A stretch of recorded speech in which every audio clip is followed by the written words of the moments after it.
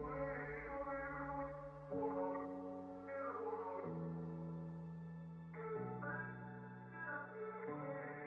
mean, it's literally loser's queue. um, but I yes, think I've got I think a. we're in. I think we're being heard now. Alrighty. Yeah. Let's see where we're at here. All right. Yep. Yep. Oh, we're audible? I can Yes. hear it. Yeah. Yeah. Okay. Yeah. Yeah. Yeah. We can hear. You can be heard now. Awesome, awesome. So as I was saying, about that thing that you were looking at off camera, it's okay. Oh, I won't tell anybody. I promise. I won't tell your chat. that's So crazy. you ain't That's gotta worry about crazy. that. Your It's secret stays okay. with me. As long as we ain't got no BTL clips, some clippers out here to clip whenever Ito accidentally showed his background, and we all good. We all good. Don't go back there and do that, y'all. Don't do this. Just no need. No need. Because not sure what he told me what it was, but as long as you guys didn't fully see it, it's okay. That's you know I don't know, man. I don't know. All right, We're all here we go. looking for yeah. But let's get it in here and let's do it. I'm excited about this next game. Yep, let's get it. We're going to be going in here into the draft link. Looks like the teams are ready to go. We see DPS is over here now on the left side. So I'll also explain this since this is our first weekend. We'll explain that in the whenever we are doing games in the best of 3 series, the team that is the left side of the schedule is like the home team, the quote unquote home team, and they will get blue side in game 1.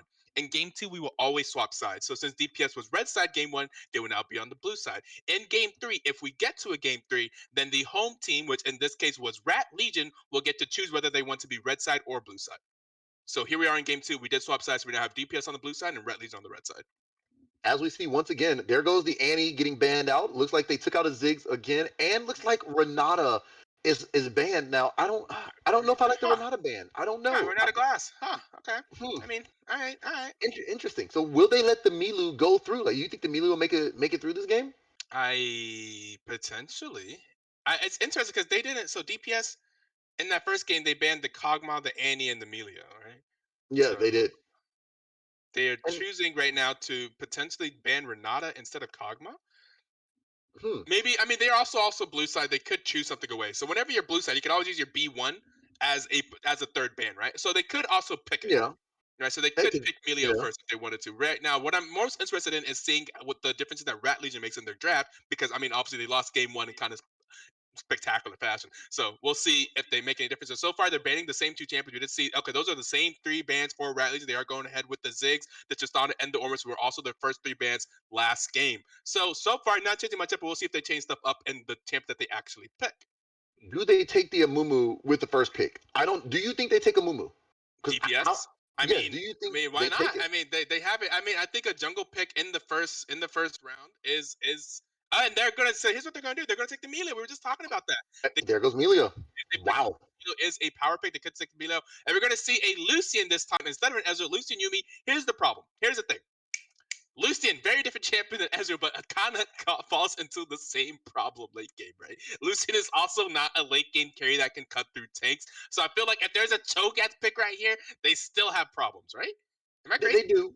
I No, no, you're not crazy. But it gives them more pressure it gets early game. better early game. That is fair. It is a much, but I don't. But with the Yumi though, is Yumi the support to play with Lucian early game to have early game pressure? I feel like Yes. you like. I feel like there's some other better aggressive supports. No, because Yumi can stay on Lucian, give him speed up. Lucian That's already fair. has a double dash, so you get the speed up from Yumi, you get the heal. Lucian hits a Q, boom, boom, E, Q, boom, boom. There you go. You're just firing off shots. You think that's As stronger than like Leona? I think, honestly, I'm always gonna say tanks over mages. I'm gonna say tank supports are better. But Okay, with Yumi okay. here, look at Melio. Because you got Melio, Melio's ult can take away CC. So Yumi here is gonna make Melio force his ultimate. Say, hey, if you want to get your team from being CC'd, you're gonna have to use it. As we see, This Kindred and Kaisa and Gragas all come through.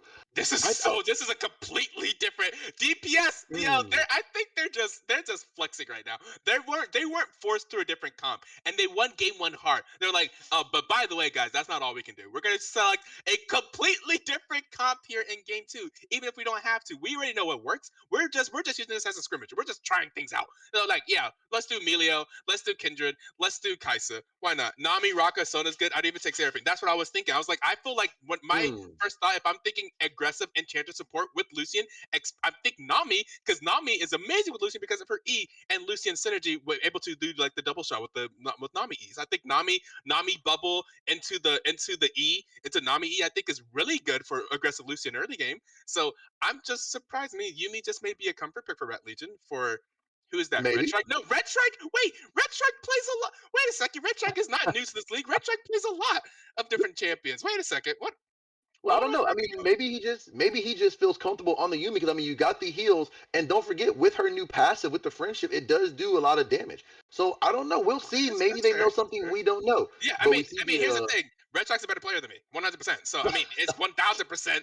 Hey, yo, I haven't sniffed diamond. So hey, Red Sox D4 got to become kind of D3 has been a solid support in BTL for seasons. I mean, I don't know really what I'm talking about. So yeah, I mean, but I because don't know. I remember Red Sox used to play a lot of Rel, and I think Rel used to be known for his Rel here. And I'm like, Rel's a Hmm. problem. Oh, you see, okay, I see. Red Sox has a 14 KDA with the 86% win rate with Yumi this season. So Red Sox, okay, Yumi is that girl. Hmm. So Okay, so he Red like Sox so he plays. likes the kitty. That's what it is. As we see Action getting pulled out here for this next game. Now, Oh, mind I you, love that. I love now that mind you, actually. let's look at this. Last game, the last Shyvana, the Orianna beat out Mr. Krabs, who is a Diamond 3, and the last Shyvana is only a Gold 1. So Elo right now does not mean anything in this league. So we're seeing him pull out. We're seeing Mr. Krabs looks like pull out his Action, if I'm not mistaken, Wait, correct?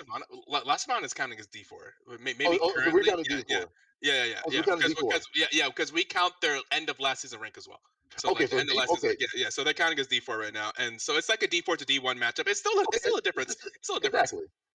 And But we see a Nautilus. See, this is what I love right here. This is a whole different comp, and this is what I love yeah, from Rat that's what I'm Legion. saying. This is Just, so just, funny to me. just, just look at this. Rat Legion said, you know what? We didn't have really much engaged. So we're gonna bring out the Gragas. We're gonna bring out the Action. They got the Nautilus. So I want to see exactly what they're gonna do to round it out. And there's the Orianna again. This time on DPS. Oh yeah, no, yeah. They're the one that chose Oriana last time, right? Yeah, yeah. So they choose Oriana again. So for Last Savannah, put Last Savannah on Oriana. We'll see what Mr. Krabs pick. Mr. Krabs does. Oh wait, Mr. Krabs is probably on Akshan. What am I talking about? Yeah, Mr. Krabs So is on right Action now they're 100%. selecting this for top side. So they're Well, getting that last pick top side but I don't into know. What if it's a Gragas a top? Nautilus. Wait, No, who's the top? Mordekaiser. Mordekaiser. Wait, Well, who's but the look at top the lane for DPS? I don't know, but look at the Nautilus. flex. Now look at the flex though. You got Gragas, Action, or Mord. All three can be flex top lane if they feel like it. Interesting. This Because is Mord can go definitely. jungle. This man blinded Nautilus top. Disrespectful. I like it. Yeah, I was like, wait, is this Nautilus top? That Cho'Gath chose Nautilus top. Ziggs, Orange, Silas, Mm. Shyvana. Wait, what? Wow. So not well, it Jack. might Oh, be a not. Wait, it might be a Nautilus top lane. yeah, If that's what I'm it's a saying. It could be Nautilus, that.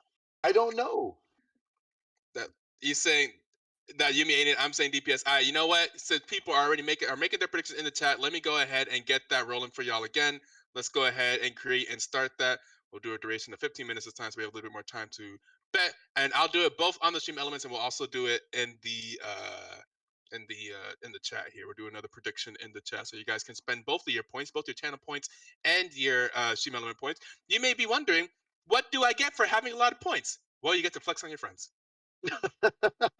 But beyond that, an actual real answer is we do sometimes do giveaways in this chat. We do like $25 RP giveaways, or we'll do like different giveaways for different things. Honestly, I don't got I since I got more bills now than I used to whenever I first like 2 years ago, whenever I used to do that. We can't do as many giveaways as we used to because I just don't got as much money to be spending like that. But we will still occasionally do giveaways, and having a lot of points does help you buy a lot of tickets to do those to enter Yeah. those giveaways. So let's go ahead and do this. Who wins game one? Change that to game two. But either way, boys, either way, I think this is going to be a good game. I think they're getting ready. I think we're almost ready to start this up.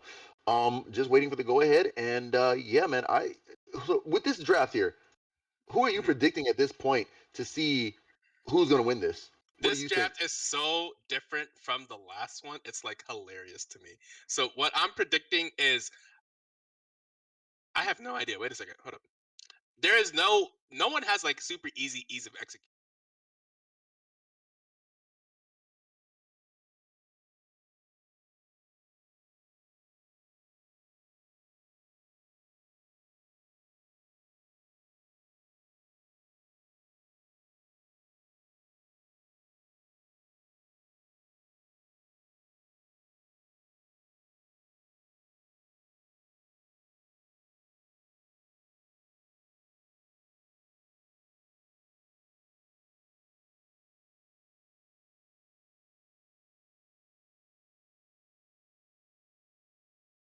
Awkward.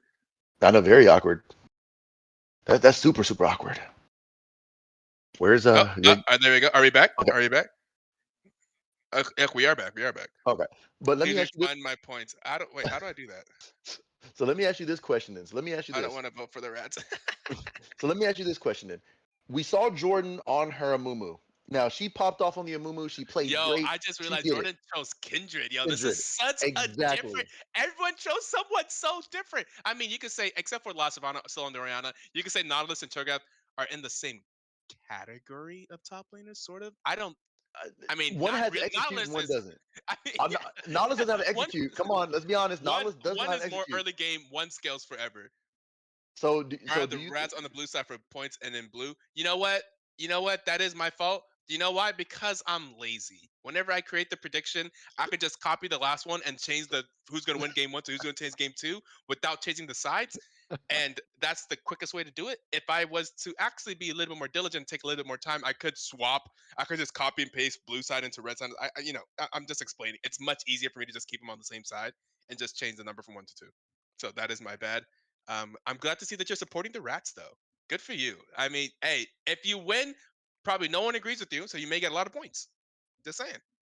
That is true. That is Sometimes 100%. voting for the team that you don't think is going to win could help you out.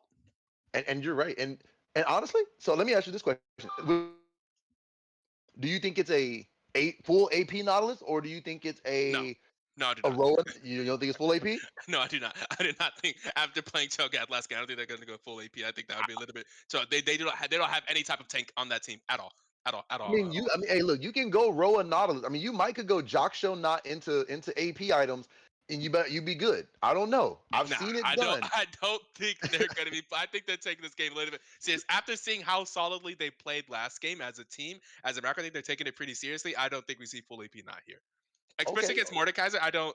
I think the enemy team is still a little bit too tanky. Full AP doesn't do great into tanky teams. It does well into squish speed. They can just blow up, and that's simply not going to be the case here. You can pretty much only blow up Oxon Lucian, maybe, because Yumi is that is never going true. to be off of somebody. So, That is true. Now, let me ask you this question: do you think how? What is your prediction as far as how Jordan is going to perform this game? Do you think she's going to uh, be the MVP this game or no? uh, I mean, I don't. I don't. I don't inherently think so. I don't think. I'm like maybe like it's like I don't believe. It's just like it just doesn't seem like the setup for it currently. I think Kindred. I mean, Kindred with scale late game. I think Gragas is good against Kindred. Mm. Gragas ulti inherently just counters Kindred ulti, right? I mean, So I mean, well, yeah, yeah, because he can't knock her out of her ultimate. So yeah, yes, knocks everyone out the yeah. ulti. So I mean, I mean, if he lands it, but we're talking about a skill shot that if he lands, what that's the main what are you thing. talking about? If He just throws it into the general vicinity of the ulti. It's not a skill shot. I was It's like, but just you like can hey, you can around flash it. there. Like yo, I can hit that shit 99% of the time, and I'm horrible. Like, Hey, but you can flash it. Hey, what if you flash though? What if he ever has if you flash? flash it, you're gonna get knocked out the ulti. That's what I'm saying. You're just gonna get knocked out of Kendrick ulti. It's not there's not like a lot of it's not much of a skill shot. It's just you just aim for the giant circle with your giant circle ability. It's not gonna be too bad. Well, I believe that Jordan is probably going to become one of my favorite players of this season. I think she is going to make me a believer to where she is going to be my favorite jungler. So I'm going to go with. I'm actually going to go probably with DPS this game as far as winning. But I love Action. If if they don't kill Action or focus him, I think Black Jesus will get a resurrection on all his teammates, and it's going to work 100%. 100%. I have not heard it referred to as Black Jesus before. Really? You never heard of Black Jesus? Really? No, Really? he's not. I mean, That is. he's not black, but I see. He is Black He's Jesus. like He is he's Black like Middle Jesus. Eastern Arabian, but yeah, yeah, He is fair enough. Black Jesus. No, he is Black Jesus all day long. That's it. That's it. Because I mean, even if he's Middle Eastern or not, he is the Jesus of League to bring everybody back to life. So I love him to death. He's one of my next favorite champions to play, and he is amazing. But I do have one question for you though, ETO. Mhm. By the Let's way, most people just call me Ito. ETO oh is Ito. interesting, but it's just Oh, Ito. Yeah, Ito. yeah. Okay, thank you, Ito. So let me ask you a question, Ito. Just for all the viewers out here, for whoever may be new to Black Twitch League, Mhm. what is the prize at the end of the season for the team that wins? Again, you get to really flex on your friends, and you get a role in Discord saying that you were the champion for that season, so you could super flex on your friends. And also, there's like $50 a person. See, boom. So I I think know that that's the answer people are looking for. Okay, here's my official answer. The prize pool at the end of the season is determined by donations to the community. But really, what that means is Ito personally is going to donate $250 to the community, so there'll be at least $250 in the prize pool. If other people donate, the prize pool may be larger. So bet. it's at least 250, so like $50 for each starter. That's my contribution every season. So it could be Okay. more, and that's the base. That's what we say in the adverts that we run by as in whenever we post in different places to get some signups. So Oh that's the man, real answer. you know, if you're donating your own money, $250 for the prize pool, man, I might have to get my squad together and say, you know, we're gonna have to enter next season, man. I might have to get my diamond friends and see if I can't put a squad together. And say, you know what? Hey Let yo, me go hey, ahead and get it in here. yeah, hey man, it's a good time. But we're almost here, getting ready to load into the game. Any final predictions before we start it up? My oh wait, we should sync somewhere. We should have syncing stuff. Like let's pause it 10 seconds if we can. Let's pause it 10 seconds if we can. I'm not sure if production says something differently, but my thing is we are going to. I'm pausing now at 10. You got 10 seconds. Alrighty, so let's get up here to 10 Also, seconds. is it being captured properly? It does look like it's being captured at least in this share screen. Is it being captured properly for you in OBS? That's what 10 seconds. Yes, I'm at 10 I'm seconds, so asking. we're ready to Okay. play. All right, so I will go ahead and do the countdown for all of us. So I'll start at 5. Whenever I get down to below 1, I'll say play. All right. So 5, 4, 3, 2, 1, play. 11, 12, 13, 14, 15, 16. Are we synced? Alrighty, 17, 18. Are all we all synced. looking synced right here? We're all synced. There we go. All synced. Let's Opening go. I'm nation is excited. synced. All right.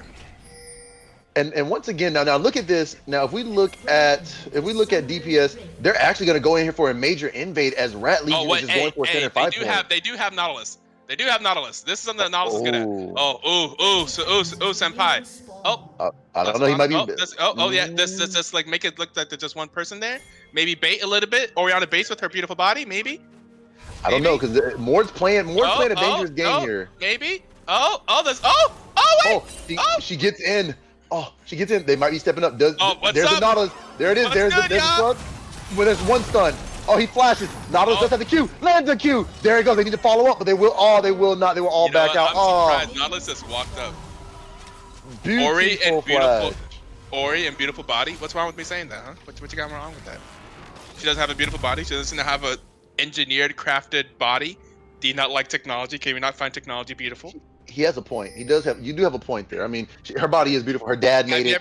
Have you ever You know. seen Alita? Have you ever seen Alita Battle Angel? Does she not have a beautiful body?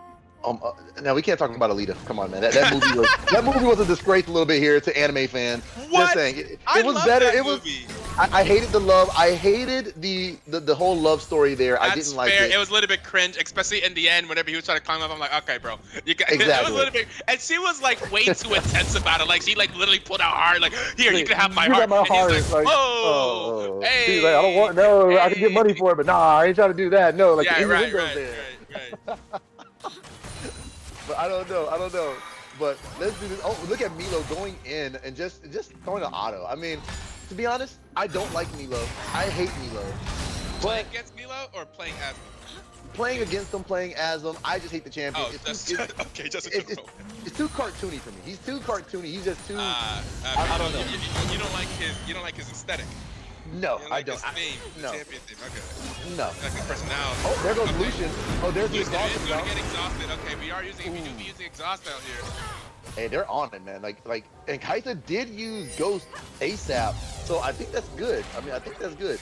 Hey, I don't hate Coco. I like Coco. I just do not like Milu.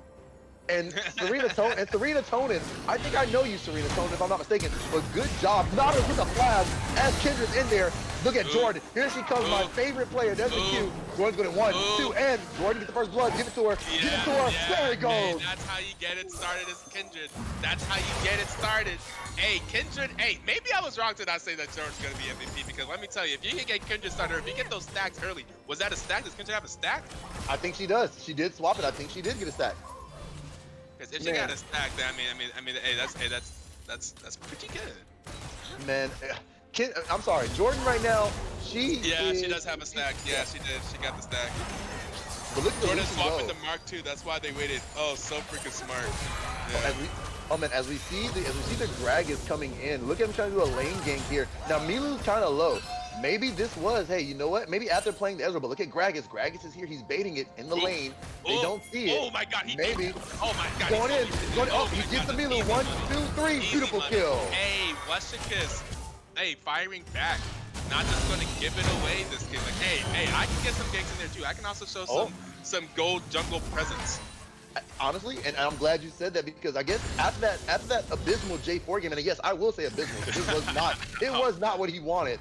Just he is showing that, hey, you know what? I can play a better champion, and I am better than Jordan. So I think he's trying to prove something here. Oh wow, look at that! Look at that damage! Oh, Lucian going in. 1, 2, 3, ignite, and Lucian gets the kill. Hey, like I said, I thought Red's like a better player than me. He knows something about this Lucian Yumi stuff.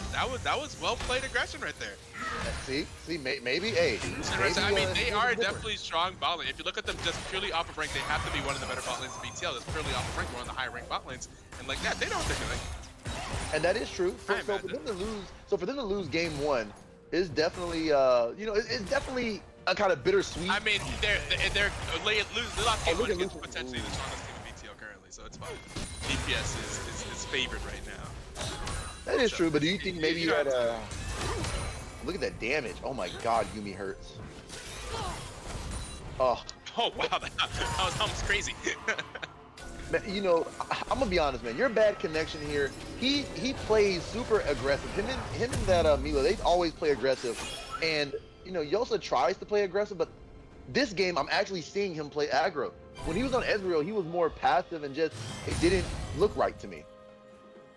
But now seeing him on Lucian, I can actually see him kind of flex that those mechanics a little bit more. Yeah, flex those mechanics, flex that elo. Yusa has like crazy, like at least stats. I think, yeah, Yusa is the person I looked at this guy like, okay, they may be in like D3 or D4 something like that, but they have like a 70% win rate. I'm gonna have to count on they obviously look at their quite mechanical skill. Now I want to see how this Nautilus. See them flexing. Now I want to see what this good dodge by Nautilus, good hook going in. I love that the W with the auto. They are fighting in this top lane both games.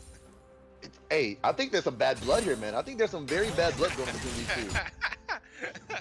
Sashimi did not like that Togat in game 1. Did not like what happened there. That was just simply unacceptable. No, I'm gonna be honest. You ain't not gonna do me like that. You ain't just gonna dog me like that. And look at the dodges over here by Nautilus. He's just sidestepping beautifully, just like, you know, you thought you hit it, let me back out. Nope, you missed again. Oh, here comes Kindred again. There goes the exhaust. Oh, Lucian's in a bad spot. As Kindred is there, there's Jordan again. And what? Nautilus gets a kill in top lane by himself. As they get, boom, as bot lane, there's your bad connection, gets the kill. Beautifully. Oh, here comes Oxshot. Here comes Mr. Krabs. Oh, he's killing it now. Here, 1, 2, 3. Oh, good job. Come on, there's a flag. Yes, brings him back. He comes in again. Yo, I did not know. I just learned something. I did not know Oxon could swing while ulting. I did not know that. Yes, you can. Yes, I did not know. That looks so cool. That was epic. That's one of his, that's actually one of those hidden things about Action that most people don't know, is you can swing redirect, that. you know? Oh, but look at Orianna. Hey, yo, what's it getting out here, yo? Come on. Oh, he is down. He's trying. Rat Legion striking back 5-4. Remember, they were down 1-6 last game, but they are striking back right now. They are not laying down and dying. They are. They said, hey, that first game was not a good showcase of what we can be. I don't know. It wasn't. The first game on the Rift. But can we talk about the fact that Nautilus soloed the under third? Under third. There's a monster up here in this top lane. I don't even know what happened. But obviously, Cricket is a monster up here in this top lane. Top lane kingdom. Top lane kingdom. Wait a second. Oh my God. He's just smacking Mordekaiser around. Like, this is insane to see Nautilus just walking up here and just saying, you know what, come here, Mord, you're mine. And he's a level up, 54 to 44 CS. How is this possible? Come on, let's be honest here. Oh my God, wait, that damage though. Oh. I'm like staring at Nautilus's items like, those aren't damage items. I know, right? Like, it's not. Damage items. They're definitely not damage items. Oh man, but can we He acknowledge? really put that thing on him though. Look at him go. There's that W auto reset with the E, and look at the sidestep. He is just flexing right now on this guy. He is flexing on Sashimi. It's been going wild up there. But can we acknowledge? Can we? One thing I love about Rat Legion. Have you noticed that have you noticed their rotation? When bot lane dies, bot lane automatically goes to mid. Mid rotates bot for the 2v1. You don't see that often in many team comps or even in many amateur plays. We're seeing really good macro play from both sides here. I didn't really notice as much macro play from Rat Legion in that game one. Maybe once again they were just kind of losing really hard, so they were just kind of scrambling. But yeah, right now that they have the lead here, I'm seeing love to see that. Love to see that recognition. And it's not even that they're losing bad or even winning too hard right now. Like, yeah, they're winning up 1 kill. It's still maybe what, about a 600-700 gold difference right now. But look at the state of the map right now. I'm predicting, by the way, that this is Mr. Krabs feeling again, for sure.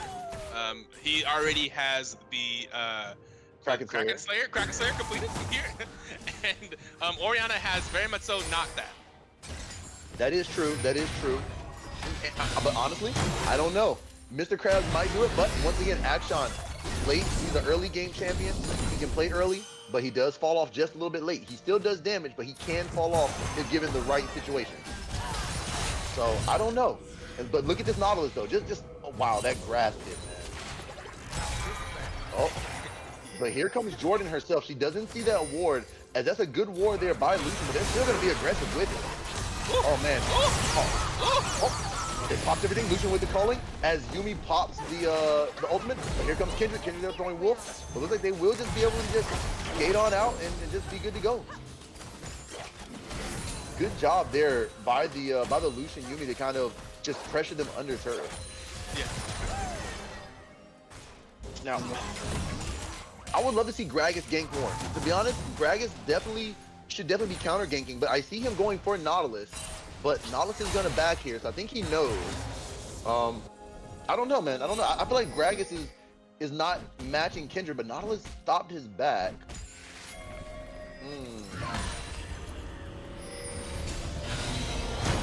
Oh, he stops the back. There it goes. Now, Moore does have ultimate here still, but he's not gonna continue. Okay. Looks like here's a collapse. There's a collapse here. Akshan is invisible. Yuumi does have ult, neither does Lucian. But they do have exhaust ready. So not really much anything going on right now. Looks like they're just gonna kind of just escort each other out and just kind of go back to gentleman's agreement. You know what I mean?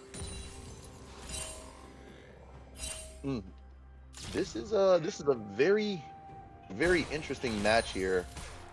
Very different game than first game. Bot is playing Bot is definitely playing different here. Oh, there goes Mr. Oh, wow. Good job.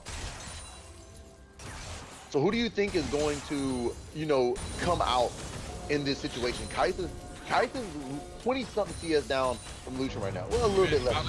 Well, I think Kai'Sa just outkills Lucian, like, massively. So, right now, Lucian had the advantage, but Lucian kind of needs to have the advantage in lane against Kai'Sa.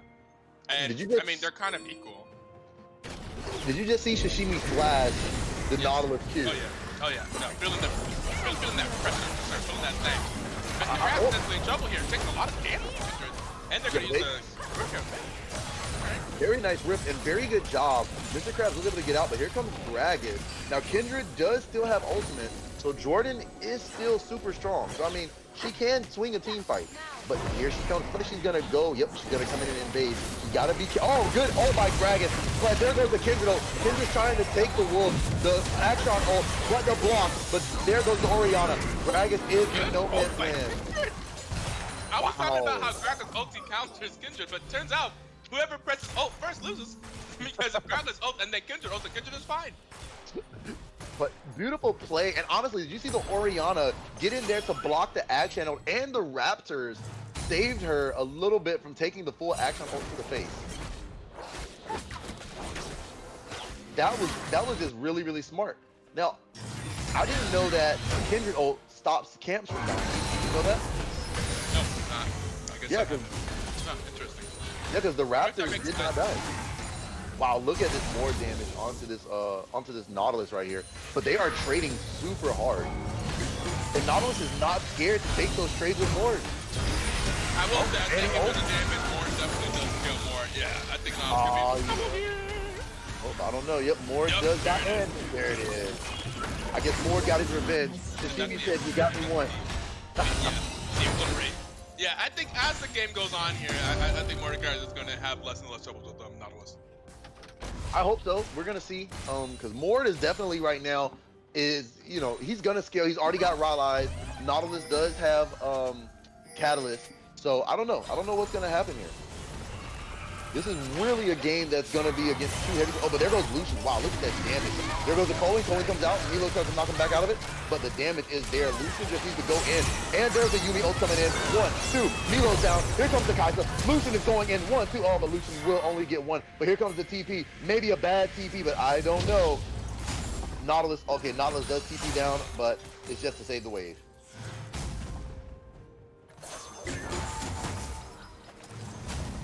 Very good TP there to kind of stop the wave a little bit there, but I think unnecessary, just a little bit. He could stop the back here, and he does. Beautiful hook, but here comes Action. Action's right there. Mr. Krabs is coming in. Nautilus is in no man's land. I think Nautilus might be in bad, but here comes Kindred. Kindred is there. 1, 2, 3, and there goes Action. Kindred's going for a double kill. There goes Kindred. Another one. There's 2. Oh, is she going for the 3rd? And Nautilus is there, and there's a triple kill by Kindred. Wait a second. Beautiful job. Yeah, what did I say, Jordan? Oh, but Last Shyvana is in a bad spot there. She flashes out. She maybe can try to solo the Mord, but there's the shield. He uses it. Orianna is running out, and she is in a bad spot because Gragas is right there. Gragas will just looks like he's gonna pick up the kill. There's one more. Oh no! Does he get out? Is the question. Oh, he doesn't. So close. Man, Jordan is popping off as he goes for the invade of his jungle now, taking his blue buff. I don't know, man. I was concerned about Jordan's skill not being on a Mumu. She's proving me wrong here, being on Kindred. Proving me wrong too. I guess that's what you say. You know, like I said, I guess they thought she was the one trick, and I guess they might have took our advice. Don't ban the Amumu. And I guess she said, you know what? Screw it. I'm gonna prove to you that I can play on any champion and still dominate in the jungle.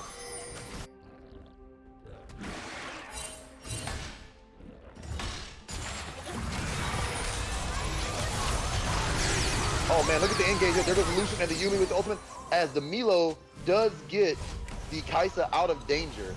So that's a good thing that they do get up. But it looks like Mord is in maybe a bad spot because Kindred is here. Kindred's going for this. Oh, nice. She's going to Q out. Milo is here. So she will just give up Scuttle here. Just going to kind of walk in and just chill. Jungle starts with Jade. Jordan starts with Jade. Coincidence? I mean, you might be right there, Serotonin. Because this is all her jungle right now. And Jordan is doing an amazing job just pressing it. She's 4-1-2. I think this is the worst game I've seen so far from her because she does have 1 death. Last game, she didn't die at all. But so she will try to go for Rift here. Orianna is just pushing turrets. There's the Gragas ultimate. Good job. Orianna's there trying to fight it. Milo's going up the hill. Honestly, I think they just... Oh, he's trying to give it... Oh, the ultimate there. He's trying to bait. There goes the Milo to help the Orianna. Orianna's baiting. Kindred is still on Rift. Orianna goes back in to buy time. But looks like Orianna will just die here as Rift will go down over to BTS. Or DPS. Sorry, I said BTS. I'm sorry about that. It looks like Lucian is a little bit low here. Lucian is a little bit low. Actually, this is another good Rift. They popped in mid lane. Now they're going to try to take mid turret. And mid turret will fall. You know, the goal difference is only only 200 around. And they are actually, even though they're down in kills just by 2, the gold here is actually almost the same. He's cooking. Look at her go. Look at Jordan go. She is just killing it. She's got Kraken Slayer already finished. She's got Kraken Slayer already finished. She's going to get red buff. She is just about to be a force to be reckoned with. If she gets all her stats, she is going to just pop off here. And once again, I state, I think we need to stat check Jordan here because there's no way she's playing Kindred this great and she's only gold. I don't. Oh, but look, Oriana's in a bad spot. Oh, Oriana gets caught out and Conspiracy Oriana theorist, dies. man. Hey! I will definitely be conspiracy 100% because I don't believe that she did that. Now look, look at Kaiser. Nautilus is going in there. He has 200 games and gold. The necessary requirement for the game is for the league is 100. Oh man! But look at it go right here. Just look at it go. Ashton throws the ulti. Oh, the save! Beautiful save! Oh, get there. Everybody get her. Kendrick does flash out. Oh, Nautilus is the lone man in there. Ah, Senpai gets another kill. She's only gold, but she's a menace. And she's more than a menace. That was a good play there. Oh, Team Riley is missing their one trick pony. Yo, their lowest rated player has 4 of their 7 kills, 6 of 7 KP. She is trying to carry her diamond teammates. Like, come on, y'all. I thought y'all were diamonds. What's going on out here? Don't let this Kindred, do not let this gold Kindred sit here and outplay you guys. As she is 4-1-2. She's probably thinking like, yo, why are my diamond, mid, and bot lane all negative right now? Ain't that crazy? Hey, but she is doing an amazing job. But yeah, I'm hey, sure that she's region, that'd be really funny. Yeah, but, I mean, she's probably not. I mean, I would be planning to be honest. I probably would be.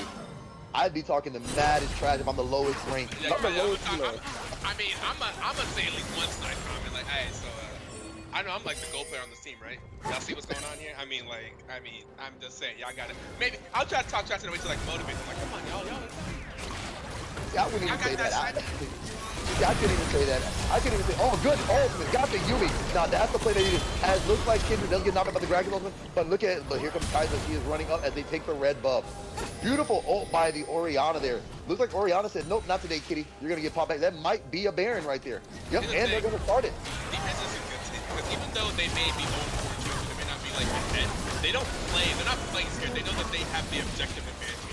They know they still have these teammates. They know that they still have good vision. They're still making aggressive plays.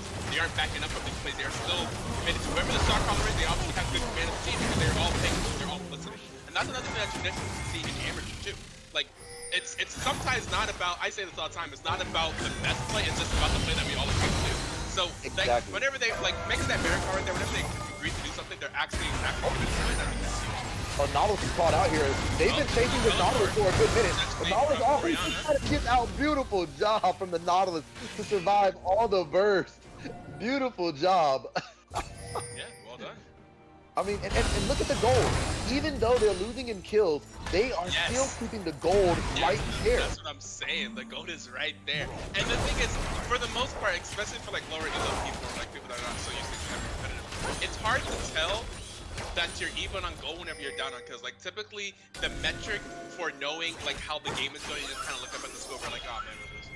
So you think that you're behind. It's kind of hard to tell. Like from our perspective, we see the goal right in front of our face, right? It's very obvious for us to tell that these teams are actually quite even.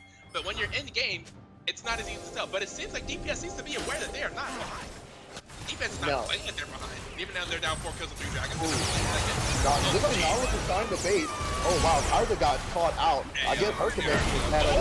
There's no beautiful combo. 1, 2, beautiful 3. And there we go. Another one. Beautiful play by Jordan. Good bait. Kaiser sacrificed herself. And the bad connection goes. And beautiful swing. Wow. Yo, Jordan may actually be MVP. Jordan is the MVP. She has stolen my heart. Wow. Yo, Jordan. Man, I think they're going for the end. They're going to push all the way to the end. Go. Is Jordan more intimate for this series? Honestly, I would say so, man. Honestly, Jordan, she is my new waifu in this league. She has become my favorite waifu. I am sorry. That was beautiful. Someone get Jordan a place. He almost done cooking. Hey, man. Hey, yo, let her cook. Let her cook. Honestly, I think she's been done cooking. Even Stevie Wonder can see she is the GOAT. Because look at her go. She is the carry, boy. She said everything's mine. And they drafted this pick around her. I mean, honestly, the Milo with the knockup with the stun. The Nautilus with the stun. Oh. I don't even know how many stacks she has. 5. She has 5 stacks right now. She's completed 5 hunts. She's got 5 stacks? Oh man, that is amazing. Oh wait a second.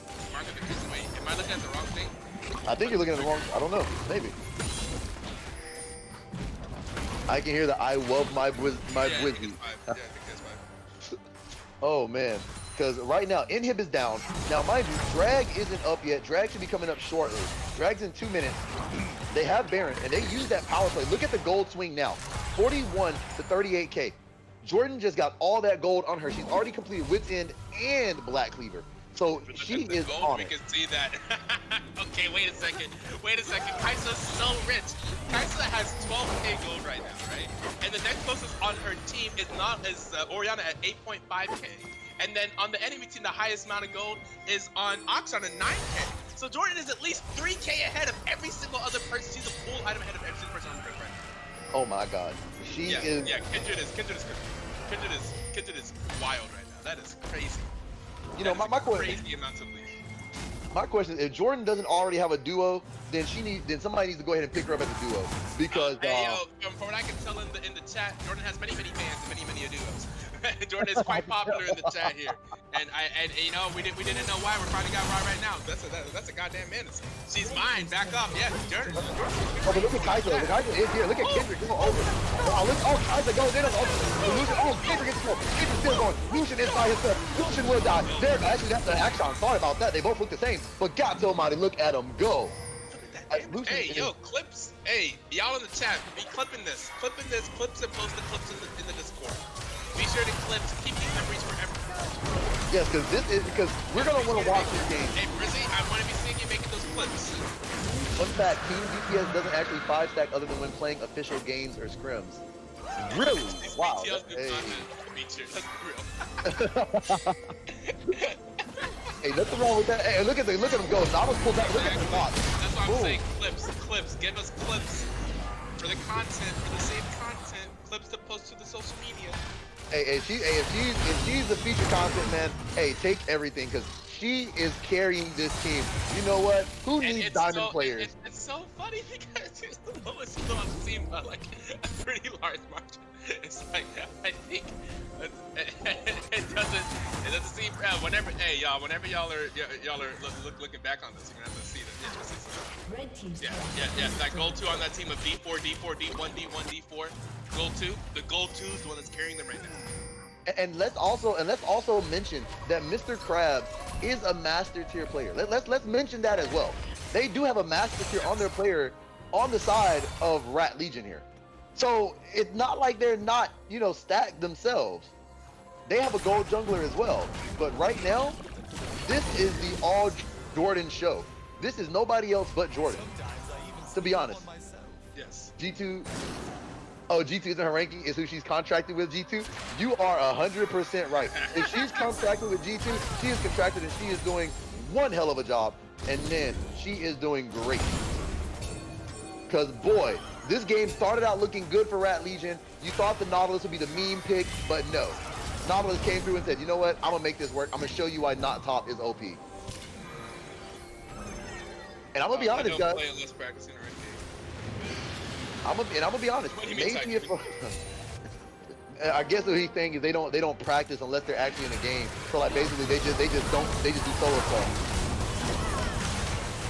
Casters can't see it if you type, but the casters are so chill and fun. Oh man, look at the Baron. The Baron goes down as she takes it. Well, does she go over? But look at the Orianna. Orianna comes in. He throws the ball, trying to get out. There's the shield. The Dragons get out. Okay, boom. Good job. Good shield from the Oreo and the Milo. But Nautilus is trying to get in there. Red team's inhibitors respawning. I mean, just look at this. Look at the Lucians. They are pressuring this. That's the second Baron going down. How do you even feel as Rat Legion right now? Like, imagine, like, you did your research on the team and you're preparing, like, oh, you're back next to the high yield, like, a T1 ADC, and they got, like, the they got Diamond and all and they got a Diamond year later. And you're doing your preparation for this team earlier this week, maybe first see the match, maybe a few days ago. And then you come into this game right now, you're in game 2, and then you come into the series and you just get washed by Jordan. That is wild. I mean, honestly. Like, well, how do you game plan for that? Hey, y'all just didn't know. Hey, the leagues was put on notice right now. Like I said before, if it was me, after getting beat by the jungler, the MVP of last game, Jordan, I would have target banned all her champions to force her on a champ she could not play. I would have been like, okay, who's her next top? Amumu, gone. Kindred, gone. I would make sure that she is playing nothing but probably Skarner or Rek'Sai. Something that's not even in meta, to be honest with you. Oh, her pool is too deep. Oh man. Well then, if her pool is that deep, then I don't know what to tell. Then hey, at that point, I might have to make a sub here at make a sub and say, you know what, we're gonna have to do something here because she just wiped the floor with us. And I mean, just look at them go. They're just all pushing it. And look at the gold difference just grow. 52 to 45. At one point, Rat Legion had almost a 10K gold lead, and now it's swung. And it's all thanks to Jordan. Can you ban the universe? Well, technically, if you ban April, technically you do ban the universe. So there's that. I mean, am I wrong, Ito? Oh, look at Kendrick go. Look at Kendrick go. There she goes. There's the go from the Kaiser. But Kendrick is kiting the Morse. Morse trying to go for it. Kendrick is just there. Yeah. Oh, there goes. There she goes. He gets in there. Dragon might try to drop, but no, it's not. Kendrick's still in there. There's two. Oh my God, there's three. And Luke's in the back line. Luke's going to catch somebody. There's four. Look at Kendrick go. Nautilus is on the action as they just split the kills. Nautilus is not letting Lucian go. He says get here. Kendrick's trying to get in. They're going to take the in. I think that is going to be game. Hey, yo, chat. I think that was the most face rolling on the keyboard I've ever seen. Wow, baby, that was beautiful, beautiful play. As the index goes down, and game 2 is taken by DPS. Jordan has left the game. Jordan just walks off the screen. And Jordan doesn't even care. Wow. Jordan she is DPS. She is the team right there, boys. That was a beautiful sweep right there. That was beautiful. How about we just change the name to JPS? How about that? Just JPS. That's it. Man, whew. Can we get her in here? Can we? I'm gonna ask. I'm not just gonna rip them away from the team. I'm gonna ask first. Yeah, ask if she wants to come in here because they're no longer DPS. They are JPS. That's it. That's it. That was just I don't even This is who's the team captain of this team because they just need to let Jordan just take it over. The captain is your bad connection. Well, you know what? I'm sorry, but we got to cut his connection and give Jordan it because Jordan's per second. There you go, JPS Jordan's per second. Hello. Jordan per second. Hey, you. Hey, Jordan. Hi. We have Jordan here in the booth. Game 1. Is this your first time playing a BTL? I do not remember. I don't think I've seen you before, right? Yes, it Your is. first time. Your first time. Hey, welcome to the Black Twitch League, Season 14. Game 1, the first match of the season, and boy, oh boy, did you just put on a show! I didn't even know what the first question. Okay, the first question I got to ask is, how does it feel to be the lowest elo on your team and just be carrying these diamonds? At some point, did you ever talk shit to your team during that game, saying, "Yeah, I'm the only one that's positive, and y'all are all like two elo, like two divisions, two entire tiers above me. Your entire team is diamond, and then you're the goal to make sure that and the points end up working out." And it looks like whenever you first look at this, like, oh, they have a whole bunch of diamonds and they have the gold to make sure that they're the legal team. Little to know, the gold is actually the carry. So I got to ask, did you talk some stuff, or were y'all were you just like were you feeling it? Did you say anything to your teammates whenever you saw that you were the one carrying, or were you just professional the entire time? No, man, I keep my mouth shut when it's in situations like this because these two first games, this is the first time I've ever played in an amateur league. So it's like I don't want I don't want to come out the gate and just be flaming everybody, you know what I mean? Honestly, and Jordan, it's great to Jordan. hear you. Yeah. Like, I'm gonna be honest, Jordan.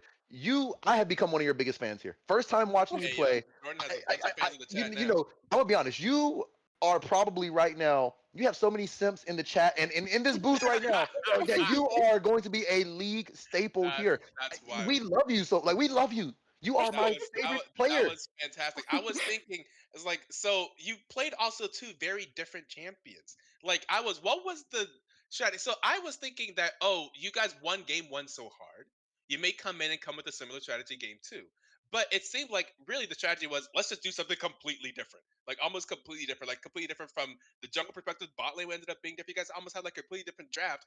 And in terms of like, you had like the Jinx and the Cho'Gath carry while you played your part on the Mumu with the early game like macro play and the rotation stuff like that. And then like in game 2, it was like completely different. And then you just hard carried. Like, what was the call for that? Like, I don't know who does the drafting or something like that. Like, was it planned? Like, did you go into game 2 saying like, was the plan with like, yeah, we're gonna have Jordan carry here. We're gonna set this up to have Kindred carry, or did it just happen that way? Was that ever the goal or like the plan? Like, does it like what faith does your team have in you to have these good performances? Like, do they say like, yeah, we're gonna let you do this? Well, whenever we go into a game, there's always going to be a plan, and this plan was with the top lane Nautilus pick. It's just easier to help me get ahead because even though we have Kaisa, I'm going to scale better than Kaisa's going to scale. So we're basically playing two ADCs against like freaking I don't even remember, but all the nerves and everything. But it's more just a hard output damage carry. Okay. Nice. And that is actually really good because once again, Kindred does scale. You get your marks, you invade the jungle, you get your picks. You were great. And I know you said something. I just heard you say something about nerves. Were you nervous these first two games? Were you seriously nervous? Yep. I can't lie to you, man. Because you did not The seem first nervous. time playing an amateur before. How did you meet the like? Were you friends with people on your team on this team before, or did you just get recruited just now just for this team, or like did you already know some people on the team? Like were these friends of yours? Is this your first time playing with these people, or like were you already like did you already kind of know them? I There's only Brizzy coming in, posting the clips. That's what I wanted to see. I called you out to come through and post the clips of Jordan in the chat. We see how much love you have for Jordan, so I want to see these clips. And I love to see it. But I'm sorry, I just interrupted your answer there. About It's so fine. no That's my best friend, Brizzy, by the way. okay, Shout out okay. Brizzy. But I know our support, Jenna, my goat, my queen. I knew Okay. her and she needed a gold jungle one night and I was like, all right, let's do it. And we've been playing for a little bit. I'd say about a week. We've been playing for about a week. That's so Nice. impressive. So, That's 1 week, one week of practice and come in and just like wipe the floor with this team. Okay.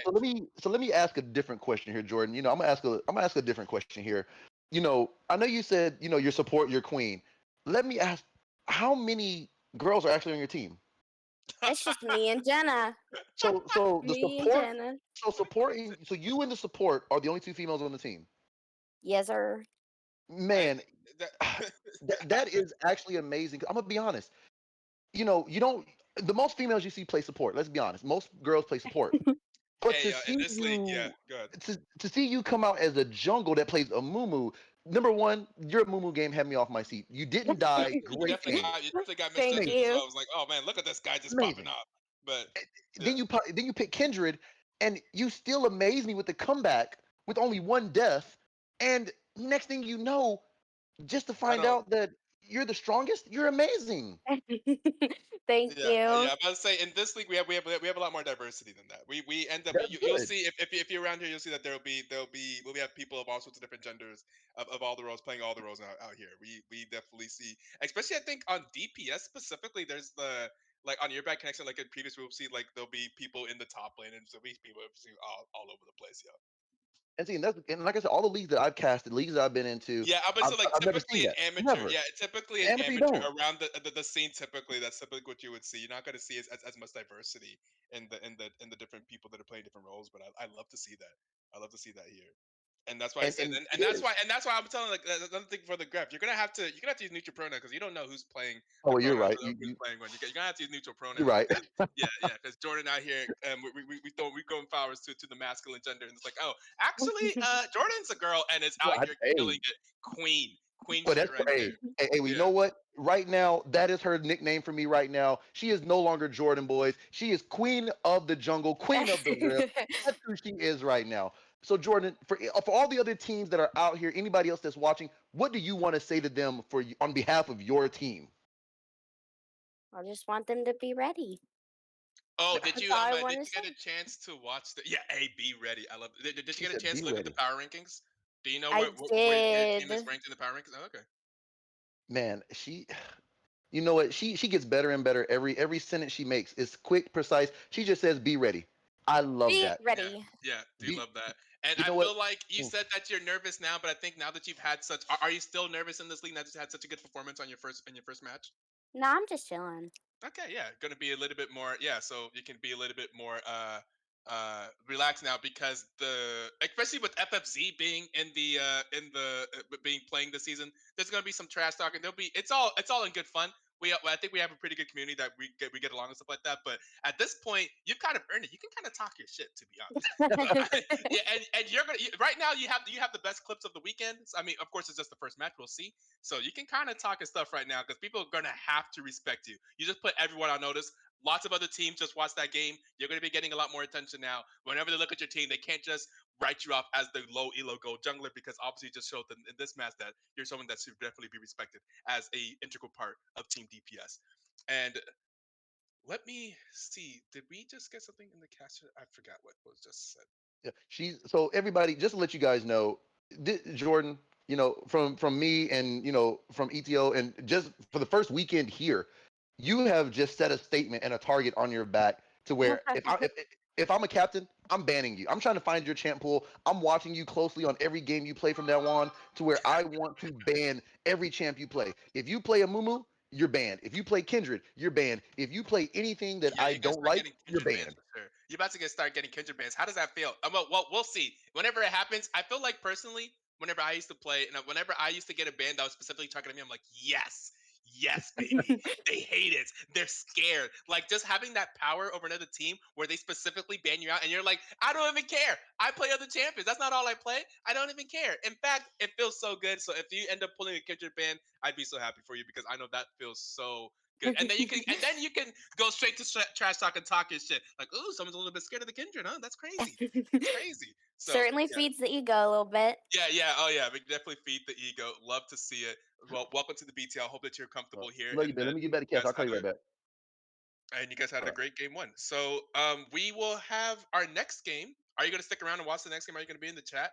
Will you For watch this? sure. Yeah, so we have our next game at 30 in about 34 minutes. We're gonna have wow, I should know. I literally wrote it down like a million times. Is anyone going to say it before me, or am I going to find it first? I'm let you find it first. I'll let you do it. Galactic Outlaws. Sorry, my bad. The Galactic Outlaws versus Knights of Ishtar will be tonight at 9 p.m. EST, which will be in about 34 minutes. We will, I believe, we're going to keep the stream up. We're going to keep the stream up. Yeah, so we'll keep the stream up and we'll get some stuff ready in between games. But we'll be back live talking and stuff in about 30 minutes. We'll have about a 30-minute break, and then we'll be back with Galactic Outlaws, which is Balmer's team, I believe, versus Knights of Ishtar, which is I think I saw most of them in the chat. I think I saw Tygoon in the chat and Frostbite is around and stuff like that. And that's a returning team. So that should be an entertaining series as well. And we'll be right back. And thank you for joining us here in the booth, Jordan.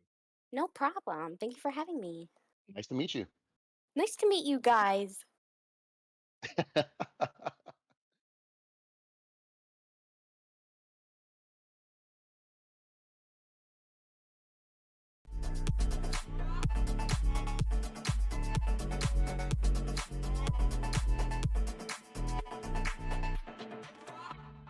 Perfect life, so many nights, places where we come alive.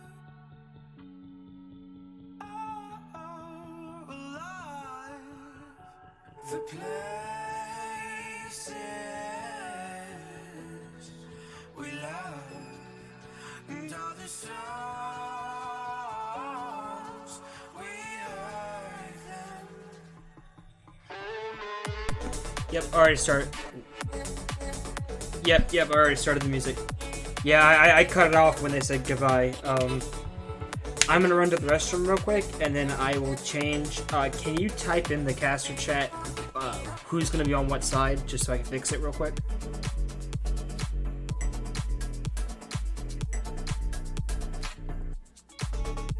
Oh. Oops.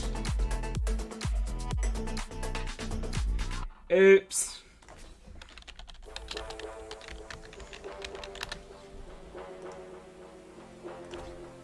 Yeah, yo, finally. Yeah, the voice of the producer. I'll probably give a little bit of talk before the first game just to say hello.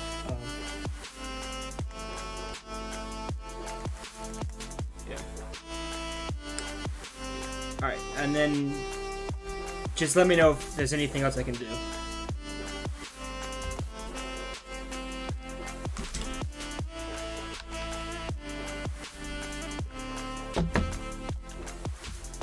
This seems a sort of paradox to say this.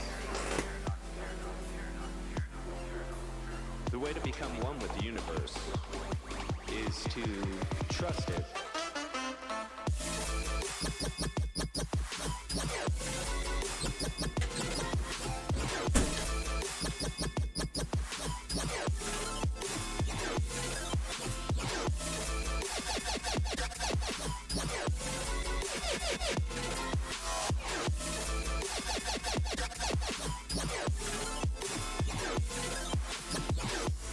doing that. In saying that to everything else, you are also saying it to yourself because finally you do not know where your decisions come from.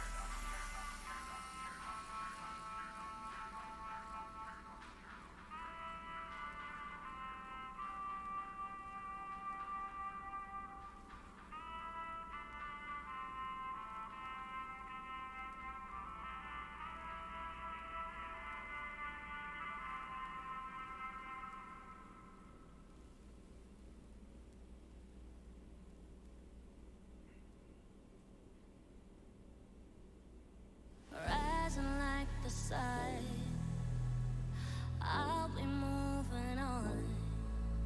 How could I ever be with you? After all you put me through, you feel like fever, fever every night. Fever, fever when we fight. Fever, fever in my head, in my mind. I was blinded by your lies. You were never real. You built me up and broke me down. This is how I feel. I was blinded by your lies. You left me all alone. You built me up and broke me down. Shattered every bone. I was blinded by your lies. You left me all alone. You built me up and broke me down.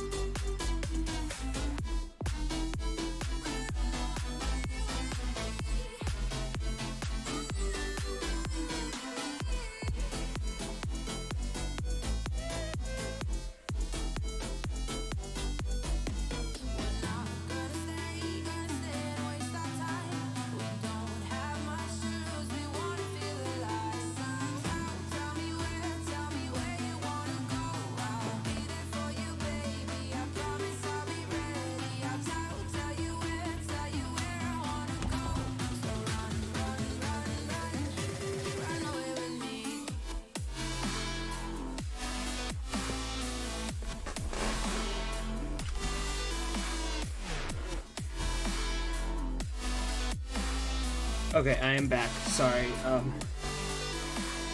Let's see.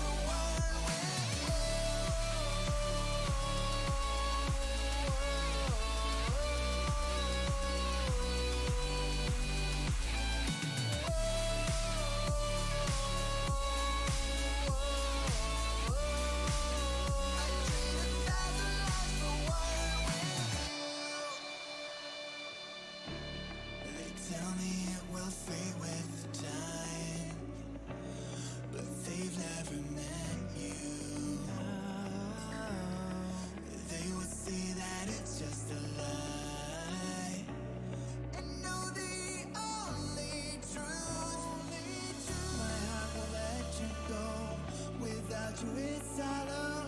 If I could tell you one more thing, it would be for one more day with you. I dream 1,000 nights with someone new. I'd sacrifice, pay any price. I'd trade 1,000 lives for one with you. One with you. One with you. 1,000 lives.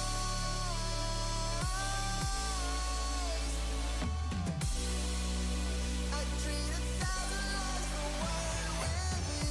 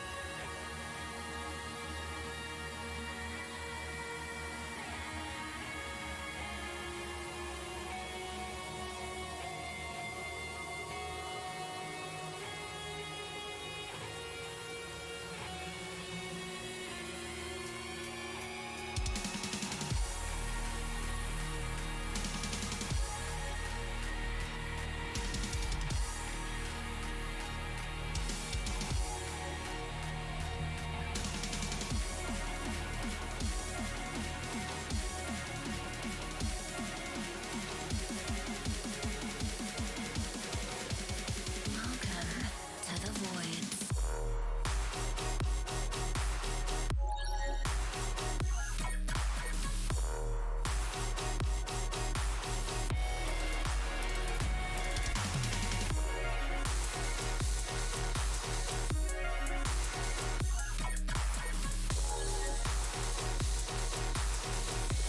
Welcome to the Voids.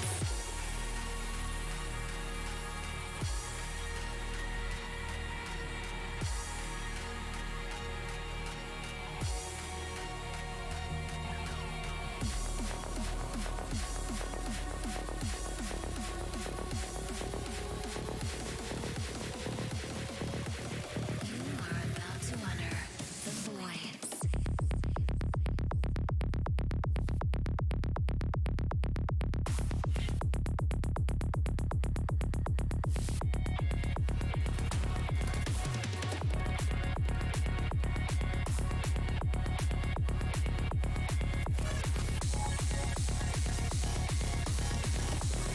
Welcome to the Voids.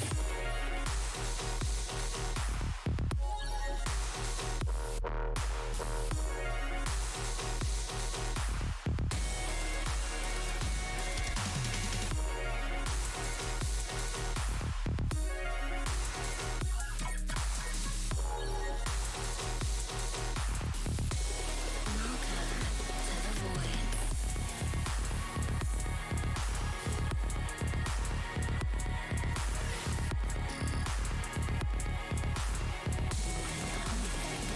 The Voids.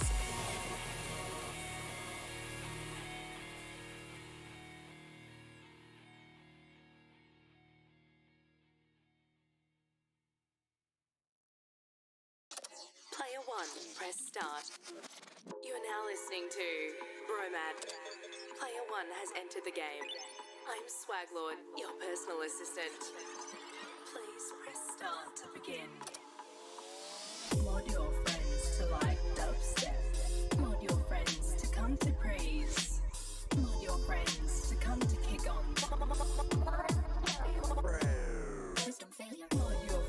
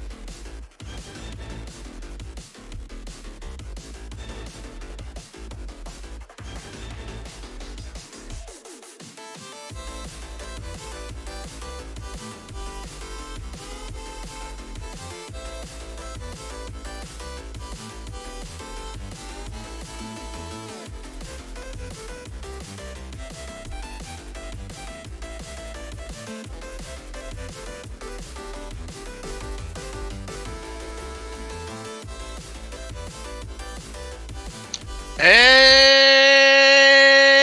welcome back, ladies and gentlemen. As we Boys get and ready girls. here for the second match of yeah, I really,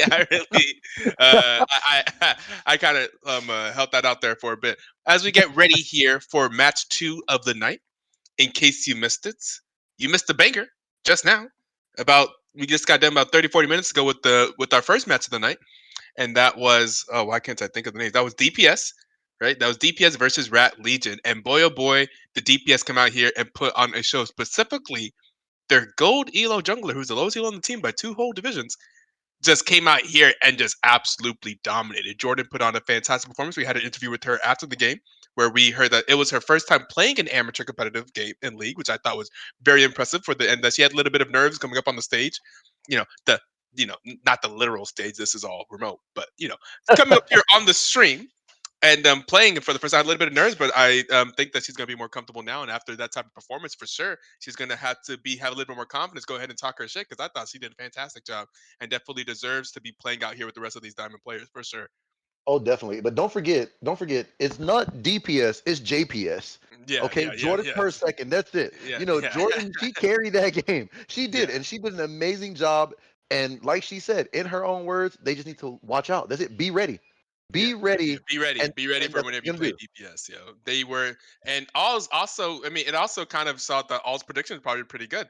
If you look at the power rankings, which I had literally somewhere pulled up in one of these tabs that I just I may have just closed. Oh no, there it is. Okay, if you look at the power rankings, DPS is number one. For that's pretty stacked. Alls did predict that DPS would be the strongest team coming in to this first weekend. So far so good. If we continue to look at the power rankings, now we are getting ready for our second match of the night, and that will be Galactic Outlaws versus Knights of Ishtar.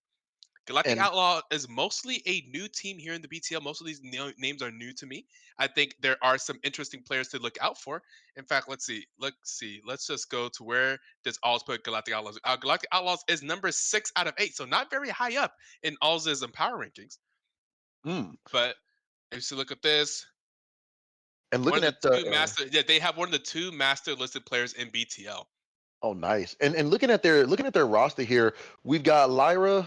I think that's right. Lyra coming in at D4. I Hmm. fear nobody coming in at Masters. Sood the Dude coming in at G2.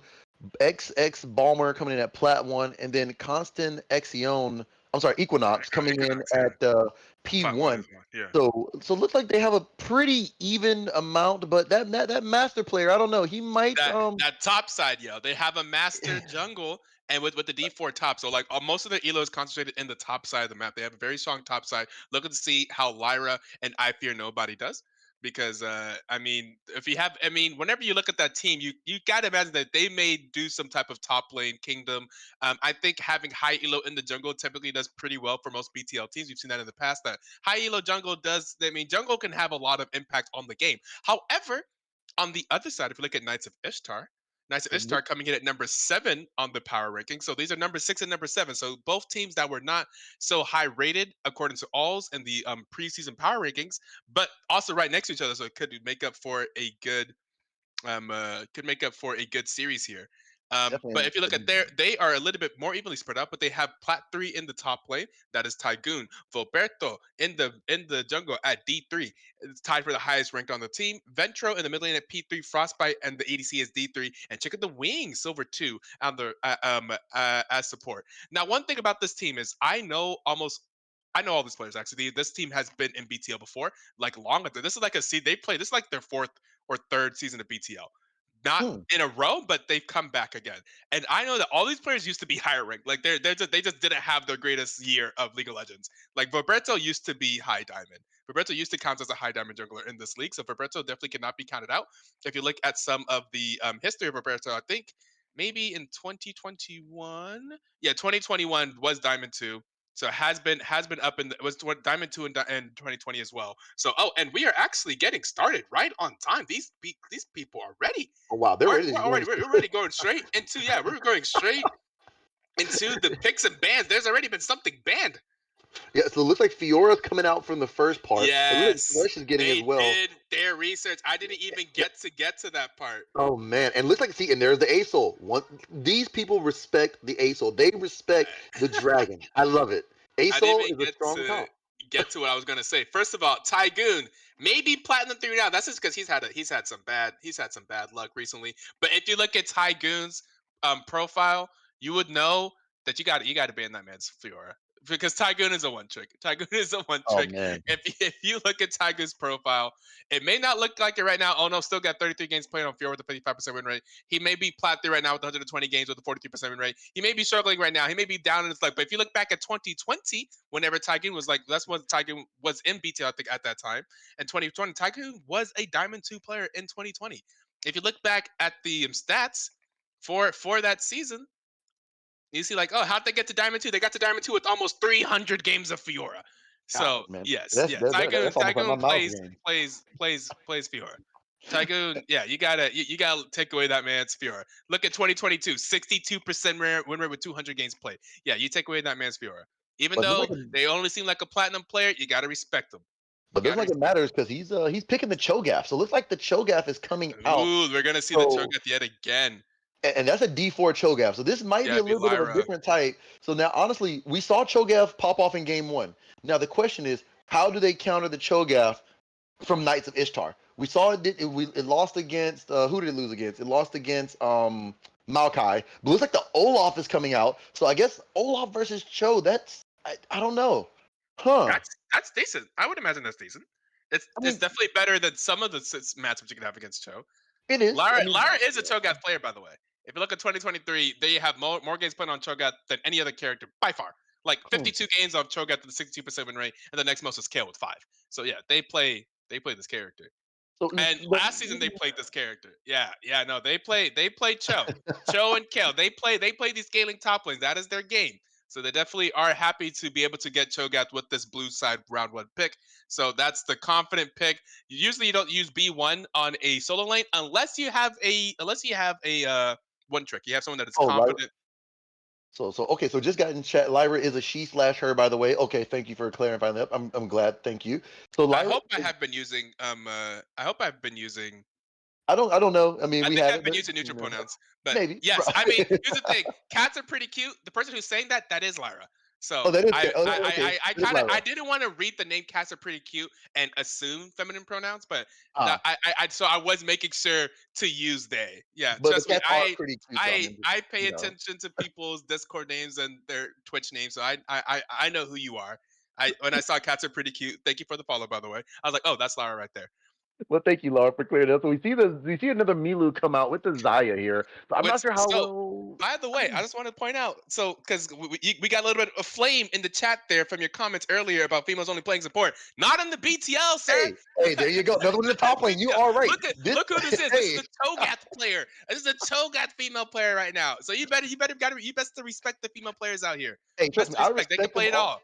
I They can play it respect them all. all day. I'm just Respect our saying, in this queens. league, I am ready to see it because so far we had Jordan carry in the jungle. Boom, my favorite player right here. Now, will Lyra come in second to Jordan and become my second waifu? I don't know. We are about to see Hey, because now there's Jordan right there. hey, there goes Jordan right there coming in. So we're gonna Girls see. get We it got this. done. Top Hey, gap incoming. Hey, there we yo. go. I'm Here's the thing. ready. Here's the thing. Lyra, I will be your biggest supporter. Here's the what if at the end of the season we end up having like a all-star team that's actually just that ends up being just like all the females of BTL, they all just dominate their lane. You Like know what? whenever we end Hey, up voting like top jungler ends up being Jordan, when it, like top like whenever we end up having like top lane it ends up being Lyra. There's a real possibility this happens. you know what? Hey, I mean, hey, you know what? Hey, you know what? All Star Weekend and before the final game, girls versus boys. There we go. I would love to see it. I would love to see it. That would God, be an that'd be amazing, amazing game. God. Amazing game. Bragging rights. Which one is better? Which one is gonna win? But as Yeah, we see, it's cool. It's just cool to see. I love to see the diversity in our league. I, Fuck I do, and yeah. I really love that. As we see the And Zed anyways, getting let's get banned. back into the thing. So we saw Nautilus and Kaisa earlier today as well. Knights of Ishtar showed the Nautilus and Kaisa. I think that's a pretty solid thing. We'll probably see not Nautilus top lane this time. We'll see. We see Melio's back in the game. Melio Zaya being picked in that bot lane. I imagine it's probably Kaisa Nautilus bot lane. Typically in this first round before the second round of phases, you'll see the bot lane picks. We're going to see the bans are going to be the Lee Sin is going to get banned away from Roberto. So someone in the chat, Chicken the Wing, who's the support expert for Knights of Star, said Roberto Masters player for real, for real. Here's the thing. Mm. Roberto, you gotta respect that man's Lee Sin. You gotta respect that man. That man is a dog on Lee Sin. You gotta respect that man's Lee Sin for sure, for sure. Now So the we question. see, whenever I see that man, I'm like, okay, that makes sense. That makes Now sense. You here's the gotta, flex here. Here's the flex. You see the volley bear. Could volley bear be jungle? Could it be top? Because you got yeah, Olaf. that's true. So that is the question. And but here comes a Vlad. So that's gonna be a Vlad mid lane. So now the question is depends on who mid picks. I feel like Vlad, once again, look at the hyper scaling on Galactic Outlaws. I love the way they're picking this. I love the way they're Yeah, playing Vlad this. Cho'Gath Zaya. That's a hard scaling comp on all three damage positions there. That does. And then they don't die. So you got Vlad with his pool, Zaya with her ult, and then you got Milo. So I believe that they can get out of any engage that they try to do. So I really love the draft here by Galactic Outlaws so far. Yeah, for sure. So I mean, just looking at this, who would be better against Cho'Gath in your opinion, Olaf or Volley? Olaf. At Olaf would be least, better. yeah, I just think of like someone who can kind of cut through tanks. I think eventually Olaf will be able to do that. Olaf will be able to actually kind of fight some more Cho'Gath and potentially gets into a situation where he may be able to solo in against Cho'Gath later. But and I don't see Volibear necessarily doing that. Volibear may be great for like some fighting pressure early. I mean, I just think it's Olaf. From anything I can think of, it just seems to make the most sense that it's Olaf. Olaf can keep that pressure on. Syndra in the mid lane for Ventro. Now, Okay. now let's look at this draft by Knights of I Ishtar. don't like Syndra into Vladimir like at all. I don't At all, either. at all, I was just about to at say all, I at all, at don't all, at like. all, I at all, at don't. all. Like at all, at all. Like That I don't. I feel like Vladimir used to be like one of the classic counter picks into Syndra whenever Syndra was like super meta. Like if you see Syndra and you would see like a Vladimir counter pick like in pro play. I Yeah, thought because she tries so. to press her R. What do? You just save your pool, and there you go. Yeah, And her R is exactly, negated, exactly. and then you kill. So I mean, and now we gotta now let's look at the elephant in the room here. The Okay. not the support on Knights of Ishtar is a silver 2 player. He is silver 2. Not currently. That's Okay, not that's who not they currently currently. have. That's not who they currently have. Currently, they have Vimstat, who is currently a platinum player. So Chicken Okay, the so Wing. they I swap. saw Chicken the Wing in the thing. Yeah. So yeah, they are using one of their They're subs. subs. Okay, Yeah, one of their nice. subs. Okay, Yeah. okay. Because I was gonna say, if that was a comfort pick from Knights, I could see the Nautilus as to why. You know what I mean? You're going into a plat player, so at this point, comfort. I love Nautilus. Nautilus is an amazing champion on Yeah. any elo. I love it. But I'm gonna Yeah. be honest, you're going from silver to plat. If he was playing, that would have been a perfect pick, and I would have loved that pick right there because I think that is CC, that's Peel, and to keep that Kaiser alive, you're gonna need her to scale to be able to pop all of that damage. Yeah. Yeah. So For sure. Thank you I for really the like this. follow, Trainer Red. Oh, we have Trainer Red following us. Thank you for the follow, Saints of Ages. These I people coming in, love. are these a supporter of one of these two teams? I wonder. I don't know. Maybe they may be, but I'm loving both these picks. Now, the only thing I can say is Galactic. They have a lot of disengage. They can engage and disengage, as to where Knights of Ishtar, they want to go in. They want to fight. They want to skirmish. They want to go. So I don't know. I think it's going to come down to which team presses the go button. Whichever team presses the go button is the one that's going to win. Now the question is, which one presses it first, in your opinion? Who presses the go button first in these two teams? Yeah, I think which the team? Yeah. easiest. I think the easiest go button to press is Ishtar. Ishtar has Nautilus engage, and Nautilus engage is easy. People be messing up Saint of Aegis. Saint of Aegis is Santa the Aegis. Aegis is the Oh, Aegis that they're messing up.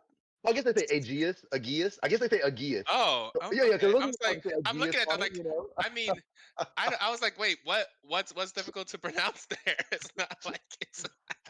I can just, I feel like I'm glad that I am I got the I'm glad that you're hyping me up because I pronounced that correctly, but I feel like I didn't really accomplish anything. Oh man, but but I'm definitely excited to see what's going to happen here between these two teams. Because, like I said, yes, they can press the Nautilus. Yes, you can press the Nautilus R, but at the same time, who do you, who do you aim it at? Because, like I said, Zaya, she can just ult and Nautilus R is null and void. You ult Vlad, he just pulls, it's null and void. You ult Cho'Gath, yeah, you knock him up, but he's gonna be tanky. Milo, he can just use his ultimate to kind of get out of it. So, True. I mean, who really do you go for besides the Trundle? So I'm not sure. So I'm Hmm. it's really a harder because Olaf wants to go in, Olaf wants to fight, Olaf wants to sit here, and the lower he gets, the more damage he's gonna do. Yeah, none of these comps are super easy to. I mean, it's not. Yeah, it's a little awkward. I think I it's don't. gonna. I mean, I, well, I have to see how it plays. I don't see how the team fight is. The team fight's a little bit awkward. I think there. so we are confirmed that it is Olaf into Cho'Gath, which that's actually a really good matchup. Yeah, I think I like Which that. which lane are you looking more forward to seeing fight here? Which lane do you think is going to be the most impactful in this game?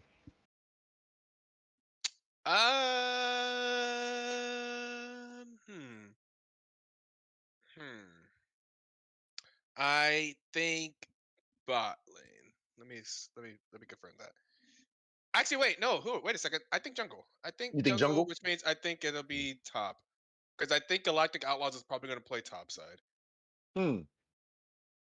Because I mean, Just because I fear nobody being master tier is like the highest rated in this game by quite a distance, and also Vaperto is also good because this is kind of a jungle matchup because both like the high eels of both of these teams are both the jugglers.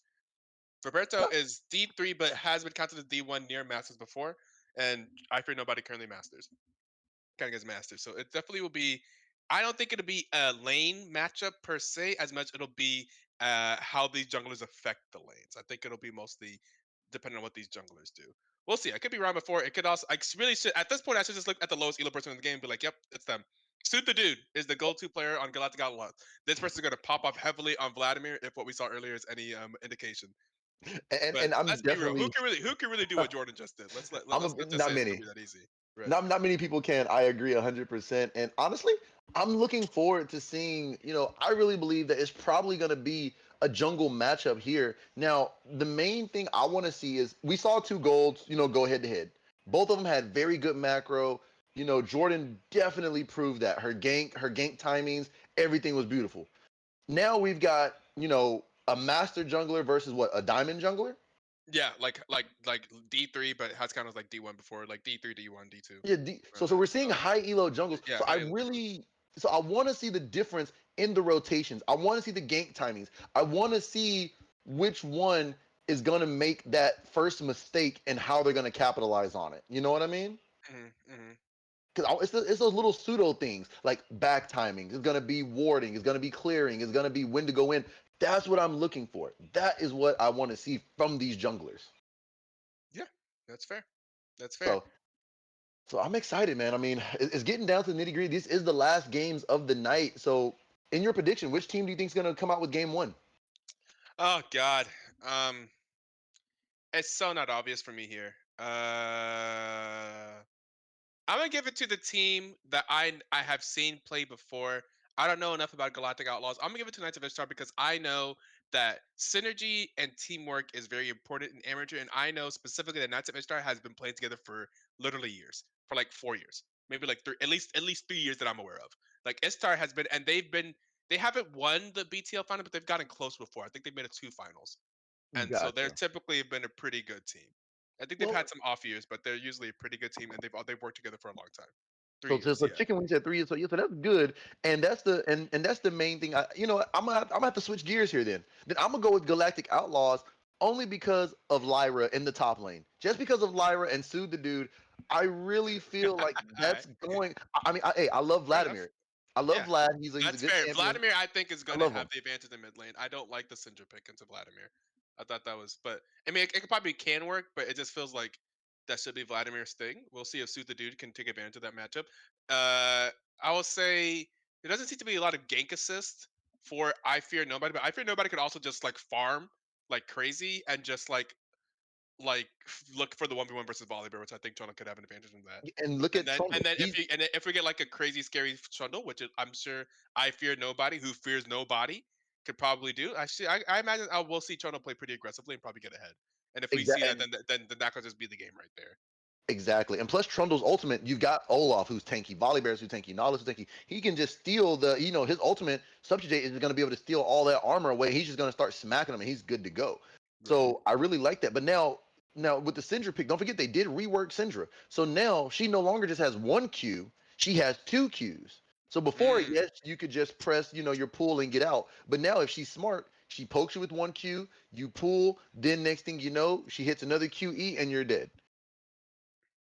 So I think that's something that we're gonna have to watch out for if that's gonna be a thing that's gonna work. You know what I mean? yeah. So I think this is definitely going to be a good game. And oh man, it looks like Jordan's from Risen. Oh wow, no wonder. No, you know what? No wonder she plays the way she does. Cause Risen, man, they have some different competition over that way. Yeah, we know They have Risen well. Yeah, yeah I yeah. know the people from Risen. I've played in I've casted some Risen games and I've played in some Risen leagues and yeah man I they mostly just talk to produce. the. I just know like the staff over there. I talk to the administrators and stuff like that. Oh, Pretty you talk much to the administrator? all of us tournament admins kind of talk. So yeah, I know Risen runs a great show over there. Love them. Oh, they do. Oh, they definitely do. And you know, I mean, they're really nice people. Okay, They're really wait. chill. Oh So. god, wait. Pause at 10. I complete. Actually, pause at 15 because I forgot to pause at 10. Let's pause at 15. Let me know when everybody is paused. Let me check the caster chat here. Let's check it with production. Yep, pause at 15. Production, are you paused at 15?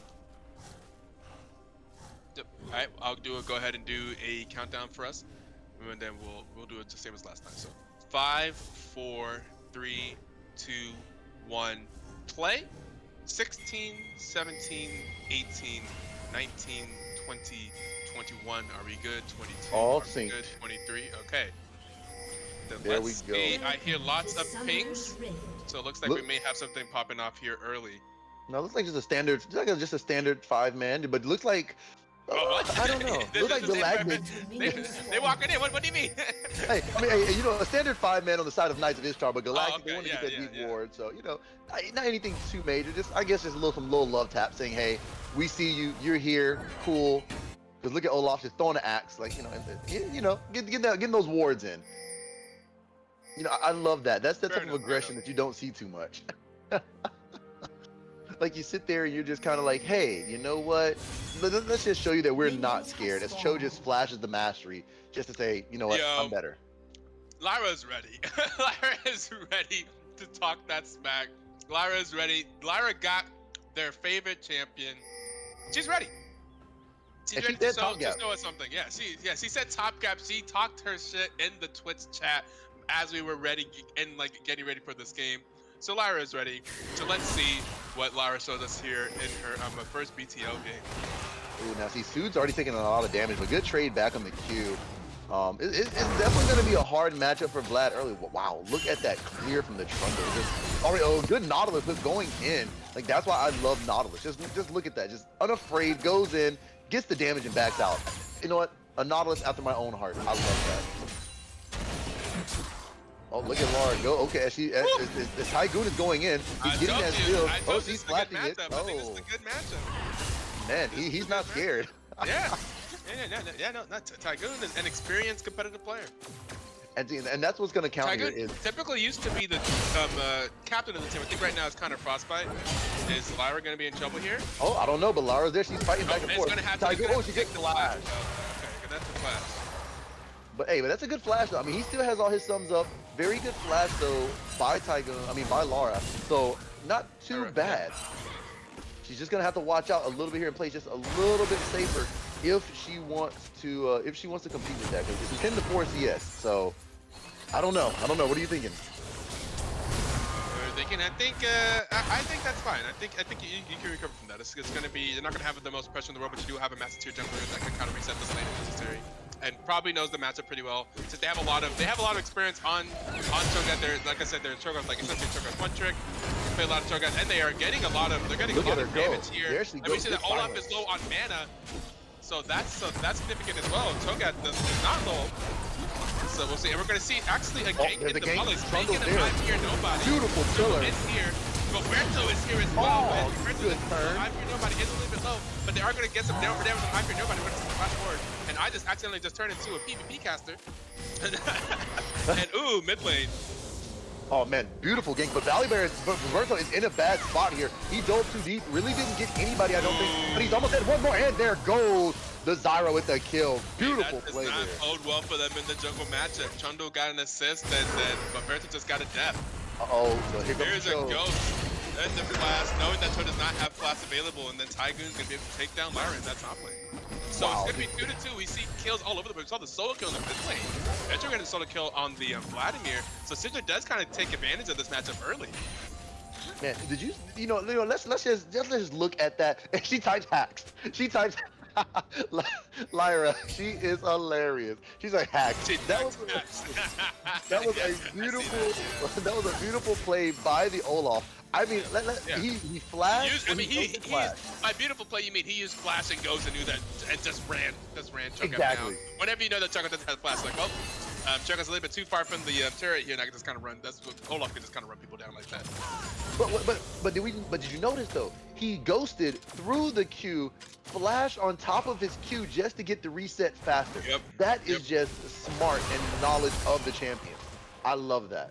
That was very, very well, just mechanical play there by the Olaf. Ventro. I said I didn't like this matchup, but early on, Ventro's really taking advantage of this matchup and of the elo difference, by the way. So yeah, like whenever you go into this and you know that you're like an entire division ahead of your opponent, I think you kind of probably feel like you should probably play aggressively here. Like you should try to take advantage of the mistake that they're making. Like you don't want to necessarily like just play just to your opponent's elo, but if you know that you have the advantage, like try to play aggressive. Like your teammates will probably tell you play aggressive against that. Like you have the advantage here. Definitely, and I definitely. It's like when you're like the taller person in basketball, and there's like just just take him to the post. Just post him up. He can't stop you. He can't do nothing with you. That's just like and whenever you just like whenever you know like you're the better player here, just beat him up, and there's that W, and there's that interaction we were talking about with that central ulti. Beautiful play. Now, see, honestly, in the post, if you're taller than the post, I'm sorry, I'm gonna start cheating. I'm gonna elbow you in the gut. Exactly. That's kind of what you really do. Exactly. That's what you really do. That's what I'm saying. That's all you really do. That's why whenever you're the bigger man and you're playing with some people and they see that you're way taller, they're like, hey, just take that person to the post. Just take him down there. Back him down. He can't do nothing with you. And that's whenever you're the higher little person. It's kind of a similar situation. You got to take advantage of your advantages. Hey, Chronos. Right. Thank you for the follow. And look at, the Vlad right now, honestly, he just needs to scale. He just needs to sit back. Yeah, exactly. He's chilling. Yeah, just dodge. Yeah. Just scale, take whatever farm you can. This matchup does not go well for you right now, but you know that in the long run, this matchup is fine. Crazy, they're not taking the follow. And here comes the bag timings here. Cho'Gath didn't bag, but he did already she already put her ultimate on cooldown. So she is going for that. And I mean, Olaf is just throwing. She's not afraid to I mean, Cho'Gath is fine on the other side. We're gonna have a big fight up here. There's a blast. Beautiful ultimate. Gets the kill there, maybe 1, 2. No, actually, he gets nothing. Wow. I fear nobody. And there goes the top of the Balmer. Looks like Zaya's still going in. I fear nobody, still fearing nobody, going for more. Wow, here comes Ventro just coming in, but Folly's gonna get to get out. Folly needs to be careful. If he's not, he's gonna get caught, and he's such low ultimates. I feel bad for the Vladimir because that should have been didn't get the kills there. Oh, Syndra going for more. Oh, but here comes Kai'Sa's ready. Okay. I think Kai'Sa's ready for that, man. I think she's look at oh man, the proxy from the Olaf is there, proxying as well as he can. That is beautiful. Oh. Look at all those wards. Oh my god. This is also just smart gameplay here from Tycoon. Seeing what just happened in bot lane, you know that there is no one else in the kingdom of top lane. No one's even close. And look how he pushed forward that vision. Look how he's taking the blue buff right now. And that is smart. This is smart. Like this is just macro play. Like okay, they're all down there. I know the jungler's not here, and the jungler left their buff up. So I'm gonna just take stuff from the jungler while I have the lane pushed up. It's just smart gameplay. Because you want Cho'Gath to walk out of lane anyway, right? You want Cho'Gath to walk away from the turret because it's easier for you to run them down, make the lane a little bit longer. So that's just smart play from Tycoon. I love to see that. And that is high. And that is high level macro right there, because most players wouldn't think about that. Most players are like, oh, I'm just gonna farm my lane out and push it up. Exactly. But, no, but you gotta take advantage. And it may not even that may be a team thing. Like we can give Tycoon the credit there, but that also could be his teammates saying, hey, they're down here. Like like push up and do something. With the fact that like whenever you have the map rights, whenever you can take advantage of the information that you have. We know that I fear nobody, and everyone else and their mother is down here, so there's no one else up there. So go ahead and do your thing. And he's backing right there to go ahead and still get the plate. It looks like they're gonna try to pressure Dragon here. They're gonna clear the wards, and they don't have jungle there just yet, so they might not pressure it. They might just give it up for a rift, but I'm not sure. Looks like Kai'Sa and Nautilus might actually be just trying to take this. As Syndra is just poking Vlad out. Interesting. See, this is where Helio is gonna board it, right? So they should be aware. Here's all the way pings. Yeah, there's gonna be some pings right there. Nice. Roberto is coming on down. Oh, he might be trying to bait. Because Syndra's there. Wow. Okay, and he's gonna get the full off the time. Here comes I Fear Nobody. Here comes Boperto. Suthadu's gonna be living low. I Fear Nobody still saying that I fear nobody, but maybe fearing the Volibear and the Syndra here. As they gonna take some damage here in the 2v2, but yeah, you're gonna see the Cho'Gath walking down the river. And it looks like Subjugate did go. Actually, no, he didn't use Subjugate. The Vladimir ult did come out, but it just wasn't enough to finish him off. As Volley is just gonna walk back out, and now they're gonna look like they're gonna try to press their dragon because now Galactic Outlaws actually have priority. As wow, those Zyra feathers are doing a lot of damage to Malice right now.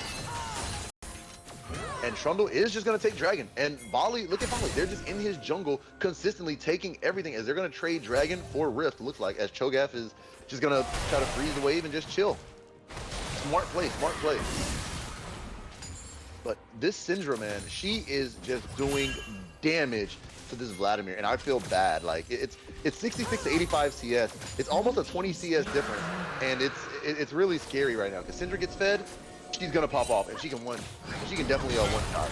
If possible. Oh yeah, we do have the power of being expected to can use Control Shift C. And look like Nautilus will go down, and Trundle is gonna keep going. He just used Chomp. There goes Subjugate. One more, the Ignite comes down, and there it is, the double kill. Nobody. This is what you want to see if you are fans of Galactic Outlaws. But if you're fans of Knights of Ishtar, that's not what you want to see. That's the opposite of what you want to see. You do not want to see 3-0-1 I Fear Nobody with the 300 gold bounty.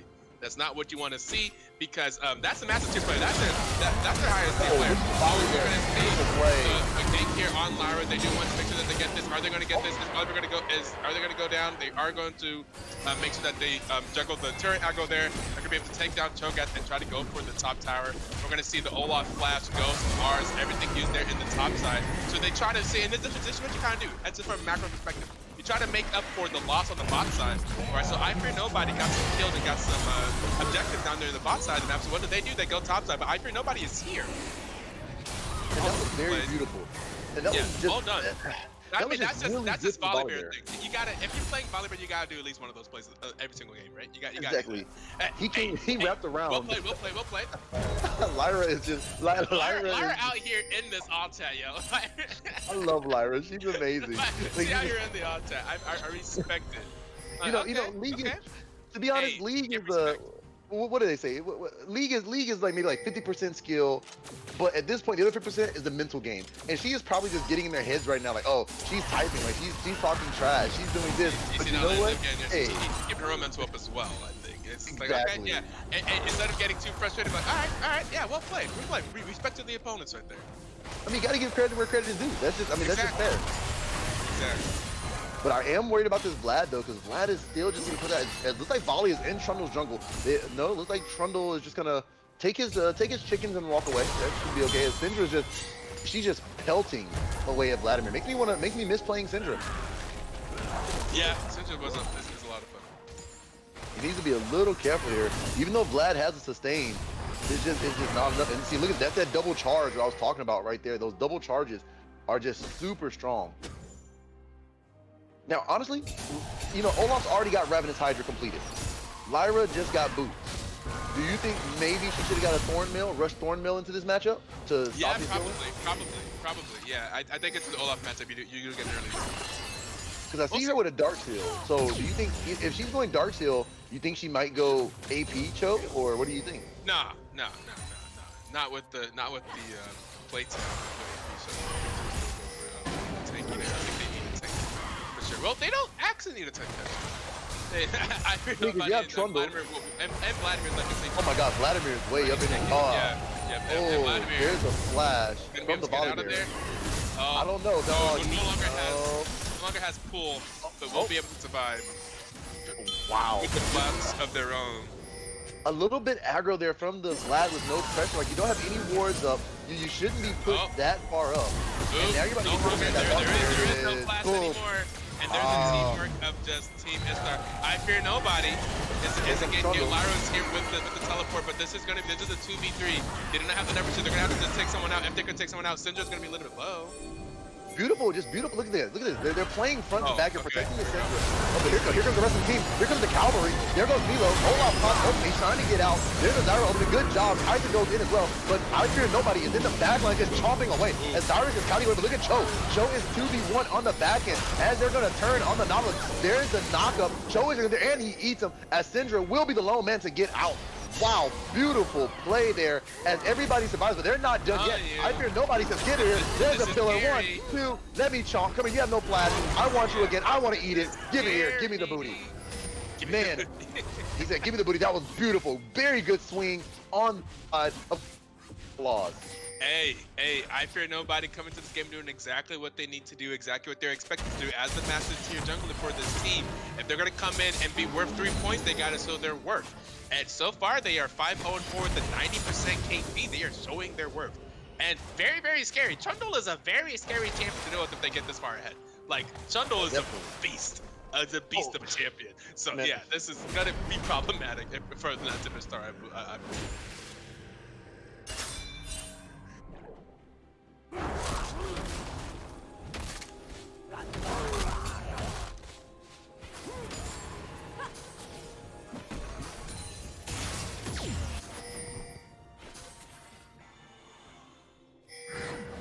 Suit briefs and gets carried the classic. Come on, oh, I fear nobody. Here we are, once again, in the bot lane. Very, very scary. Oh, the slap, slap, slap. Clap, clap, clap. Oh, and there is the kill for Balmer. Able to clean that one up. Facts, man, is actually Reaper Snapple facts. I forgot we've had that on that Nightbot for 7 years. That is such an old command. That is so funny. Snapples don't even do facts anymore, I don't think. On their bottles, they used to play little facts. Oh, Frostbite tried.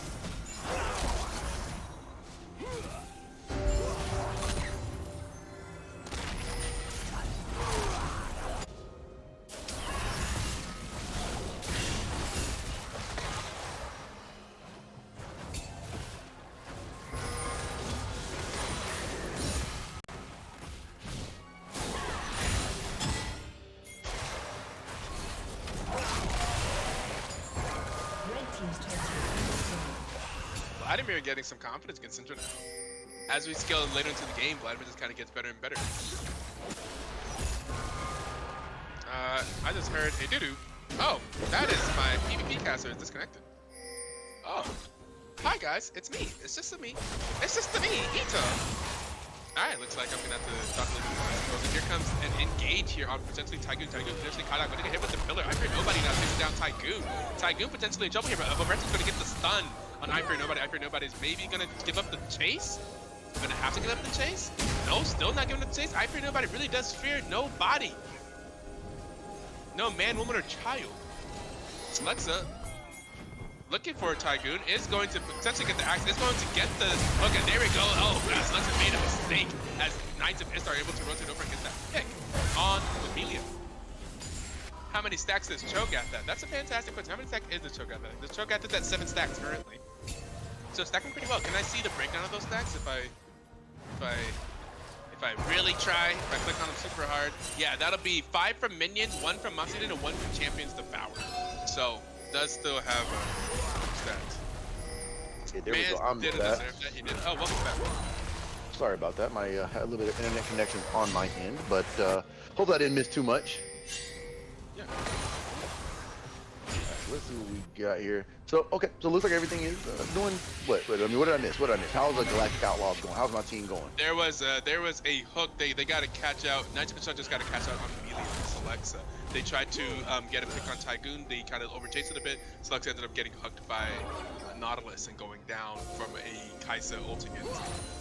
So, 90% start picking up a little pick, but it's still quite in the favor of the Outlaws. But look at Nautilus. Nautilus is home out. And look at that. Trundle is just, look at that damage from Trundle. Just chomp, chomp, chomp. And Balmer is just doing damage right there. As Milo just kind of saves him. I mean, not even saves him. He just, oh, wow. Also, this Kaisa, not Kaisa, this Zaya is becoming a problem too. Now 4-0-6 on a rampage. So he's starting to do a lot of damage.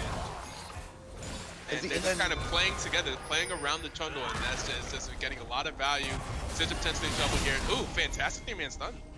Ooh, is there right under turret too. Like I said, that's where Syndra is just gonna be scary. And look, Cho'Gath just TPing out like he's doing all this damage, none. You know Olaf can't do nothing. Olaf can't do nothing about it. So Cho'Gath is like, goodbye. Oh my god, just the BM from Lyra is just too darn funny. She's just literally sitting here just going, that hey. does mean that Cho'Gath does not have TPT. Cho'Gath needs TP as a getaway. Cho'Gath does not have TP for the next stuff. Almost looks like, oh, I fear nobody is down. Wow. It looks like Polly went in. Finally, there's a volleyball ultimate as Vlad is going back in. Lyra's just going to That's massive amounts of gold going over to exactly who they wanted to. You want Kai'Sa to get this gold. Here comes Lyra. No, chomp. Chomp. Ooh, my god. Double kill. Lyra, potentially 3. Oh, wait. Yo, Cho'Gath scaling. Oh, yo, Lyra's has arrived. Lyra's arriving. Lyra's there. Lyra said, you know what? Come on. She got over. That's going to flash over the wall there. But that's going to be 2 going over to Lyra. Lyra's at only 3-2 and 3 with a 200 gold bounty. She's quite scary. And where is Cho'Gath going to... Oh, Cho'Gath is... Oh, he gets the kill. Lyra. There it is. Oh, no. A beautiful play. He thought for the execution. And that's going to be 3 kills suddenly going over to the Cho'Gath, and that's not what you want to see again if you're Knights of Ishtar. Like, that fight was going well, but then the kills end up on Lyra. You didn't want to see that. She's obviously very comfortable on this champion. You don't want to see her getting like stacks and money as Cho'Gath late game. And now the stacks and the Magi Soul. Wait, the Magi Soul Stealer bot? Wait, Lyra bot Soul Stealer. I told you she went Magi. I told you she was going Magi. I told you she was going to miss. Oh, wow. Syndra things. QE ult, QE ult and Q and boom, there you go. It just popped and Milo is now dead. Like, oh, and I fear nobody is here just waiting. Like, Lord have mercy, the Syndra. Exactly right. Lord have mercy. As looks like this dragon will go over to the Knights of Ishtar. That dragon will go ahead and take. What's that one song by like Halle? I forget Halle and Chloe. Lord have mercy. The Syndra damage right there, crazy. Wow, and just look at her keep going. Just, oh my goodness. The tower is going to check out. But look at Olaf. They're going to try to get. Olaf took so much damage. He barely made it out of there. One more. I think maybe if Cho was there, like one just proc from Heartsteel. I think Olaf might would have died. Just maybe. It might would have been just one. But definitely looks like they could actually maybe pressure Baron. I think that's what they might try to do. Clear ward. They also do have they have the super smite because of Cho'Gath. Yeah, you do have the ultimate. You know, Cho'Gath can eat it. So I mean, that's another good thing there. But I don't know. You have right here. This is a hard one. Drag just went over. Where do you position? Now alive. Yeah, Feast is they keep positioned. They're gonna get a pick out. They're gonna try to get this fight here. Pick on Roberto. There's a lot of blue health bars on my screen right now. Volibear hits the ultimate. Here comes Cho'Gath. Actually, Sue's the dude gets the kill. And there goes Cho'Gath. Ventro is on a killing spree. Pops the Milo again. But Lyra gets the Kai'Sa. A 1 for 2, and they lost Melia, whereas they lost the jungle in 80. So definitely heavily in the favor there of the Galactic Outlaws. They'll be very happy with it.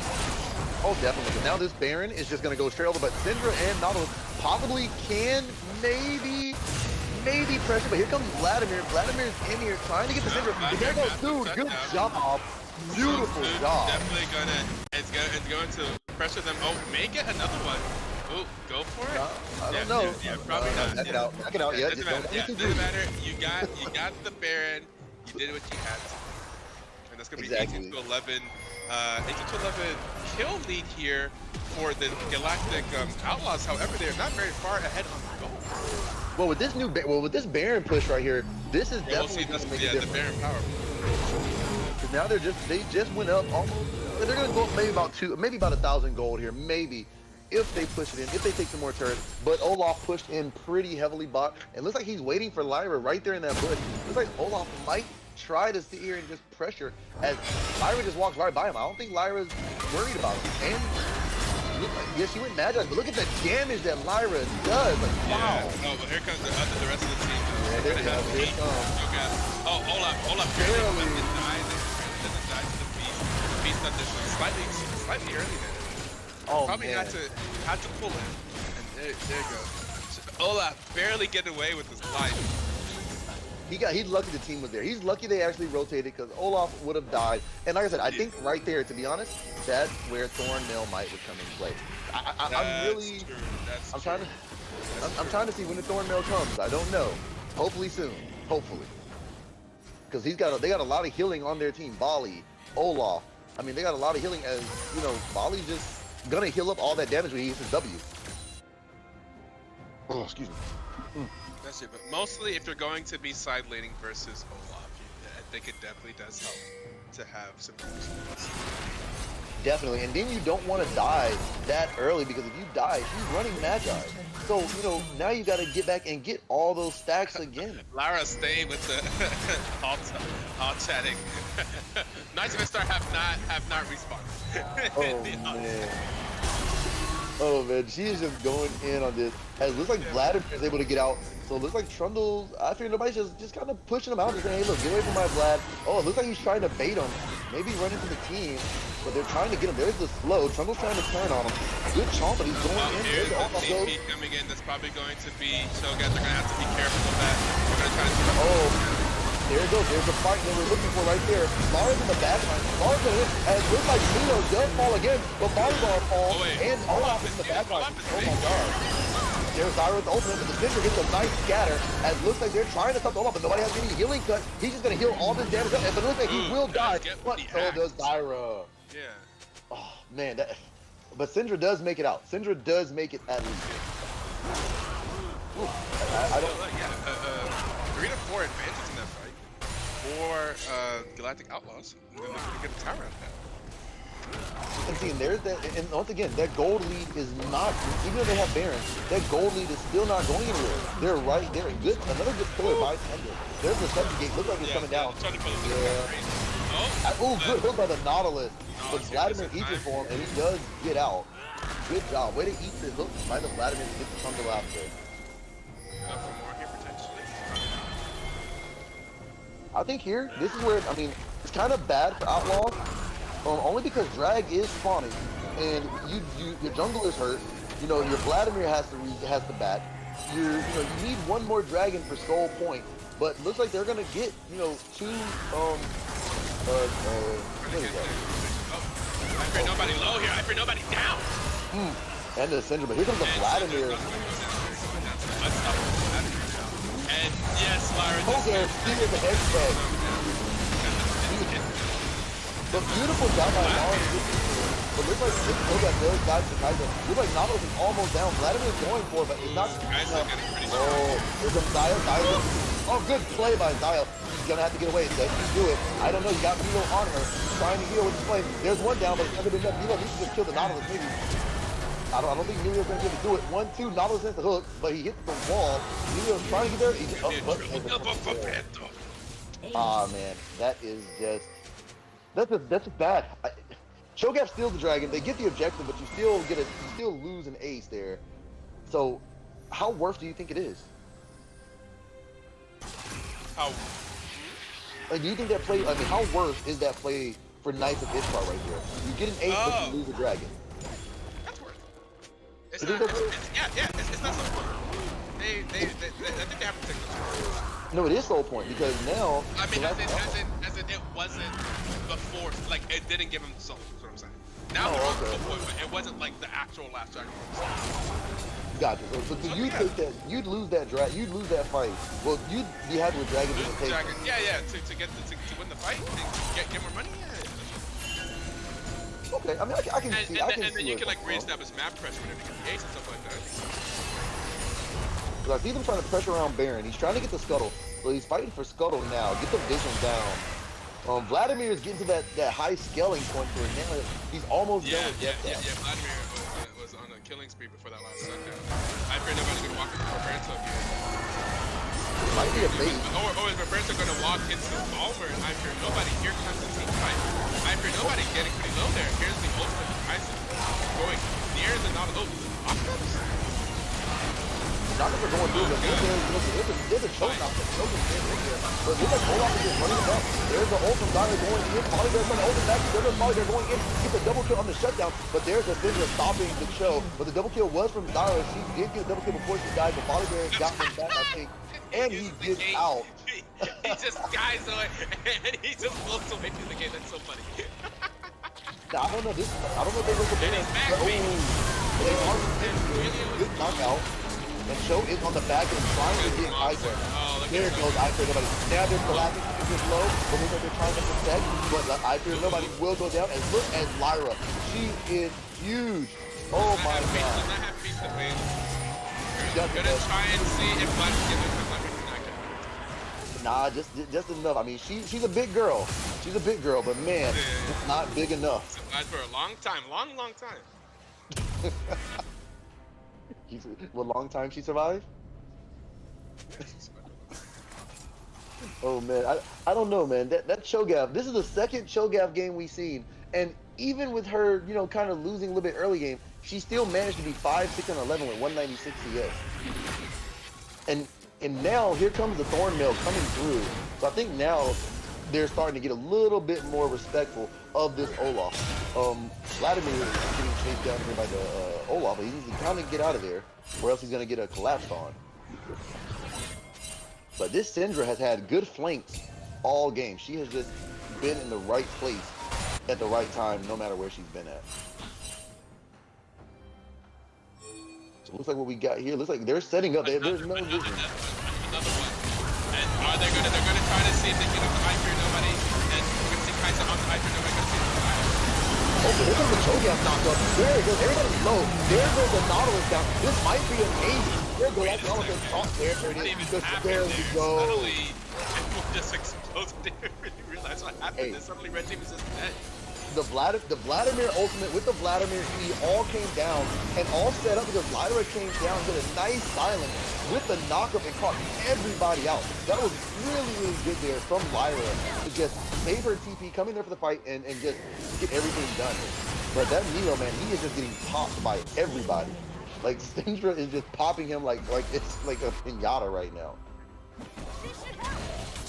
But you know, honestly, this game, once again, the gold lead is still not that far off, but Galactic Outlaws has started to pull away just a little bit here as far as the gold's concerned. And with Drag coming up in, what, looks like Drag should be up in a minute?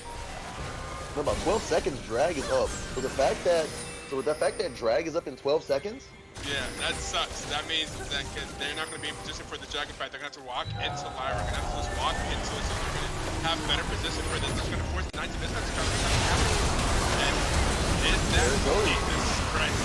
Lyra's going in the back, and I feel nobody gets one kill, and Lyra's just getting tossed in the back, and there we go, and that is just going to be game. I think that's an 8. Now he's just on Syndra. I don't think Syndra can come out. This is 1, 2, 3. She popped the Vladimir, but I fear nobody's going to, you know what, come here. You kill him, you still got to deal with it. Good pushback, but it's still not going to be enough, because Trundle just flash pop, and they still take the head scratch.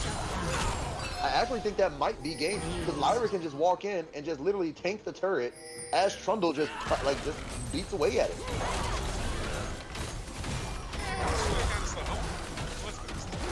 And Trundle's getting that tactic. Don't worry, it's getting popped.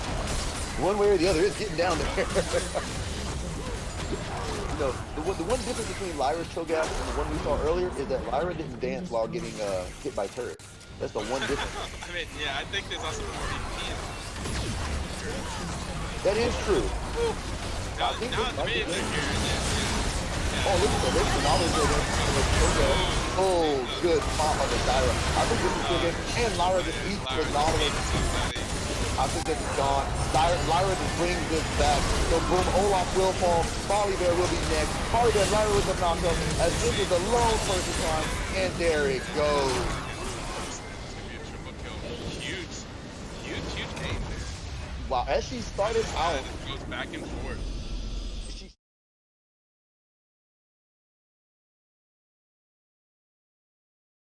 Okay, we see you, Lyra. We see you. We see you. But also, I think the MVP of that game was probably the jungler. I think I Fear Nobody just had a fantastic presence all around the map from early time.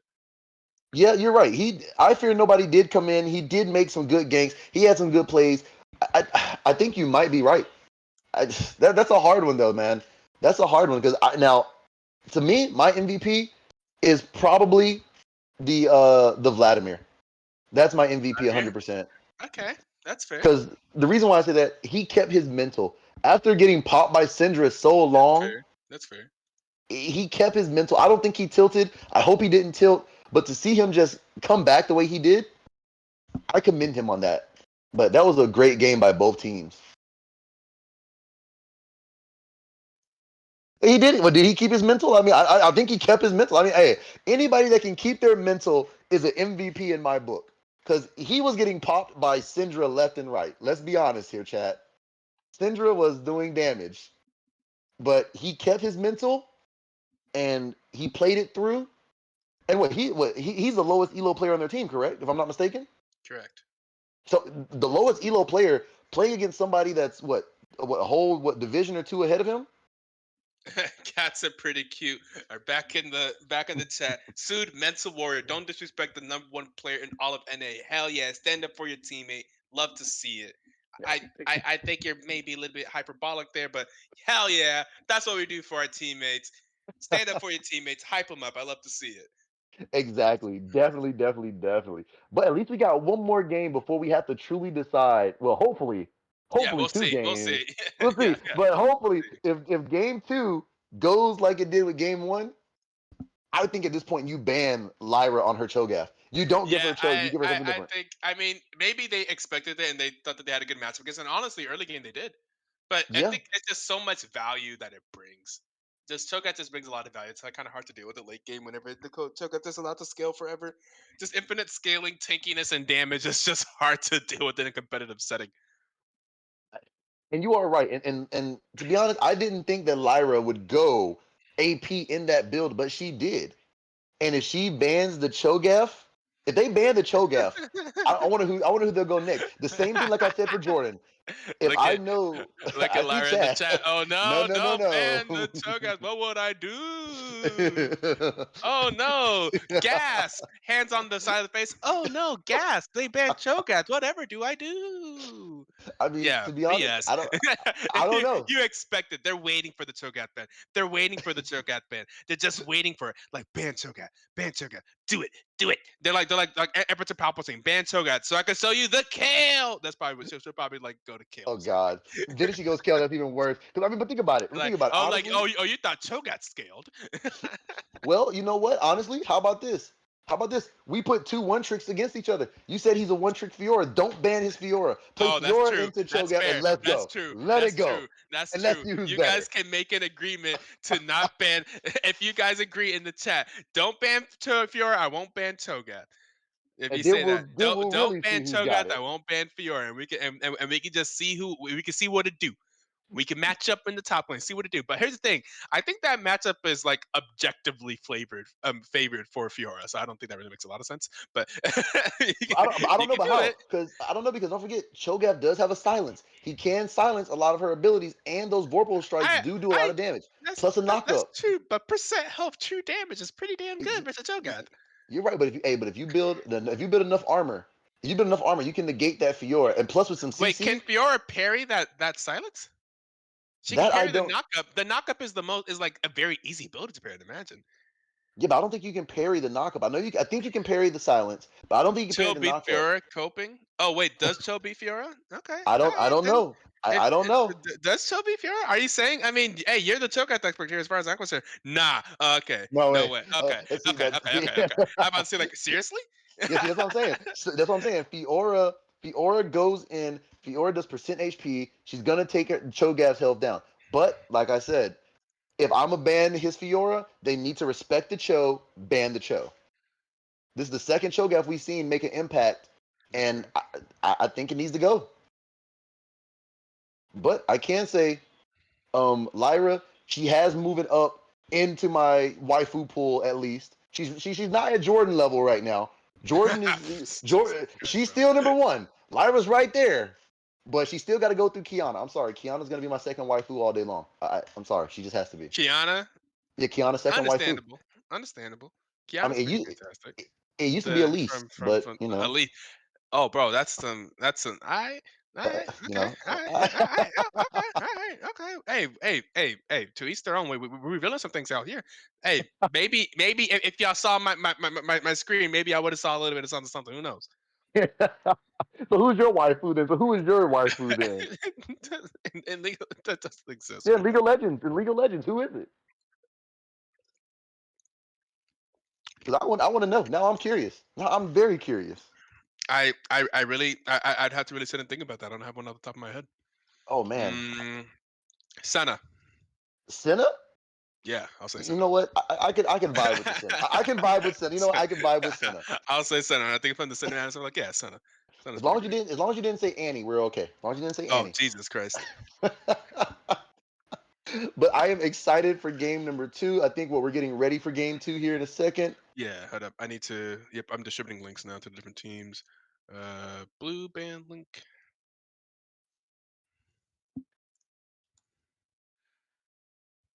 So we're just trying to get everything set up, and then we're gonna go from there. But man, you know what? Great game to both teams. Hope we go to a game 3 tonight. We've already saw one clean sweep. With JPS taking the game in game 1, and I don't know. I don't know. Will we see a second one? Will Lyra and the boys take it again and sweep this series and go 2-0? We will see. I don't know. I mean, to be honest, if I had to make a prediction right now, I know we got 9 more weeks to go. We got 9 weeks to go before the season's over. But from what I'm seeing, I'm already seeing. I want to see Lyra versus Jordan. I think that's gonna be the way to go. I want to see it. I'm calling it right now. I'm calling it. It's gonna be DPS versus versus them in the finals. I need a team to prove me wrong. I need that. DPS versus who? DPS versus the Outlaws. I DPS think it's versus gonna Outlaws and finals. All right. in the finals. Right. Somebody write that down. Somebody write that Because down. I want to call that right now. I want to call it first week DPS versus Outlaws finals, and I need that to happen. Either that or I need another team to come in and prove it. I hate yo. That I feel like right now you just trash talked every other league, every other team in the league. But Of we'll, course. hey, yo, we'll coach you on it. Until proven wrong. Right now, from what I'm seeing, those are my 2 picks. Imagine Cloud in the finals. Let's go. Okay. All right. So we got some Imagine Cloud in the building. All right. Bet. Okay. So that means Is that next Teddy? week. Yeah, I was like, wait. I was like, oh, is Stebby in the chat? Usually Stebby is the Imagine Cloud So Imagine. supporter in the Okay. chat. So when does Imagine Cloud play? They play. Let's see. I'm gonna have the schedule up. Let's see. I don't even have the schedule. Where is the? Let's see. Do I They have the play at schedule? some point tomorrow. I'll let you know that. Oh, they do play tomorrow. Okay. Yeah. All the teams every week and every team's gonna play Okay. So tomorrow at 6. All right. So tomorrow at 6. Imagine Cloud. I versus expect y'all. FFZ. Oh boy, FFZ. Ooh. Oh, all right. All right. I expect y'all FFZ to is prove me wrong. that's just a team that talks a lot. Tobin and Zaratha love to talk. So especially Zaratha. So that FFZ is a chatty team. So the chatty team. So you think they're gonna do good or no? They did well last season. Yeah, Okay. All right. they're a solid team. Okay. So I want to see. I want to see these teams bring their A game. So far, I have not been disappointed by nobody. All the teams. We've had some good games for sure. This is a very good week. Very good weekend for the very first week and very Yeah. first night, I should say. So The games have been Galactic Outlaws took game one. yeah, So we'll and go ahead and close those predictions and stuff. yeah, they did take it in, and and you would think that the games would be with the how do I say, with the way the teams are. You've got plat, masters, gold, silvers. The way these teams are made up, you would think that you would see a very big difference in the play style of the different elos, but you Mhm. really don't. Everything is They're all playing together. They're all playing to each other's strengths and stuff, and then they're kind of playing communicating as a team. and I like Works that pretty well. Yeah, works pretty well. because it's something that you don't see often, and to see them doing that is really good because I love to see a lower elo playing with a master tier player or a diamond player because then Mhm. they can maybe help them get better for next season or in their solo queue games. Right.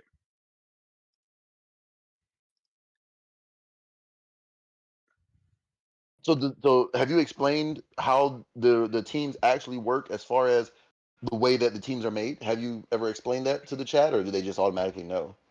Uh, I assume most people in chat are players or something. I hope every single player is very aware of that, or people associated to the teams. Let's see.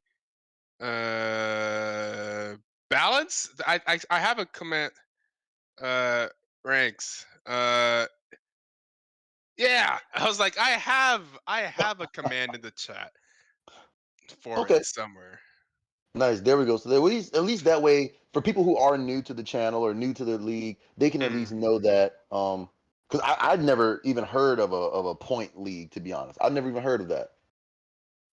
Bet on myself, win points, profit.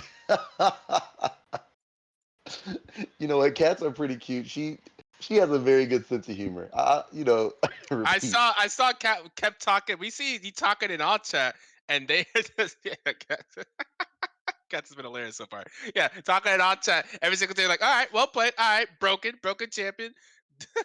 So, it's hilarious, hilarious. Love to see it. Do you Oh love to man, see the chatty Cathy talking to the enemy team? It looks like they did not reciprocate in any of those all chat shenanigans, but I'm sure they took it all in good spirit. I think We'll they see took what you know happens what? here. Like I said, it's a But mental game. it's also whenever you're losing, you don't feel like talking as much. So it's just Oh man, she is just breaking out all the biggest. She's like, cause they scared. Look because at they her scared. That is go. crazy. Oh my That is goodness, that is crazy. man, she is hyped and ready. Uh, so cats. Let me ask you a question. I know you're not. I know, I know you're not in here with us. But have you ever competed? Is this your first time competing in an amateur league, or have you done it before? Because you So are just I certainly confident. say yeah, right. I'm like, I hope you have some type of experience, You'd be or surprised. just a confident person. Love to see it too. Oh Yeah, wait, there's wait, just wait, wait, wait, wait, wait, wait, wait, wait, wait, wait.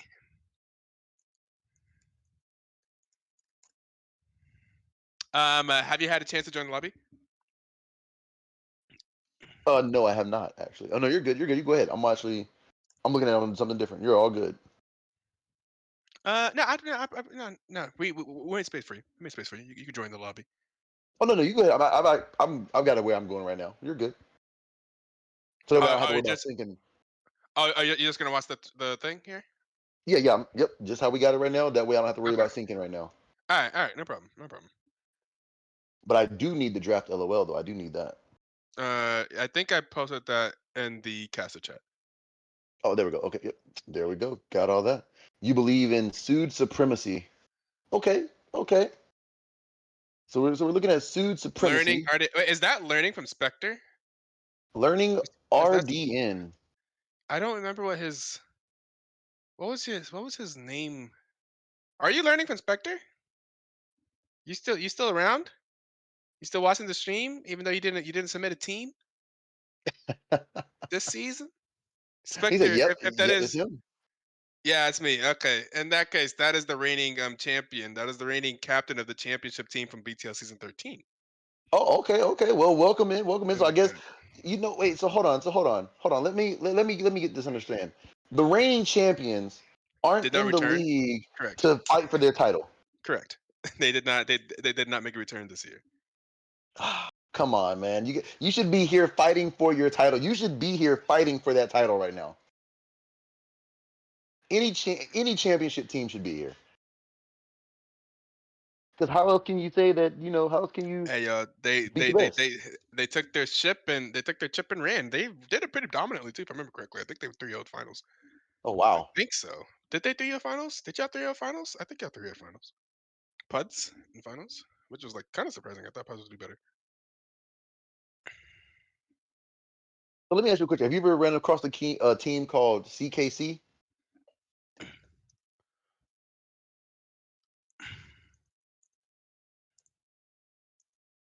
Uh, no. There was a team that I had the honor of meeting called Cracked King Club, and they were dominant. I mean, they were a amazing team, and They played a lot of games, and man, in the finals, I think they literally had a clean sweep from the start of playoffs all the way through. It was Oh they yeah. swept every single team. And we are now getting started with the bans. That's Ishtar immediately bans out A Thresh. Thresh. Did they ban Thresh last game? Yeah, they did ban. They banned Yep. Thresh, Kha'Zix, and J4. We'll see what they continue here. We see the Fiora does get banned. All right, so we're not doing the. I'll let you have Fiora if you let me do Cho'Gath. And looks like so far Cho'Gath is not on the banning board. We're just going to keep the same ban so far. We see the Thresh, we see the Kha'Zix. We'll see. And then there is There's the the Cho'Gath ban. Cho. Never mind, Cho'Gath will get There's banned. the They Cho. are going to force Star to play something else. And Lara is probably ready to talk some. Lara, I'm expected to say something. Cowards, there it is. There it is. I knew it. I was like, you got to say something in the chat, and they're gonna go ahead and pick the J4. So they're gonna use the blue the B1 pick to essentially as a fourth ban. So they're gonna go ahead instead of banning the J4, they're going to take it away. We're gonna use the exit ban to ban out the Cho'Gath. And we'll see what Galactic Outlaws responds with on R1 and R2. And that's actually really good because I'm actually happy to see that. To be honest, that's actually smart. That's actually smart because they're banning the Fiora. So you know what? You ban my main, I'm gonna take away yours. I think Mhm. that's just smart. But here comes the Vladimir. They're picking the Back Vladimir okay. again. Okay, yep. Back into the Vladimir, which was successful for them for the Galactic Outlaws last time in that mid lane. So they're going to have Sue the Dude back on the Vladimir. We just see that there was some comfort on that, at least later on in the game. That's a nice scaling champion. It's nice to put on a champion that will scale. So even if you fall behind early, if your lane phase doesn't go that well, you can still scale in and be a very useful champion in those late game team fights. So I think Vladimir's a fantastic pick for that.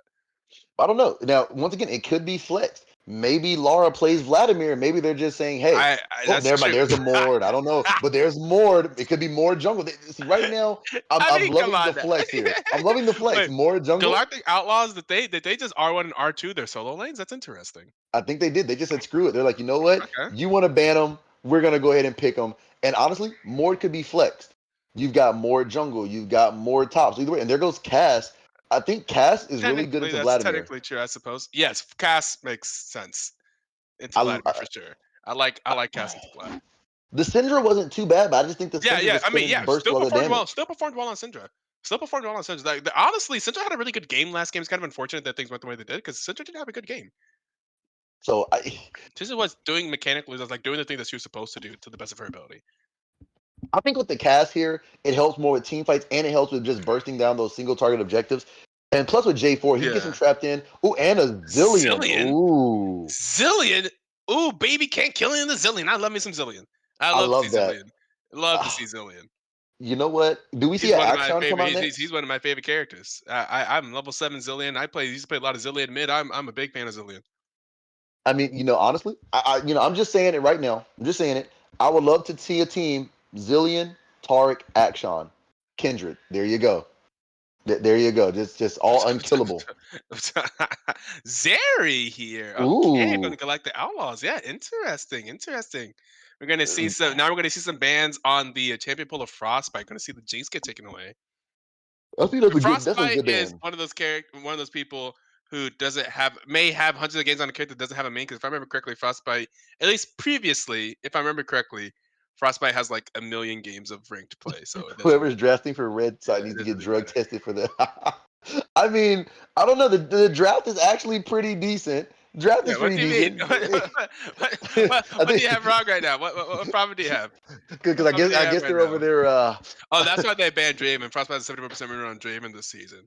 I Frostbite guess hasn't they. played that much this season, but if you look in past seasons, Oh man, that is hilarious. I think he's saying they're just gonna be too not as OP on this very side as because very all hyperscaling. Oh, he's a Tarkov one trick this year. the goddamn. Oh, okay, yeah. It's like Frost hasn't played as much. Yeah, has not been playing as much League this year. Only has just about 100 games. Which in previous seasons, I remember I used to look at Frostbite like, oh, yep, he's fine.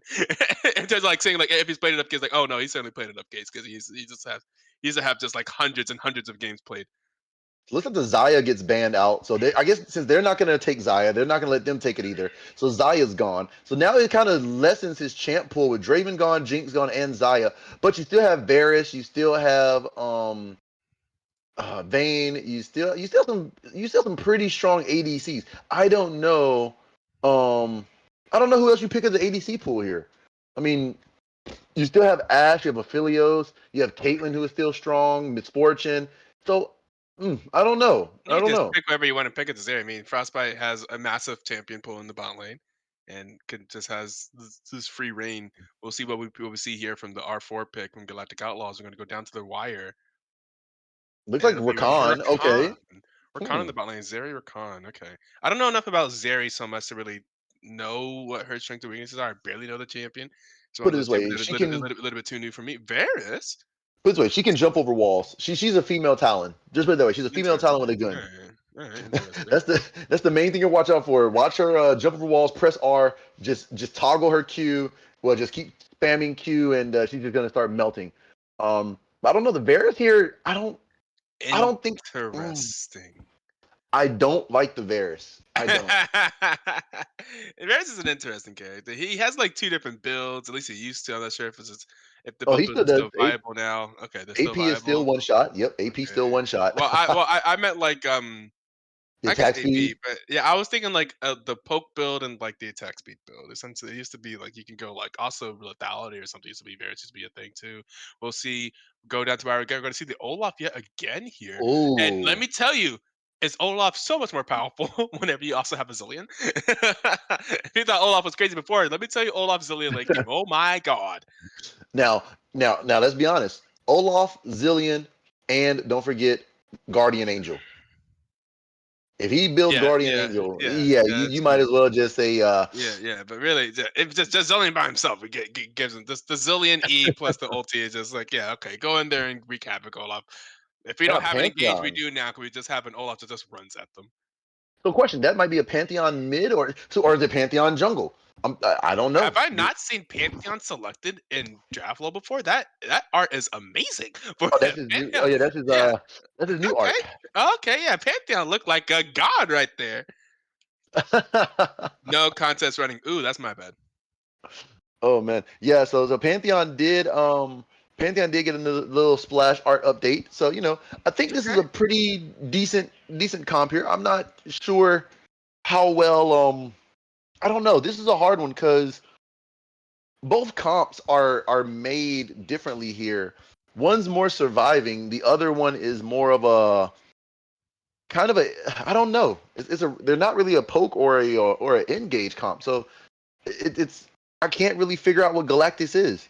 Knights is just really just engage. You engage with the J4. You got the Varus ultimate, the Zillion stun. I mean, it's just a lot of CC lockdown. But Galactic, I guess you ult the Varus or ult the J4 and take away one of the team. I don't know. Huh. It's probably Ocho. Okay. Oh wait, Olaf can Olaf just ult out of Mordekaiser ult? I don't. I don't know, or like he can't be ult while he's ulting, but it didn't just drop him out the ulti, does it?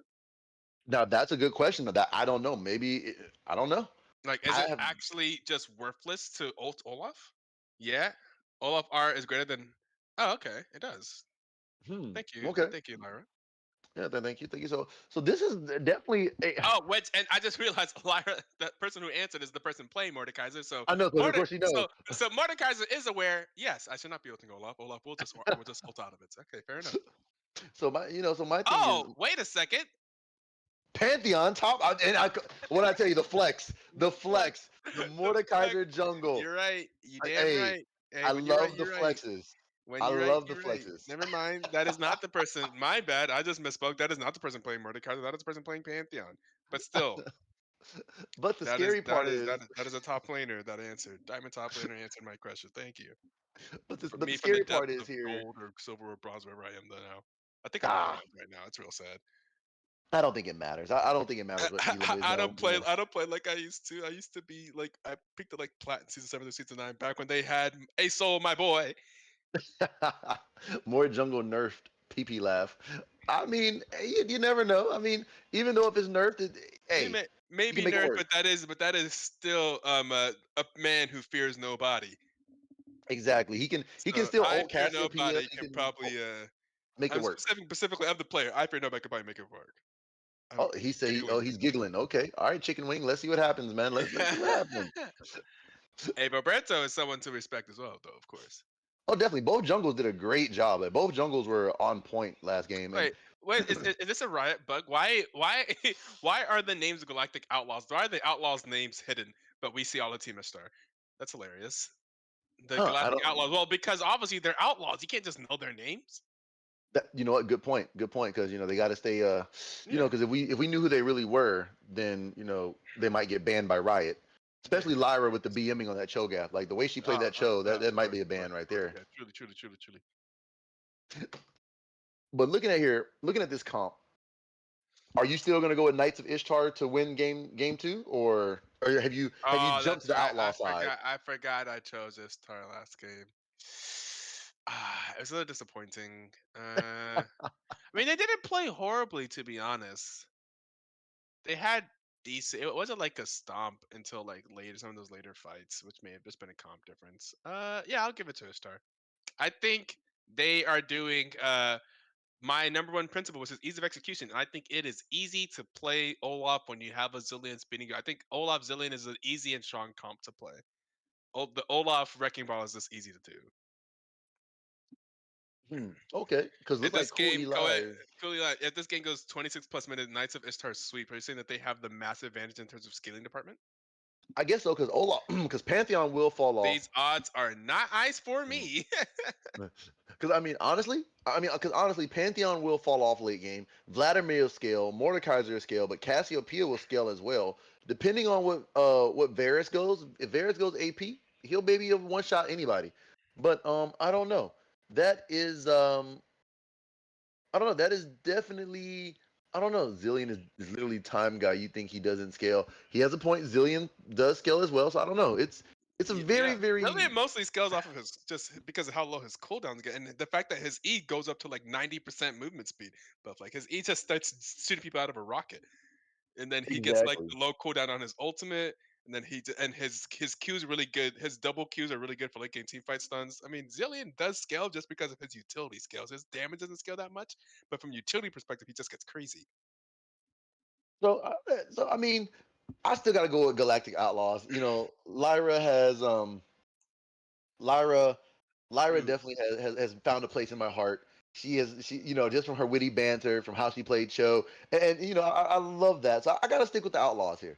I got to stick with the Outlaws. So I love Zillion. I want to see Zillion win every single time. Whenever there's some characters, I'm like, I see him picked. I was like, they're rare, especially when they're rare. I just want to see them win. I can see So that. this will be one of those situations where I just want to see them win. So I can see that. Because I mean, I'm a Miles one trick. I love playing Miles. Anytime I see a Miles, I gotta go with the team with the Miles. That's That's just fair. That's fair. That's fair. I gotta go with the one trick. I gotta go with them. But but honestly, I do gotta give it up to Sue the dude on that Vladimir, because he's going against now a Cassiopeia who can slow him, who can do percent HP damage to him, and Cass is gonna have a great game because all these champions want to face tank. So if she lands a good R on anybody, boom, she can stop them right in their tracks, and she's just gonna just light them up with that Q E E E E E, and that's it. As long as I think she'll be good. But you also got to look at, like I said, the Olaf, which Pantheon now has to respect the level one. I don't think that Lara's gonna fight like she did with Cho on that level one on Olaf. So I don't know. Cass won't be slowing anything when this guy turns into a goddamn puddle like a. Oh man, I love it, man. I love it. He is loving his team. I love that. Where do you find these guys at, man? Where do you find these guys at, Ito? I literally just I nowhere. I just post, and we see who comes in and see who stays, who likes the community, who sticks around. So Man, maybe it's just we just harbor a good environment here for cool people, I suppose. because because the love for his team, he is loving his team. Oh, we find he doesn't find us. Because man, the chicken wing is amazing. We find Galactic. pretty much, yeah. Oh whoa, wait, hey, oh whoa, let's pause at 20, pause at 20. My bad, I don't know, I'm not paying attention. If Pause at Olaf 20. doesn't win lane pre-level 3, Pantheon should have some free pickings until 14-ish minutes. He has a point. He has a point. Can we pause it? Are we ready to let's see. We paused at 20? Yep, so I think he paused at 20. Pause at 20. Alright, and I'll do the countdown. 5, 4, 3, 2, 1, play. 21, 22, 23, 24, 25, 26. We looking good? We sounding good? All right, Looking control good. shift Z. Let's zoom out a bit before we get this fight. Let's get it. Oh And man, look. I fear nobody. Does I fear nobody? Actually, He oh doesn't my even God! see it. Look, look, Wow, look, they're all there. Well, But, there goes yeah. Pantheon. Nah, I think he might be We're gonna gone. have He's to dead. fear somebody. He's gone. He may fear somebody this game. May have to fear a little bit of somebody. Oh man, the So much beautiful unnecessary slow. hate from the peanut gallery. Man, the beautiful slow from the Olaf there with the Zillion just there. Wow, that was beautiful right there, man. That is a good level 1. That's a good level 1 right there. And Cool Life is like, that's game. I don't know, man. I don't know. But the cast just got the kill, so I don't know. That puts it way behind for Vladimir.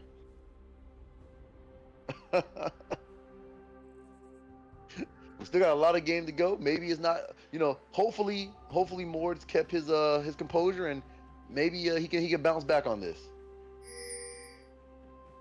Because they do have Lyra sitting up there in the top lane who is ready to go at any time. So let's see what happens here.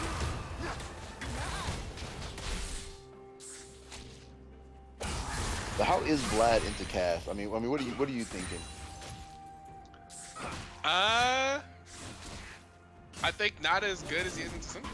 At least, well, I guess with the early game and the full game are like different, right? So, because early game Vladimir was struggling. I think Vladimir didn't struggle as much early game, but I think throughout this game Vladimir is not going to have at some point. Vladimir did not just inherently counter cast like he does Syndra. So I think it'll be a little bit more even. But I think in this case, I mean, remember what I was saying last game about the whole basketball analogy about if you're taller you got to post up. The sort of person. I think we saw Ventra was playing aggressively in game last game with that Syndra versus that Vladimir matchup because it is a diamond elo person or diamond or high plat person versus a gold person. And I feel like so that you feel a bit pressured that you're gonna have to play a little bit more aggressively. So I still expect Cassiopeia to try to play aggressive in this game. In this lane, we'll see if they actually net some kills from it. Because I think Cassiopeia is someone that is capable of doing this. Yeah, and you have a point. I mean, I really look at Lyra just trading back and forth with this Olaf. Like, look at her. She's really just being aggro now, a little bit more aggro. I think she's really just an aggro player in general. Because it doesn't matter if it's a tank or a bruiser or an assassin. She's just gonna fight you. She doesn't care. But Vlad is actually dodging pretty well. Looks like Mord is getting his clear in, so that's a good thing. It looks like bot lane is just kind of chilling out here. Zeri respecting the Zillion, respecting the Del Bomb. And Zillion's just getting some damage, but just staying out of the range of that Zeri Q. Oh, but looks like more of them are going in for an invade. Look at Lyra right there. Here comes Olaf and Cass. Here comes the collapse. There's 3v2. There goes the Olaf with the Q. They're going to turn to the fight. The Cass gets there. There's the knockup. Oh my goodness, there it goes, as Mort will fall, as there it goes again, and there's a double kill for the Olaf. If you're fans of Ishtar, you want to see that. That's 100% KP for both their jungler and their top side, and they're playing Zillion. They have an Olaf. You want to see a big Olaf if you have Zillion as well, because we're going to see if Tycoon can kind of take over this game late whenever you get the Zillion speed and the ultimate on Olaf. So we're going to see the aggressive. Oh yeah, but look at Cass though. That percent HP with those Q and E. No matter if Vlad can out heal that, she is just going to continue to do damage. True. Like they are ready. Yeah. I mean, and that was a really aggressive invade on the side of Outlaws, like a super aggressive invade. So I don't know, because I mean, I love the aggression, but I just don't think that with Vladimir not having priority, I don't think that should have been something that should have been attempted. But here comes another gank here. Oh, he's good to gank here. Does he have the E? There's the E. There it goes. Beautiful E. One more, but he's not going to be able to do it. Vladimir getting a little bit aggressive. Does he have pull? And he pulls out. Does he make it? Beautiful play there by the Vladimir. Good job. Yeah, that's kind of that was crazy. The aggression there. I was expecting Cassiopeia to be the aggressor, but the tower, so it works out there. But that was a real good job from the Mord to land the E. That was really, really good right there, actually. Yeah, that was really well done. Now let's look at the state of top lane here. If you look, Olaf has a freeze set up, and it's, look at this. 29 to 20 on the freeze, and Olaf does not plan on breaking it anytime soon. Yeah. That's That's how you win top lane. That's how he's gonna win. Starve your opponent out, because what does Pantheon need? Farm. Pantheon wants to get 6 in Rome. Right. If he starves them, Pantheon wants to be able to fight in the lane. Pantheon's such a good aggressive lane. exactly. So if you starve him out, force him to overextend, what do? That gives your jungle a lot. And now Dragon looks like it's gonna go over to the Knights of Ishtar. Yeah. Truly. Yeah, they'll be able to get the dragon. Oh man, Vladimir's taking a lot of damage here. He's pulling in. But look at the cast. There goes that miasma. He's forced to flash. Wow, he is super lucky from the hit. He needs to be careful. And Cass is going Roa. So she's not going to do a lot of that burst damage, but she will be doing damage as far as trying to survive. Oh, he goes in for the invaders. Mord is there to try to stop that invader. It's not going to be enough. Yeah, those Zillion bombs, man, they are killing it right now. Yeah, I told you, I love those Zillion bombs. It's such a great utility. Ooh, J4 is there with Mord, but looks like Vlad is there. Vlad does the ultimate. It looks like they're there, but Cass hits the oh, one more, and there it goes the kill. Mord trying to run away. Now Cass doesn't have ultimate. He can turn on this to get the kill on the Cass. Come on, one more, but the Zeri comes over, and Zeri gets the kill. Nice pickup. Evened out here, 3-3. Man, Galactic Outlaws, they said, you know what? We took your jungle, you come in, let's go. Now they're coming back in. Wow, beautiful play from the side of the Mord there. That was beautiful. Oh, there's Pantheon versus the Olaf. Good damage there, but he picks up the axe again. There's that reset. I told you, Zeri is definitely going to sit there, and she's going to, you know, she's going to be a female talent. She's just going to run in. She's gonna jump over walls and kill. That's all she's gonna do. Oh, but Vladimir's in a bad position here. He's slow from the axe. I don't know if he's gonna be able to get out. Olaf is there popping Ghost, but he will. Okay, he does make it out. Very good play there. It looks like here comes J4 trying to get a gank, but here comes Mord. Mord is low. Mord might be dead here. There's the shield. There's the knockup of Rakan, but Mord does fall. Now it's a 4v2. They have to get out. Rakan might sacrifice himself for the Zeri. Yeah, he's gonna start with, and that is 2 down. And good early game here from Knights of Ishtar. I mean, they're doing really well. Like just that alone right there, to be able to send the Olaf down, knowing that, hey, I froze up the Pantheon. I don't mind him her getting the CS now. So you know what? Screw it. Let me go down and get some kills. That's just really, really good macro play there, from the side of Knights of Ishtar. I think maybe Mord had made a little bit of a mistake by going for that gank with being half health. Yeah, for sure. Because I mean, you know, and everybody in chat, Olaf didn't take TP. He took Flash and Ghost. So you know, so it's not even about taking TP. But here's the next. That pressure in that. Oh yeah. What are we sitting at? 68? Yeah, 10. Definitely a 10. Almost a 10 CS gap here. But Vladimir's doing well to hold on to keep up, at least for what he's doing. So I think it's not too bad. But it looks like they're pressuring Rift as Mord is here trying to pressure. Pantheon needs to get down there to kind of help this Mord. Vlad has maybe a little bit of prio, but Zillion's going up as well. So I think they're just going to let Rift go. Yeah, I think they let Rift go here, and looks like Vlad's trying to bait. There's the miasma. Vlad hits it. There's the pool. So I don't know. They take Rift. Do you think that's worth? You give up Rift for that? For the wait, I forgot the series effects. What did they give it for? They gave it up for nothing, really. Oh, I mean, they could have. The man with another bomb. Good day, but oh my goodness, the bomb. But here comes the ulti, in case they find a way to kill Frostbite, but that's a lot of damage coming there from the double bonds from Zillion. Yeah, that was beautiful right there from the Zillion. And the Varus ult did come out to lock the Zeri in, which is very beautiful. But here comes the Mord. Mord ults the J4 in his own jungle, hits the smite. I don't think J4 is going to go over, but I don't think it's going to be enough. Yeah, J4 definitely. There it is. And Pantheon fighting the Olaf. Olaf, went a little bit too farther, and there is the shutdown up in the top lane. Lyra gets the kill on Tycoon diving in the tower. Will we see an alt tap from Lyra? Wow. Wow. Lyra said, you know what? I want you banned my Cho, so I'm gonna just play Pantheon. She's like, I'm just gonna burst you down with Pantheon. I'm gonna show you why I'm part of Mount Targon. That's it. Man, that was beautiful. Oh man, and Vladimir is actually doing good. Oh wow, Vlad is going deep with taking those turret shots. Cassiopeia has like no mana here. That is true. He can take it. Now the question is, does he go all in for it? He doesn't. He doesn't have ultimate. He's not gonna do it. Yeah, if he had ultimate, I think he could do it.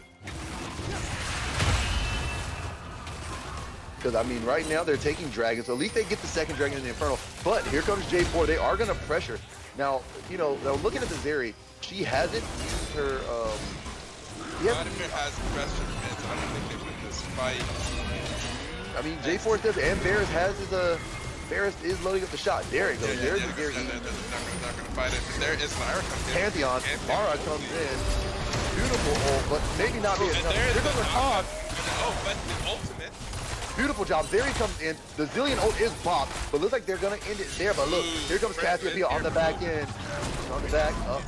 Uh-oh. Pantheon's getting low. Close. Meanwhile, top lane. Olaf is just gonna be pitting on the tower. And that's it's like, well, I don't have a way to get over there. I don't have teleport. I have no way to get to the bottom side of the map, so I'm just gonna push. Exactly.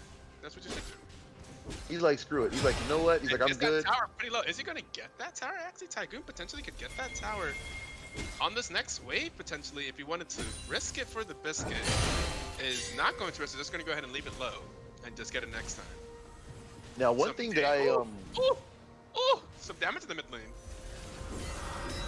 Oh, let me see. I can't. I mean, looking at the Vlad and the Cass, it's kind of hard to tell. But looking at it, yeah, Vlad has been chunked out just a little bit here. Not too bad, but you know, like I said, Vlad can just heal it up. So I'm good to, you know, honestly, I really would love to see. Oh my goodness, J4 is kind of in a bad spot, but Cass is there. There's the nice, good ultimate there from the Rakan. Cass does get hit by the Ford ultimate, but he's safe on the turret. I think he's trying to bait. J4 goes in with the ultimate. Oh, good ulti by the Cassiopeia. The J4 goes in for the turn, but the Vladimir does go pull. He does ult as the Cass doesn't kill Rakan, as the board is going low, but the Zillion Bomb is up there. He needs to step away. Good job of Pantheon trying to kill, as there goes the Rift Herald being popped in mid lane. But Zeri is here. Zeri can just dash over the wall and get the slow, but they will stop the Rift from hitting turret, which is good. Yeah, that's definitely going to be the tower at the top, like we were just talking about. Yeah, he's just going to stay up there and farm it out. Oh man. Meanwhile, Lyra is going to try and spread the Panther influence around. Pantheon definitely good at having more global presence because of his ultimate. So meanwhile, but Tycoon is perfectly happy to just do this.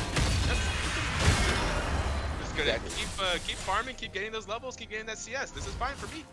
I will stay up here all day. And that's the problem. He's trying to scout. Ooh, Frostbite. Oh, Frostbite's dead. I'm sorry, Zeri goes going in and just one more. And oh my goodness, under turret, but he's gonna he gets. Never mind, Frostbite. What in the world was that? I guess you could say Rakan got frostbitten right there, because wow, he outplayed. No way, bro. Yep, no way. Yeah, that was crazy. That was crazy. Ain't no way. Into the outplay? You're kidding me, man. I mean, hey, yo, that's a clip right there. Check the wing. Clip that. That wasn't an outplay, man. That was, I don't know even what you call it. That superseded an outplay. Zeri Rakan win trading. I mean, you could say that maybe. You could say that maybe a little bit here. They sent Varus, their Vince, their Venno. I don't know, but still, once again, look at the gold lead. They're only 2K gold down, and they're not, you know, the map state is Olaf has been free farming topside. I don't think that's the way they wanted it to go. The fact that Olaf is free farming topside doesn't have a lot of CS. I mean, he doesn't. Look at the. But look, he's been popping on that secondary turret. just you Yeah, know, that's true. Yeah, it does have a lot more objective damage done than Pantheon for sure. and Now that's in the bot side, so they're doing some rotations here. We see some rotations on this side of the Outlaws, but Vladimir in the top lane, the bot in the mid lane, and top in the bot lane. yeah. But Olaf's going for Rift. Olaf said, "Screw the rotations. I just want to take the objective." It is the most broken build experience. It's not like this Olaf build because it is too broken. Well, I mean, to be honest, I'm gonna be honest. They didn't ban it. They kept it going. So I'm like, you know what? Cool. They respect the fact that he played Olaf. So like, you know what? You ban my champion. I ban your Fiora. Cool.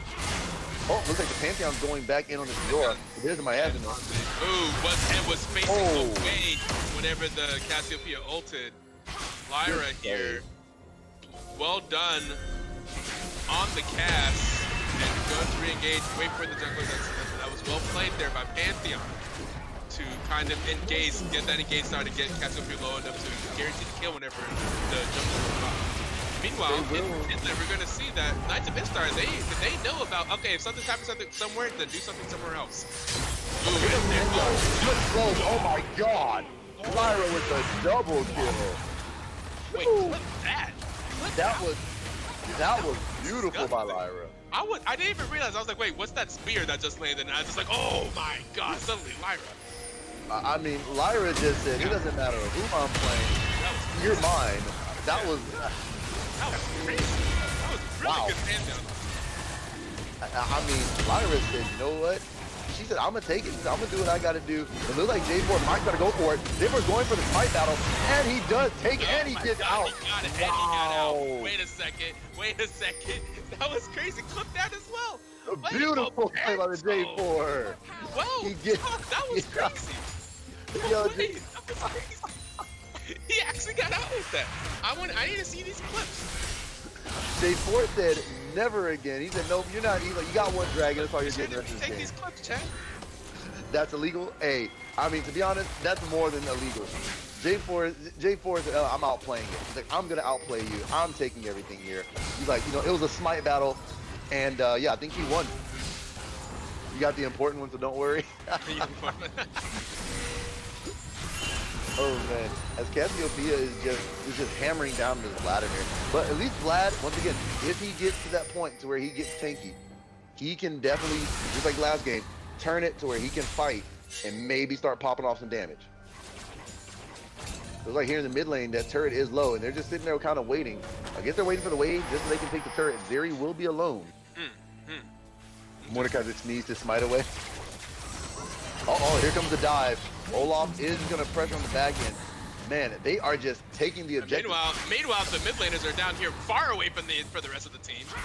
Neither of them have teleport. Oh wait, never mind. Cassiopeia has teleport access, so this is actually advantageous for the side of Knights of Ishtar because they can join them if necessary.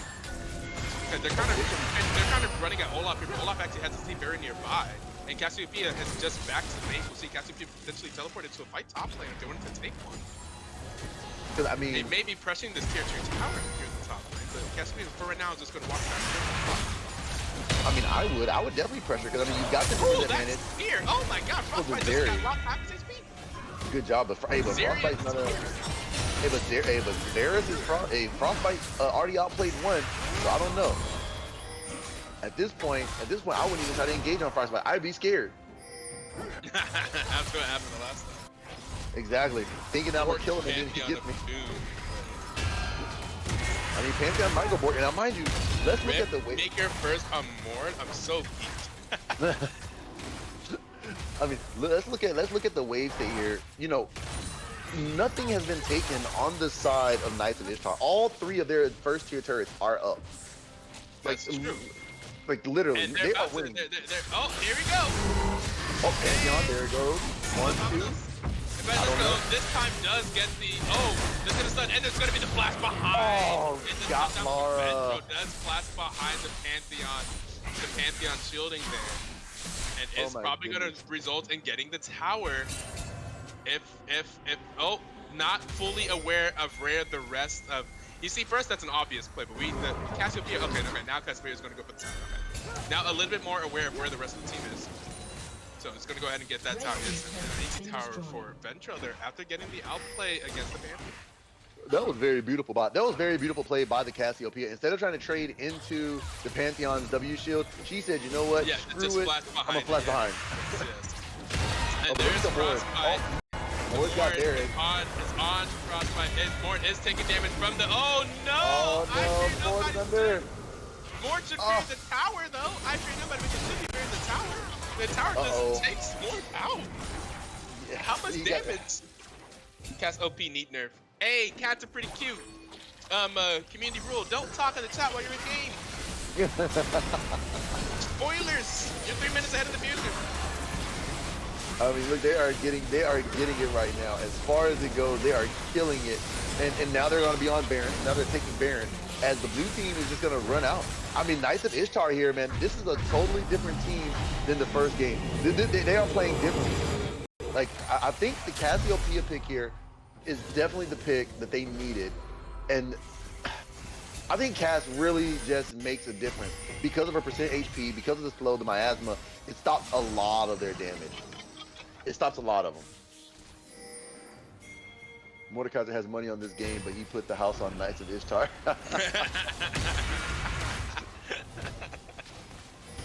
I don't know. This is definitely a game that's switched. Oop. Okay, is able to get it. Yeah, a little bit different than the first game here. I think we maybe looks like we maybe going towards the game. I forgot the slow as well. Zillion slow. Oh my so god. Powerful. There's the knockup from the Rakan. It's the ultimate, but Rakan's the lone Do they want man. this fight though? Do they want this fight? No, they do not want this fight. The answer is no. I don't think you take that fight. Mord was already just kind of chunked out, so there was no need to even take that. And then nobody was there to follow up. So Zillion giving the jungle. The jungle's only level 12 here compared to 14.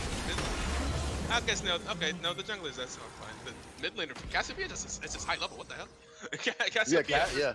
It's just Cass that's level 14 actually. Never mind. Yeah, Cass is definitely just strong as Vlad. I mean, if we look at the CS difference, 166 to 183, Vlad does have the CS, but Cass, she's 3-3 and 2. Vlad's only 2-0 and 4. But I believe that Cass, though, just from her leaving, has been doing well. Yeah. Cass has been doing a lot of the split pushing. Oh yeah, she's been no solid lane, all that. Yeah, a lot of experience. I'm sure maybe Zillion gave her a level at some point too. And that is true. That's another thing I do like about. Where you at, bro? Hey, bro. Hey, you doing the wrong good. Oh, never mind. He fine. JK. Never mind. More than the ultimate. More patience. I don't know. That's his stuff now. What am I talking about? Oh my God! Look at the Olaf. They're in the right hood. The Olaf is there, but more. Hey, yo, I fear nobody should be fearing somebody. Yo. You should be fearing somebody. I'd be fearing this Olaf. Yeah, I'd fear this Olaf, because at this point, Olaf just ran in there, literally took the turret, and said, "No, you're mine." That's just me?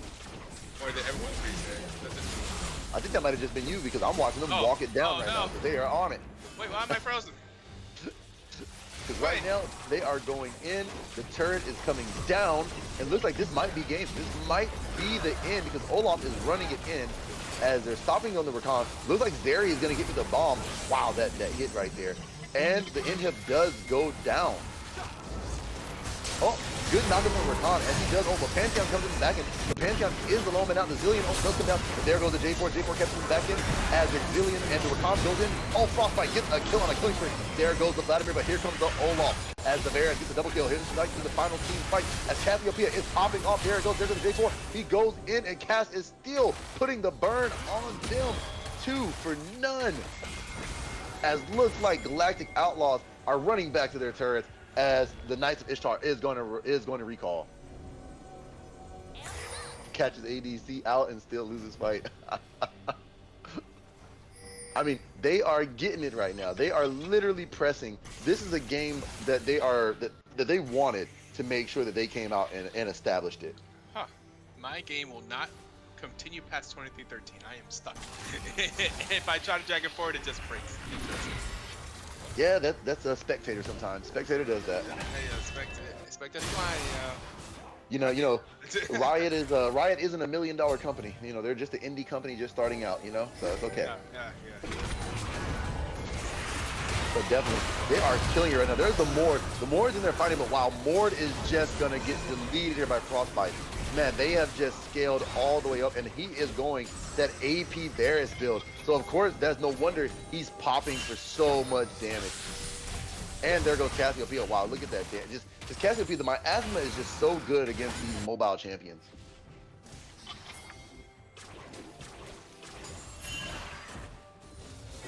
As we look at him, J4 is just face tanking the turret, just getting in. He doesn't care. As there we go, they're going in. They speed up the minions.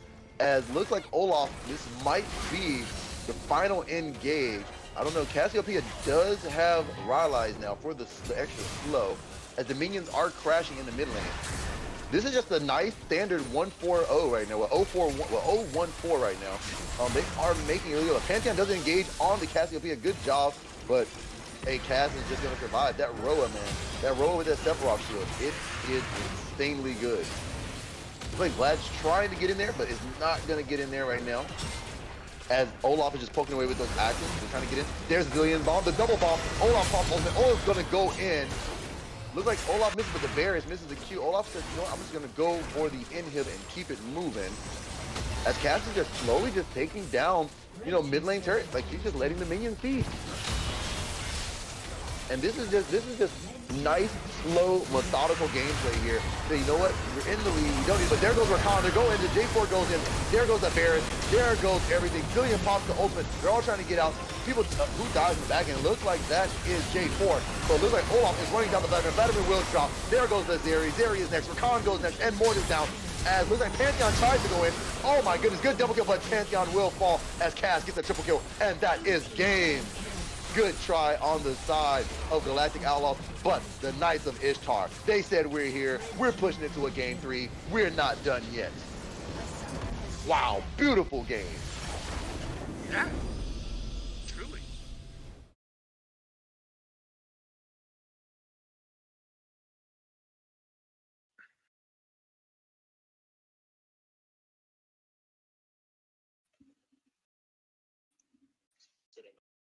Your game settings, see that your mouse speed is, or your in-game mouse speed is set to, right? A lot of players have 50, a lot of players have different numbers. My mouse speed is set to 4. Oh, that's awesome. My mouse settings, my cursor speed is set to 10, right? We're gonna league launches and my 40 Windows, my 40 speed in game, I guess up to. Hold on, give me 1 second, boys.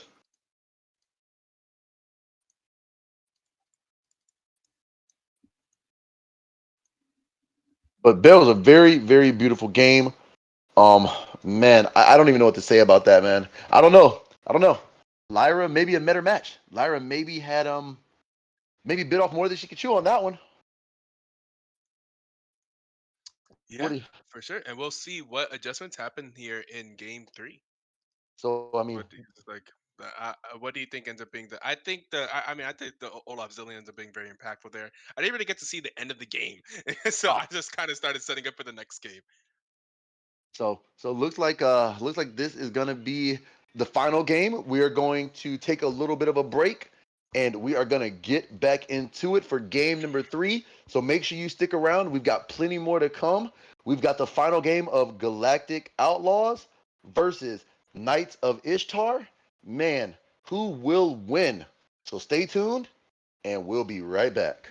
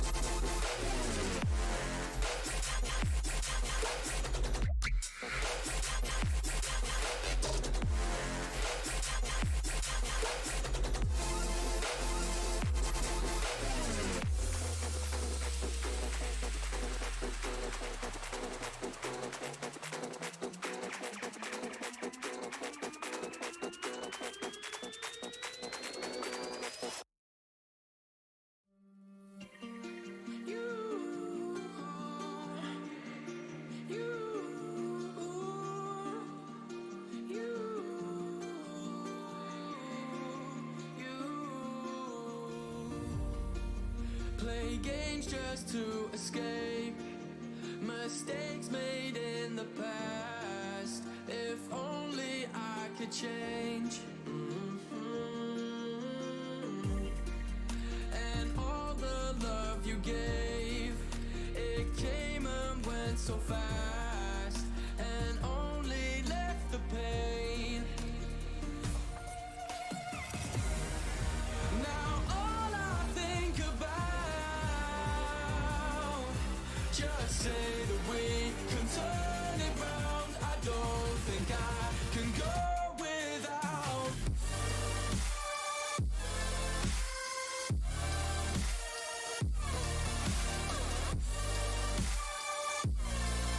I don't think I can go without you. Without, can go without you. Without, can go without you.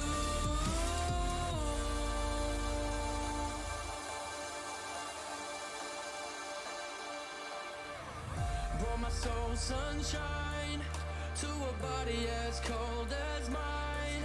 Really put me in overdrive, but it made me blind. Was all in my mind the whole damn time. You gave to me something I never had, all that I need, but then you took it back. I shared a scene, but it happened just like that. Yeah, you hurt me bad. Now I play games just to escape mistakes made in the past. They never fade away. Now all I think about, just say that we can turn it round. I don't think I can go without you.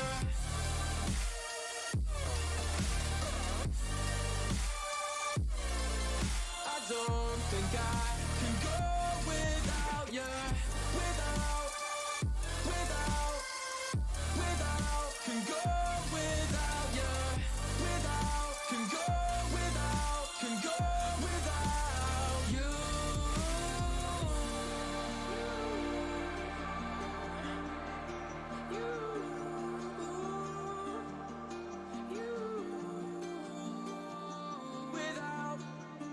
Without you.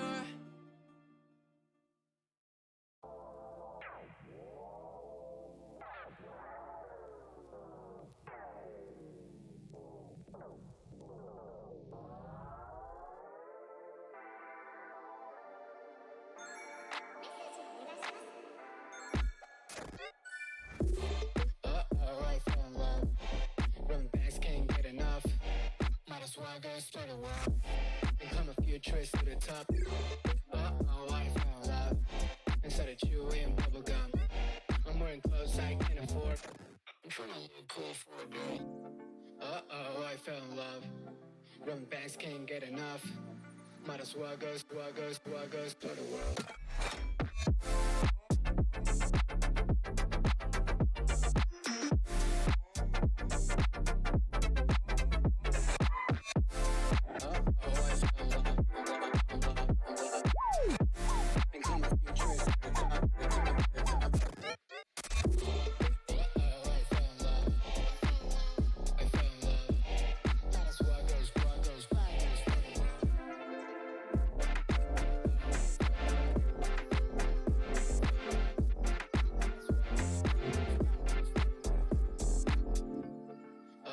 I fell in love. Them bands can't get enough. Might as well go to the world.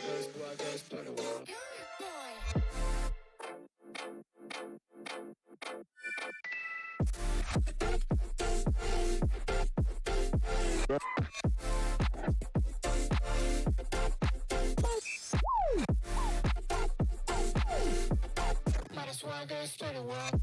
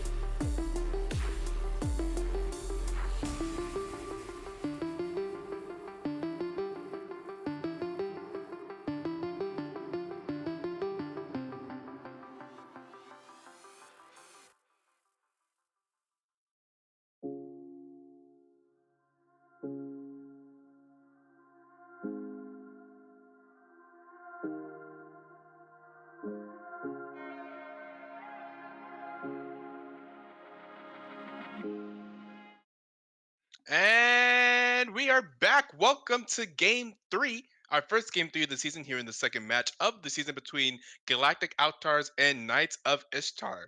This is game 3, so the Galactic Ishtar, my bad. Galactic Outlaws did get side selection for game 3 since they were blue in game 1, and that's how the rules work here.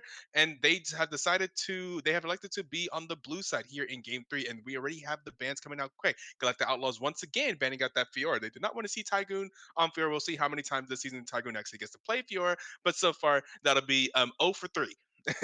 Will not get any, and also the Olaf. Also don't want to see Tygoon on Olaf. So Tygoon getting doubly picked on here in the ban phase. They do not want to see him on Olaf, and they want to see him on that Fiora. We're going to see the Zaya get banned out as well.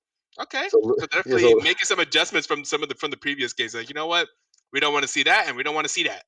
I guess they learned their lesson. As it looks like Outlaws does get the Cho'Gath, so they I guess Knights Yeah, of and Ishtar said, you know they're what, like, we'll well, give you you Cho'Gath. got to give him something. Got to give him something. So I guess Yeah, Laura said, I'm I'm done wondering playing. I'm who is chill. this. Like, is there support? Like a Thresh one trick, like a Selexa, like a Thresh god? Like why are they banning Thresh every single game? Well, Thresh is a very very good champion. Thresh can just make so many Maybe like good a Thresh plays, one trick, I suppose. I mean, I'm and assuming Thresh can honestly, one trick here. hey, it's strategy. It's literally strategy. Take away but here comes the set. Oh my goodness, that is about to be one hell of a set, ulti. Because I mean, if Cho'Gath Uh, gets bid, mm, that's a pretty good pick into it as well. That you're yeah, right. because I mean, the boss wants to go in, so all he's got to do is let Cho get big, let Cho stack, and if Set gets a good ult onto their team, oh man, that is going to hurt anybody that Cho'Gath lands on. And yeah, man, I hate Set. He's a good champion just for that reason. But I don't know. I think they learned, so we're gonna see. And it looks like Chicken Wing said they do content before they win. But we see the Zach coming out. Ooh, okay. I like the Zach pick here. And there goes Milu. I don't like Milu, but I guess if they're gonna pick it, it could work. Don't like it. I mean, I just don't like Milu. Like Milu is just he's a champion that just doesn't provide too much. Yeah, he provides a knockback. He provides a little bit of a heal, Oh, but Flex is a super Thresh one trick. 147 games on Thresh, 38 on their most next played. Okay, I see. I mm, understand now. All right, fair enough. well, I mean, I don't know. I don't know. But there's So that the Barrett Thresh though. has been a ban towards Alexa this whole time. Yes, Alexa. Well, I mean, hey, ban like I said, you banned their best champion and forced him to play something different. But he played good on that Zillion. They might run back with the Zillion, so they got the Varus. They might actually ban Zillion here just in case to see if they made That those Zillion adjustments. was huge. That Zillion was huge. So they have to ban the support. Going to ban out mid laners. They're going to ban out the Syndra. We did see that's good gameplay from Syndra in that game 1 from Ventro. So they are trying to ban that out. We're going to see the Jinx get banned away from the Galactic Outlaws. So that's taking away some ADC picks because Zaya's gone and Jinx. Yeah, So yeah, now the it's gonna Zaya and force the you to Jinx. What did we so see like them who? play? So we saw the Zeri in game Yeah, 2, I believe, and then we saw the Zaya. So the Zaya's from game 1, the Zeri in game 2. Here, the Jinx being banned away, I guess, from the research. We'll see what the last ban is when that's of Ishtar here. Do they the continue? And they're Caitlyn, gonna yeah. ban out Caitlyn, so they're really gonna pinch that ADC pool. So no Varus, no Varus, no Caitlyn, no Jinx, no Zaya.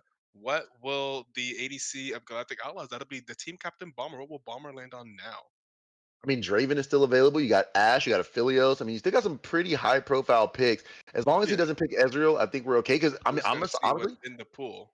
you have Jin. Jin is always a good pick, and Jin can outrange Varus and become really good. So they opt to ban Gragas.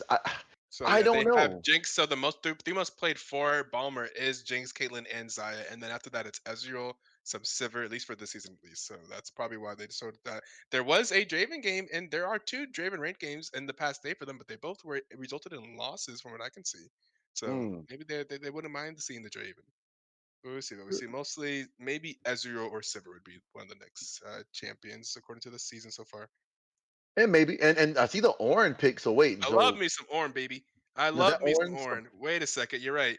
Where's the Orin set? support? Orin Where's the support Ornn then? going? No, Mm, No, wait. That might be Orin mid lane, Hey, maybe. it's a tanky game for what I see. I see Cho'Gath, I see Zach, I see Vlad. It's a G4, J4, Set, Varus, Ornn. This is a tanky game. Huh. We got some HP bars in this game for I sure. think that set might actually be going for Vladimir. I think that set might actually be mid lane. But I could see the Ornn going top lane as It's not, well. This is, huh? is this that set support? Hey, yo, set support was a thing for a while as well, and that sounds I great. mean, yeah, Set that support. is true. It could be set support with the Varus. I mean, that is possible because you flash E in, get the stun on them, and then Varus just cleans up. And yeah, And there goes that's the what I was silver. talking about. Yeah, there's a Sivir. I think Sivir's actually pretty good if it's against Varus. I think there's a lot of important abilities that a Sivir could use these spell shield against from Varus, like the ultimate or like the Q or something like that. So there's some pretty well telegraphed abilities there to get Sivir value off of the spell shield. Definitely. But I mean, but one thing about Silver though, she is a split pushing champion as well. So with her being able Yes, to she is. provide that push on the waves, I think that And gives she's pretty good at team fighting too. Her ulti's a great team fight ability. true, especially Ooh, for engage and Cass. disengage. Wait. So yeah, one of those characters are going support. Not Cass, but Huh. I'm gonna have Cass into that Cass into Vladimir matchup again. Yeah, and Which Cass was definitely a very, very, very good pick into that because Cass yeah. definitely made that team. So I think that was a very good pick there. I'm surprised that they didn't go for the ban on the Cass. I'm surprised on that, but in the long run, I think both of these drafts are pretty draft evenly because now people are in comfort. You've got Lyra back on her Cho'Gath. You've got Set Ornn. You've got J4. You got Zach. So I think this is definitely going to be This is gonna be some fights, yo. There's some, like I said, some definitely some HPs, and this, I think will be pretty interesting to see how this all turns out. So I guess my question is do you think that maybe you try to focus on getting Cho'Gath fed?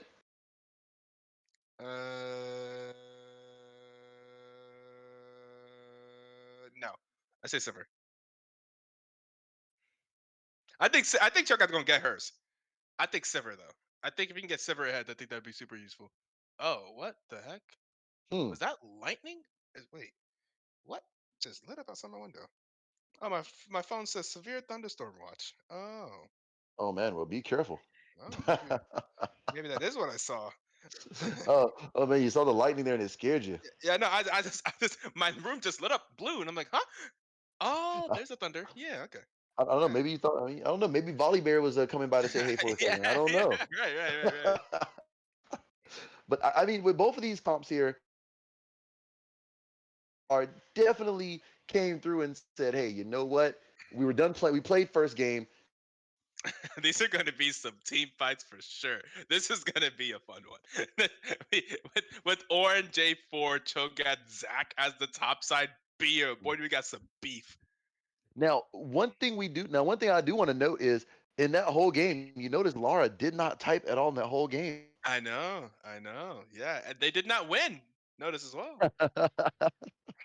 But I don't know. I don't know. Uh, Maybe she's got her Cho'Gath. Maybe she's mad. She's gonna. So it is gonna be an orange top. she's probably going to So say something there. let's I see what think happens. Cassiopeia is pretty good into this beef that we see here.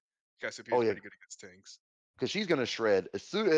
Yeah, she's just Honestly, good DPS. this is And not a Roa game. Varus is good against tanks too, actually. Yeah, with the shred Yeah, from his W. yeah, 10% health stuff as well. So yeah, this could be pretty good for them. If Cassiopeia goes Leandries and doesn't go Roa, I think that she can melt Cho, she can melt Zac, she can literally just burn them and do massive damage. So I think this is a Leandries game and not a Roa game. So we're gonna see how Cass builds this.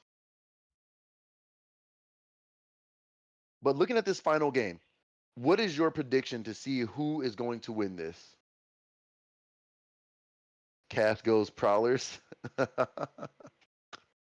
Casco's Prowlers here.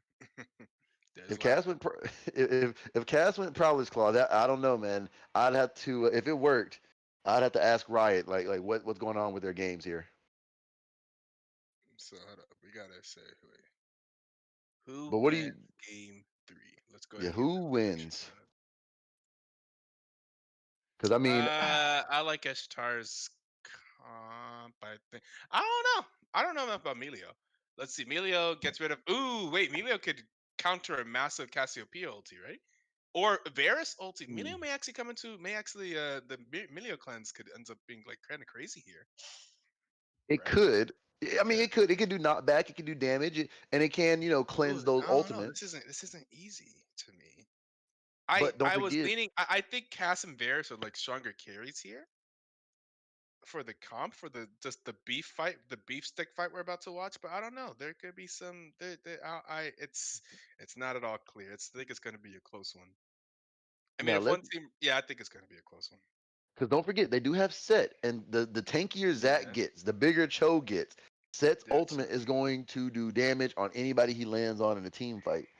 So that's fair. with That's fair. that, who's gonna win it? Like that's the question. That's gonna be the make or break. Is once again, it all comes down to who in Horn. You've got the Set ultimate. You got the Varus ultimate.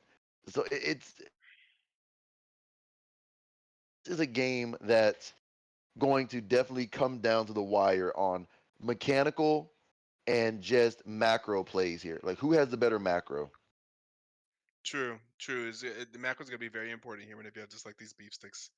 Just the macro's gonna be very, very important. And then it sits Gonna here be and how looks to up, engage and then it sit here and and to also engage the right type of engage. It's gonna be huge. definitely the engage is going to be the main thing. But which carry do you want to put it on? Because all you have for carry is really Sivir and Vladimir. Cho is going to scale I regardless. say Sivir.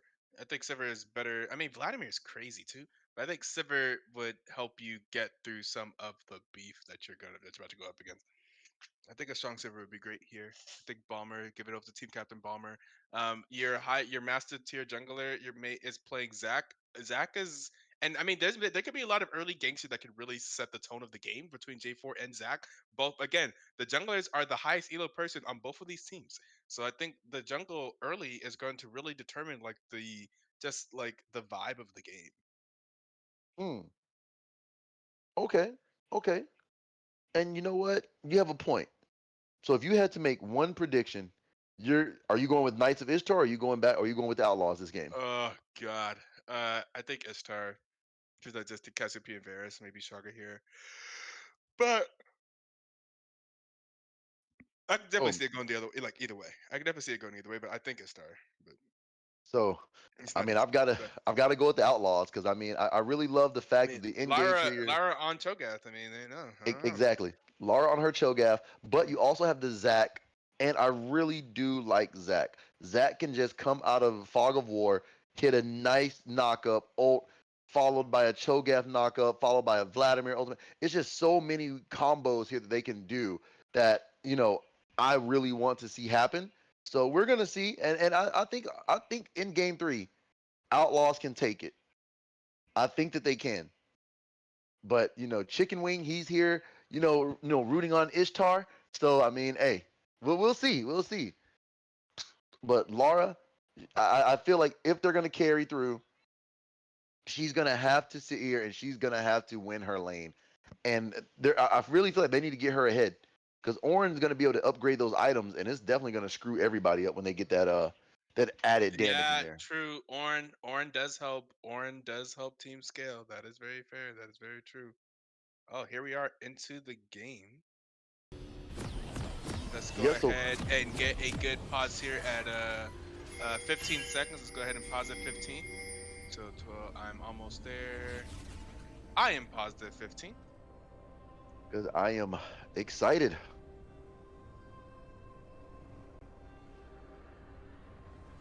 Let me see if production is positive 15 as well. Positive 15. Okay, we'll do our countdown. 5, 4, 3, 2, 1, play. 16, 17, 18, 19, 20, 21, 22, 23. All good. Let's zoom on out and let's get ready to rumble because we're going to be having quite, I think, a rumble fight here with these big tanks and with this going all in here into the 30 mid. seconds until minions spawn. Exactly. It looks like It it's gonna be a seems to be lot of where. engage. Oh, now, I fear nobody got messed up last time because he got Oh, caught. oh, But oh. he ain't made he didn't make the same mistake. But there he That's it. goes this time. But looks like he's gonna just run out there. They're just messing with him. Like, okay, yeah, here we go. Yes, Lyra. Hell yeah, Kate is not smart. Oh my god, I feel so bad reading that name. That feels like such an insult. I don't know, Kate. I don't know if Kate's not smart. But yeah, go Lyra. Minions have spawned. Oh, don't forget to open the scoreboard here. Uno, hit your Uno for for the people in the chat to see the scoreboard and the yeah. Yeah, definitely. 'Cause, I mean, they want to see the scoreboard. Silver level 2 engage. I mean, I don't think Silver is going to engage level 2. I would hope not. Silver level 2 engage. Yeah, I don't know if Silver does any of that. The Silver level 1 poke and level 2 poke and level 3 poke. Sounds more like Silver's game. So they're gonna help out with the. So they are also aware that I Fear Nobody started too, so they got that information. I don't even know who placed that ward, but. I don't know, but somebody both did. junglers starting top side, yeah. Now, it looks like it might. Look at Vladimir positioning very aggressively here in this lane. Yeah, I think maybe he realized. Look at the damage there. Now, not gonna have that cooldown and gonna be able to trade back a bit. But here comes Cass though. Cass is right there fighting right back. So I don't think that the Cass is gonna give that up. Oh, Cass actually hits level 2 first. Gonna hit that first Q, and gonna have to back up from Vladimir's empowered Q. Yeah, we're gonna have some fights. We're definitely gonna have some fights in all these lanes. We're gonna have some trades going on here. These top laners for sure are gonna be battling. Oh yeah, now I want to see, like I said, once again, I think Laura has bad blood with Tygoon here.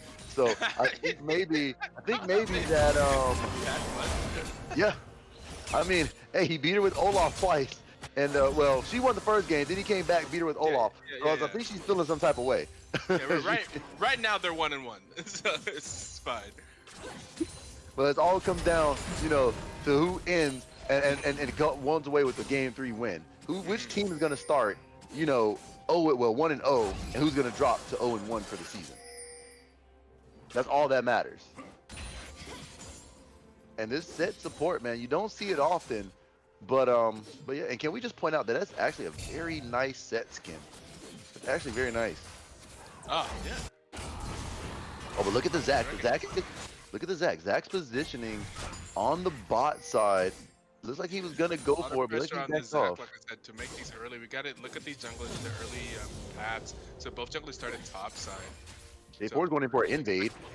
Yeah, which I think early J4 definitely 100% can invade Zac. Yeah, 100%. Yeah, because he's taking his Raptors, and all Zac can really do. I think Zac's taking his red. Good knockup by Cho. Yeah, Cho getting a lot of damage in there. We're gonna see the fight here. Zac potentially in trouble. Yeah, Zac 100% in trouble. We're gonna see the last of the teammates going, but soon the dude's gonna get low. Ooh, maybe not the best. And first blood goes to Zac. Oh, but actually another one. Milo goes down to the set. Looks like Zac did get back in. Did revive. They're going back in on the dark side. Looks like Zac might fall here. Yeah. Oh, Zac gets a cat. Oh, one more. Oh! The flash forward from the Bears is not going to complete the kill. Sivir used flash as well.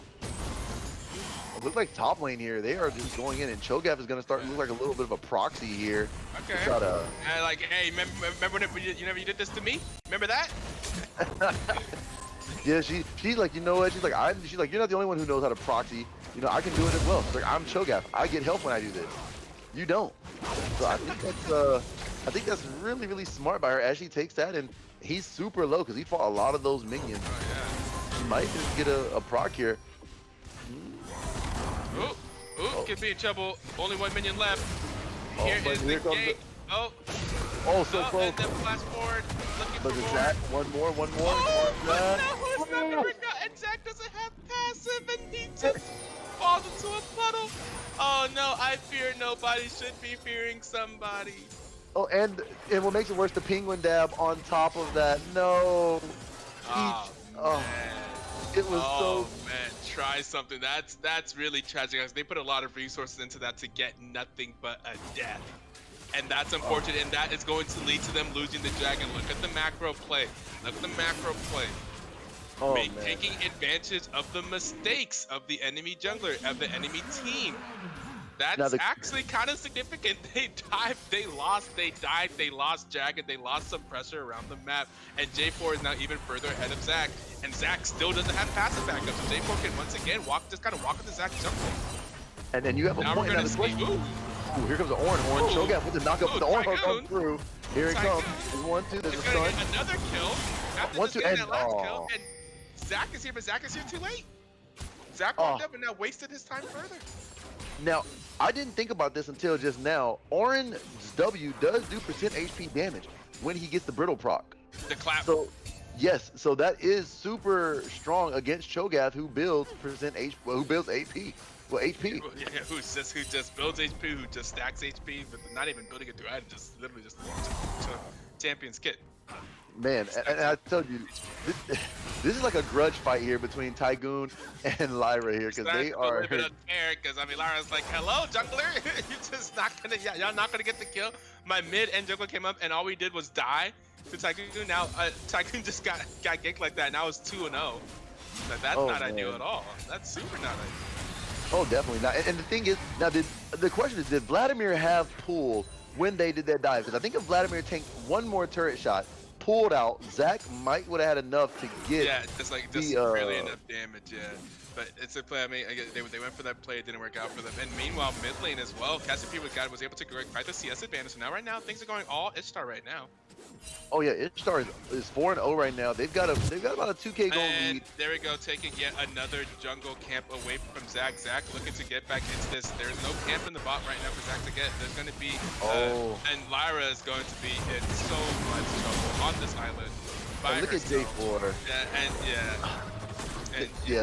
They're just punishing all Lyra. around the map here. We see Zach is here, but can Zach really be there? They're going to try to see if they could do some type of collapse onto bot lane. They feel like they got to make something happen. Are they going to go for the dive in bot lane? They are aware of this. There is a red ward in that river. They have the vision to see that Vladimir is coming down the river, and they're just going to back off. I think that's smart for them to back off there. Yeah, of course. The other plays, they're up 5-0. They're not have to like take part in these shenanigans, right? Like if they just cruise from here on out, then they're fine. And like we saw in game 1, Lara was getting behind, she was getting beat, but she kept her composure, and then she was able to just scale. So do you think that's maybe the same type of strategy? I think there is some scaling potential. I think Vladimir and Cho'Gath are both characters that can scale, even if they had poor games, like poor lanes. Like they'll be fine. Oh, definitely. Because I mean, Cho'Gath, she just got level 6, so I think for her getting level 6 is gonna exactly. be good. The level 6 is huge, and gonna just start getting those stacks and stuff like that. Yeah, so Cho'Gath will be fine. They just gotta keep their composure here, keep their mental. No one's too terribly far behind. They're doing fine in the bot lane. Bot lane's doing just perfectly fine. Bot lane's been kind of quiet, just kind of farming. But look at that Sivir crit. Oh my goodness. And the Sivir also just There's eating a ricochet. that. Look at the ricochet. Eating that. Ooh. Okay, bot lane's doing more than just fine. But they got to be careful. They need to back out because here comes J4. J4 is also doing pretty fine. You also do not want to run into J4 right now. J4 has some money, has some damage. Don't want to mess with him. Oh yeah, now J4 has more than just money and damage. He is just sitting here. He's got the engage, and he wants to go in on that. So because I mean, think about it. He gets that with the engage with the set. Hey, that's gonna be beautiful. The drag through, pull back. And that's what you want in your jungler. As he's invading Zach once again with the Zach is just really struggling here because he cannot really stay safe in his own jungle. Oh, and man. Roberto's taking advantage of that, and there's the ulti gonna go and pop Zach's passive yet again. And Vladimir is not going to be enough with Set walking up as well. Gonna do some damage, but it's not gonna be enough, and Zach's gonna go down, and the rest of the team's not able to rotate over in time. They're trying to see if they can get back into it now. There's potentially the ulti. Oh, but Ornn is here as well. There's a knockup. Oh, and that's just beautifully executed there. That was a late Ornn. Super late. Nilo flashes out, but Sivir's there. Sivir might get turned as a nope. There's the Cassiopeia, and there's the Ornn knockup. But actually, nope. Vlad pulls at the right time. Oh, but Vlad does die to the bears. Oh no! Man. All things are going Ishtar so far. Wow. Man, oh man. Ishtar stepped up and said, "We're gonna end this game. There's not gonna be." He's like, "You know what? We're just told gonna you that these junglers are gonna set the pace of the game, and look what happened here. Roberto 1-0-4, 5 KP out of 8, all over the place, and just constantly, Zach got behind from mistakes early, and they're just taking advantage of that. They're taking advantage of that. Just not letting Zach get back onto his feet. Hasn't been able to have any significant ganks here. Never make anything happen. Cho'Gath is taking advantage of the fact that Tygoon has been busy, but Tygoon's been busy doing some things. He's been out there helping his team, but yeah, Cho'Gath is able to pick up a lot of CS there. Cho'Gath having the most CS in the game, I believe, right now. Yes. Yeah, one thing she can do amazingly is CS, and she is great at it. And I mean, you know, she can hold the wave. She can kind of chill out here. She still has TP, I think. No, TP's coming back up. But at the same time, I really believe that she's doing good at just as what she's done so far. Orange is going to get beefy. He's already got a cow. So we're going to see. Yeah, you see, she's just really just focusing the CS right there. Like, you know what? Just going to focus on the CS, stay calm, and carry on. Just go ahead and scale. Here's the thing. There is an engage here from Zach. Zach's going to try another one. There is Cassiopeia with the ultimate. Zach does not have passive. Is going to try to do something, but it's going to run into BM stab potentially. Venture's going to get super low. There's potentially a fight. And it's a fight that they could win. Potentially, Zach managed to stay alive. He flashed out of there because Set was there. If he didn't flash, Set was going to get the kill. Is going to be fine on that camp. I hope he's fine on that camp. Yeah, I think so. Now, mind you, one thing is, don't forget, when Orin presses W, he is unstoppable. So Cho'Gath did try to knock him up, but yeah, like he just presses W and that's it. It's pretty easy. It's very telling. It's gonna be a dragon. The second dragon going over to Ishtar. 8-0 advantage, 5K advantage here at 12 minutes is not good. No, it's definitely not. And look at all the turret gold that's just getting funneled. Like Outlaws, yeah. All this turret gold is just getting funneled. Oh my goodness, Set just catches Melo out. And I mean, good thing to go. Here comes the dive. They're setting it up. They're setting here it comes. Oh, the Zach is here, but I don't think it's enough. There it is. And we're TP coming in here from Cho'Gath. Cho'Gath save this. Nope. Bomber's going to go down. Selecta is going to go down. I don't think Cho'Gath's actually be able to save this. And I Fear Nobody is going to barely get away. It's going to actually go down to the Bear. So we're going to see Vladimir's here as well. Oh, it's going to get engaged upon. Vladimir was not there at the right timing. It's going to go down there. And yeah, Lyra is not able to save her team. And now 11-0, just more and more further in favor. Not getting the fights that they want. In fact, getting all the fights that they do not want. Oh, definitely. Going in favor of Knights of Ishtar. Man, they are just sitting there, and this is just a whole different team from game one.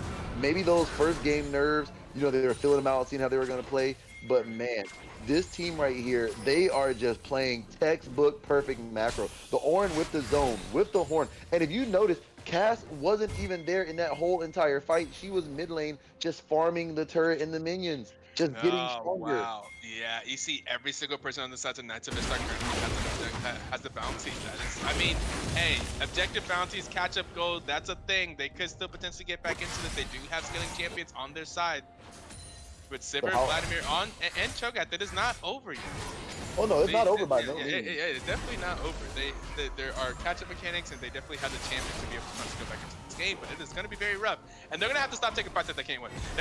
They keep trying, and they really just got to try to stop the bleeding and kind of stop taking fights against people that are just stronger than them right now.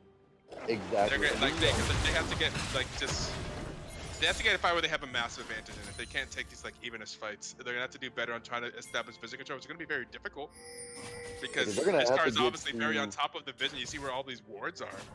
Oh yeah, they're right there, and they're gonna have to step. And yeah, we see them try to get some more vision control of their jungle. Knights of Ishtar very good at taking advantage of whenever you have a lead, whenever you're in the head, you should be pushing your vision line. So they're just pushing into their jungle. Do they potentially get a pick here onto the Metro? The problem is, are the teammates too close by? I think the teammates were too close by. I don't think that was the better thing. It's like I was saying, they need to stop taking fights that they cannot win. They need to be more aware of where the Knights of Ishtar are placed, or where they're positioned. That fight was not that they were simply too close. They were simply too close to that to engage that fight. If they were able to, if it was a catch out, yeah, sure, but it wasn't a catch out. They were close enough to help. Oh, definitely. And gonna have to hit the. There, and he is had down. to sever. I was like, gonna have to spell shield the pool is what exactly what I'm about to say, but did not spell shield the pool from Set, and therefore just gonna get absolutely demolished right there. 14-0 right now with the goal lead 9K. And J4 is right there. Look at it again. J4 is right here on J4, J4. Well, Brent does a crazy jump. I'm telling you. Hey, they gave him. They gave her the Cho'Gath. They gave it to her. Say, here, we dare you to take it. We want you to take it. Oh man, and now they are really just punishing and keeping their lead. Now it's almost a 10K lead here. It's almost 16 minutes. Perfect game. Oh no, I don't know. It's looking like it's so far. And they are playing objectives. They are playing what they need to do. Here's how you keep a win. whenever, instead of like keep fighting, getting the fights, like you gotta keep the pressure on, keep pushing the ward line, keep pushing for vision, keep making them fight you by pushing into their jungle and just like and baiting them into fights essentially. And then you just take the objectives. You take the objectives, you end this game before they have a chance to scale back. And you're right, and that's the main thing is how do you bring this back? Like I know they're probably fuming, I know they're getting upset, I know they're like, man, they are everywhere. We can't catch them, we can't stop it. So now at this point, this is where team mentality comes into play for them to kind of, you know, gonna be seen like, there and potentially go down. It's trying goddamn hard is doing like no damage for Roberto, just tickling Roberto that entire time. They're gonna go ahead and decide to take this fight. They're gonna engage this fight. Do they think they win this fight? Do they think they win this fight? They might. I don't know, because Zach is gonna engage. There they go. Oh, there's 1, 2. There's the set. I feel There's like you down just by 2. let Zach die there. I mean, I don't think there's anything you can do there. I don't think there's anything you can do because there's the game right there with, I mean, literally, Frostbite just comes in. And I think this is just where we're fighting at here. And it's literally just kind of a hard fight because, like I said, Orin, just his W, boom, done. And that's the main thing is how do you come back from this? Once again, all 3 players have not been touched on the side of Knights of Ishtar. They set up a good vision line all throughout the bot lane. They're fighting on every objective. I mean, well, we've got a Cloud Soul looks like that's coming up, but you know, they just have to sit there and turtle. I feel like if you turtle, you're good to go. Yeah, you can't keep taking these fights, yo. You do not win these, even slightly. Like we saw Zach use every single ability and try his absolute hardest and do like a quarter of Roberto's HP. It's just simply not possible. And like, it's just, the gold gap is too large right now to be taking those fights. And now, one thing I was concerned about here was, look at Cassiopeia. She's got Leandries. That Leandries is gonna burn the Cho'Gath, the Vlad, and the Zach. Yeah, so, Cassiopeia got 2 items right there. Cassiopeia feeling real nice. Exactly, and that's the main thing. Like with that right there, and she's only got 2, and she went Sephiroth. So now she's super strong, as well as Varus has Nashor. You know, Set has Kimtank. So, well, Kimtank. So this is definitely gonna be a hard one. and here comes the BM. Uh-oh. Gotta be careful. There's Vlad. Uh-oh. They're knocked up. Look at, oh my goodness. The combo right there on him, but Zach is here to help. Maybe the bait is there. Good stun. No, they can't fight Tycoon 1v2, man. Hey, they're trying. They're trying. Oh, Tygoon gets the kill on the Vlad. He's going in on the Zach as he's just gonna run out. Wow. But hey, at least they're trying. That's tough, bro. That's tough. Here you go. At least they're not giving up. That's the main thing. They're not giving up. They're still trying to make something happen. You know, sometimes you've got to make, you know, you've got to force something. When all is said and done, you know, you got to leave it all out there on the rift. And I think that's what they're trying to do here. They're just trying to stop the bleeding here. But look, Cho'Gath, they have no vision. Cassiopeia throws them by Aslan. Cho'Gath is stuck. There's a J4 drag through. Oh, but again, the vision game is tough here. You see what they're doing. You see this vision line. You see where they have their wards. They are just not letting them step out of their, like, step out into the parts of the rift that they control. They're just taking control systematically of the entire game, of the entire map. And honestly, Baron's up in 7 seconds. Yeah, oh yeah, and they just, I mean, you think you just do Baron at 20 here, and you can just like probably potentially push to end the game off of it. Yeah, exactly. I mean, as far as you are, this is just keeping your foot on the gas. They're not letting up. 100%. Like I said, these are an experience. This is an experienced competitive team. They've been playing BTL for 3 years. They know, like this is what you do. This is what you do. This is how you end games in the competitive league. Yeah, and they did a good job. Like they're doing really good. You play objectives, you push your vision line, you get picks, you get fights. You want to fight as often as possible. Honestly, when you're in the lead, you fight. You stick together. You just make it so that they just never get an advantageous fight. And one of the best way to do that is the vision game. And one thing I'm loving here is the fact that Tygoon is so strong, nobody can 1v1 him. And that's really where the split push comes in, which allows you to do this. You got to have somebody match Tygoon. Who can match him? Nobody can match him at this point. So at this point, you can And you stay can just group look of at like four. the vision scores across the board here. I mean, look at the set 42 vision score compared to 26 on the other side, 17 in the mid lane compared to 10, 20 compared to 15 in the jungle, 16 compared to 9 in the top lane. It's just they're I mean, it's tough because they got these advantages and they just push these visions. Where they really had to. I don't even know what you. This is kind of tough. I don't Yeah, even know see, what look you at do and look at Tygoon just pushing in top lane. Somebody has to match him. They can't let him push. But here comes the minions. The Baron minions are on the way. I mean, Sivir does do damage, Yeah, here but it is. is it going to be enough to Sivir does actually not do do it? enough damage. Yeah, see, and there's and Shogath is just trying to stop the bleeding here on Ornn, Yeah, but it's not going to be enough. it's tough. I fear nobody. Zach is just not going to be able to do anything here. I just don't think for the role that they need, I fear nobody to play, that Zach is like the play. Yeah, I think Zach's the pick. They need I fear nobody kind of has to be like on a more. I think Zach. I mean, Zach was the could pick. have played here, but like now I feel like they're just like lacking damage from his role. Well, Zach is possible. I feel like in this situation where Zach is so weak early game, maybe into J4 too. I think Zach into J4 is probably not very good at all. So maybe that was a problem. I don't remember the pick order there. So if J4 Well, they is picking picked Zach, then maybe. no, J4 picked first, and he picked Zach into J4. Now the main thing here is though to look at is if Zach didn't get invaded all game, they invaded. Oh, he gets stepped in. Oh, there's another kill. Zach's has to pop again, as Zach is just gonna die. But here's the thing: if they didn't invade Zach all game, I think maybe, just maybe, Zach actually, helps. And that's about it. But they just invaded him. They stayed up top, and then that die bot lane. He died bot lane, then died top lane. It just kind of threw him back, and it slowed down how scaly Zach can be.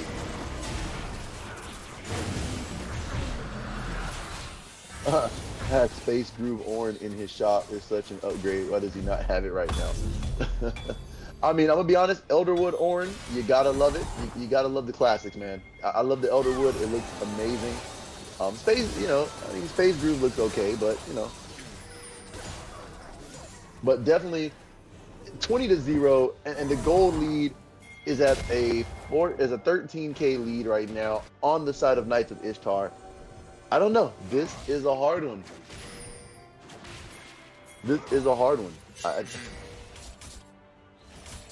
I mean, this would be a game where I'm gonna be honest. This will be a game where somebody will be like, "Oh, FF15." They wouldn't even try. yeah. But it's game 3 and it's a competitive environment. It's a little bit different. Oh, definitely. You got to keep trying. This is a game that tests your mental as a team. To be honest, it's definitely not bad. This is how you can test your mental as a team. The mental of your teammates, see how you deal with adversity, see how you go on to the next game, see how you prepare for the next week in practice, see how you analyze games. Like this, whenever you go back and bot review, like see what the analysis is like. What do you think went wrong here? Analyze the pick, the draft. Like this is a learning opportunity. Definitely. You can think of it like that. I'm not saying the game's over, but I mean. Oh no, I mean I'm not saying it's over by no means, but at the same time, But at the same time, I'm only saying that. Really, I'm just kind of saying that to be nice, because it'll be like, I mean, it's hard to believe in my mind that there's a way, especially with the way how systematically, just because Ishtar's not making any major mistakes. Exactly. They're not making like they're doing all the right things. Like they're not doing the classic team that gets ahead and gets cocky mistakes. They're still playing solidly. They're doing this 1-3-1. They're getting their objectives. They're pushing their vision line. They're not really doing anything stupid. Like by stupid, like things that that can make you throw a game. They're not doing any of those things that can make you typically throw a game. They're not typical NA team. They're not playing like a typical NA team. They're not playing like a C9 or TL or any. We'll see how hard they can turtle here. They can kind of just wait until like the next major objective, which I don't. Well, we will have the Baron in a minute, and then see if they can use the Baron to push. I mean, if they're able to break a inhibitor turret, then it'll be pretty good. I will say on the side of Galactic, what they have in their favor is they have incredible wave clear. They have incredible wave clear, and that really helps you turtle in the turtling situation. They can really just get a lot of. They see this farmer, a lot of farm into Sivir here. They do have incredible wave clear. That what did it used to be called? Was it like Sivir 500 CS win condition? That used to be like a thing. Oh yeah, definitely. Right? Remember that? Yeah. So I mean, like, hey, hey, if they can just sit here and turtle forever, I don't think it's going to be allowed to happen because I think the Baron's they're going to use the Baron to break the base. And they also have the tanks and the ability to dive on the side of Ishtar with the J4, with the Ornn, with the cast. Like they're not just gonna let them sit there. I think that could be a mistake. If they do not dive, if they do not get Baron and they do not use it to dive and like force a tower, then that could be a mistake on their part. But I think right now they're doing pretty good. Yeah, I mean, because you can't. I mean, you Methodical got is to our give MO. exactly because you got to give the Baron. You got to sit here and you just got, like you said, turtle. And they must get Baron. Absolutely But you don't. But I think the issue here is you don't want the waves to push out too much because now that the waves are pushing, you know, you really can't turtle. Now you got to make sure they push it back to you. Yeah, you got to make sure you run back to your base before you get caught out. You can't get caught out here for sure. 100% cannot Here get comes caught the out. Ornn TP. Ornn TPing in, so now they're going to try to break it. I think this might be the final team fight. Yeah, and everyone has to be back in base in time. Vladimir has to get back in base in time. I think Vladimir is probably going to make it back in time, so this is like their chance. They have to try to clear it remaining that they can. Milo just tickles, and see, and this is why I say I don't like Milo. He is just a champion that does not do any engage, and you really want a champion that does engage. There is the ultimate. Oh my God, Lara just gets bursted. Jesus. So Zach is trying to load up. Okay, well, turns out that wasn't going to be that entertaining because it's just going to happen immediately. Yeah. Like I said, there's going to be the dive. They have to engage. They're going to get the pick.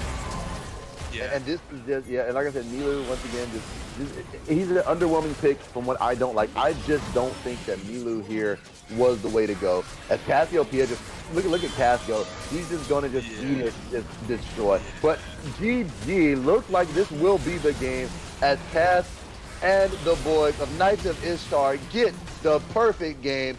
0-24. Wow. Beautiful play by Knights of Ishtar. No deaths, none at all. Yeah, that was a 100% perfect game from Knights of Ishtar. Is it the first ever no kills, no towers, all Drakes, all Barons perfect game BTL? We've had 7 years. I don't have an encyclopedic history of all the games of BTL because that 15-minute game that we had a few seasons ago, I'm pretty sure was also probably a perfect game. But I don't know. Thank you for following Zara. You aren't following? Is that a new account, or are you not following? Have you not been following the entire last season that you played? But yeah, that was a masterclass of a game. Man. I So can tell you that. Who is the MVP? As it would be a question because that was a masterclass. to Like be that honest, last game right there. Like that is like a masterclass of what to do. I don't know. To me, I say Tygoon. I think because Tygoon? I believe because Tygoon held down the top lane, he made the amazing outplay to have the Zac die, which definitely Oh, put that's Zac behind. true. That's true. That At like, first, oh God, that just blew the game open at that point. At that point, I was like, ooh, now things are really back. I think they got the dragon off of that, and they got pressure bot. It just all went super poorly after that. So yeah, for who do you sure. want to get in here? Do you want to get Tygoon or do you want to? Yeah, Who do you think you want to get? we can get Tygoon up in here. Let's get Tygoon in here before we head off to bed. Yeah. And since Tygoon is a vet, I'm not gonna politely ask him. But for moving, I'm just going to go ahead He's gonna get him in here. and just yank him. Yeah. We'll just go ahead and yank Tygoon because he's probably been here before. He know how it go. So we don't got to be all polite. Hello, Tygoon. Yeah, what up, dude? What is up, So buddy? do you have do you have something that you want to ask first? Yuri? Yeah, so Tygoon, going against Lara in game one, she came back with the Cho'Gath. You went with the Olaf. She did great to come back and win that one. Game two, y'all banned the Cho'Gath. She comes to Pantheon. You go crazy on the Olaf. Game three, they take away your Olaf and your Fiora, and they give you the Ornn. What was your thought process on going against her a third time? Like how are you going to prepare for giving her the Cho'Gath again? I mean, to be honest, like Cho'Gath is actually kind of an easy champ to get like prio if you know how to like manage waves. So we weren't like too afraid. The only thing was like we are hoping like he doesn't or she doesn't get too out of control, I guess. And with the Ornn, we can kind of outscale, and I kind of just thought that I could punish her like every game. So Okay, that was kind of the thought process. So you weren't worried about her Cho'Gath after game one. Like after seeing that game one, you weren't worried at all. No, honestly, like game like I'm pretty sure Ishtar, like we've played in a few tournaments, and literally every single season, like we lose like one game in the first series, like every single time. So we were kind of like, okay, Like you always get smacked in the mouth for your first game. Like, oh, that's right. yeah, Got to get back into competitive shape. Whoops. Oh, that's right. Yikes. yeah. No, Yeah. we scale, right? Yeah, So yeah, yeah. We scale. y'all are better as We, long as we the scale in series game. That's the goes. scale throughout the season. Yeah. Yeah. Now that amazing outplay with the 3-man dive top, and you barely survived. What was going through your mind when Zach was trying to kill you, and you still get the kill? Oh, you mean early? I heard. So I was fighting Lyra, I think, and then I see Zach coming, and then all I hear is Vlad is also on the way. I'm like, oh shit. So to be honest, I thought I was just dead, but then So I. here's the thing. I feel like you probably should have been, to be honest. To be Yeah. honest, my fellow caster here just said extreme outplay, and to me, I'm thinking kind of an extreme misplay. I feel like Bro, this. I'm just running backwards. They're running into me. Yeah, I know. That's what I'm just like. So, should we allow Lyra to get? Wait, Lyra, you need to be in a. If you want to come in here and talk, you're gonna have to be in a voice chat since Lyra. Did you notice, by the way, all chat in game one from from Lyra? Oh, From Lyra was hella communicative in game. That is for sure. yeah. It was kind of entertaining. I don't really talk that much, or else I'm like, I guess I get toxic to the enemy team, and I don't want to do that. So I'm just letting her fucking do her thing. Sorry. And we What and the we've got fuck is going on in here, guys? What's and up? we've got Lyra in Yeah. here, and we've got their opponent. So it was like it was just a lot of. I mean, you know what? I gotta respect the confidence to be because this is like your first time in BTL, I think, right, Lyra? Oh yeah, absolutely. Yeah. So I was like, I gotta respect the confidence to just I mean, why wouldn't I have come in and confidence? We talk win to. easy. Well, but you won the first game, but Yeah, but easily. okay, All I'm saying. okay, actually, you know what? Ooh. I need a reaction because your team is all gone. So I need a reaction because typically whenever we see that and then we see the team just gone, like, well, I feel like they don't. How was your Oh no, team we just feeling? hopped into What a is? different server. We're feeling fine. Oh, okay.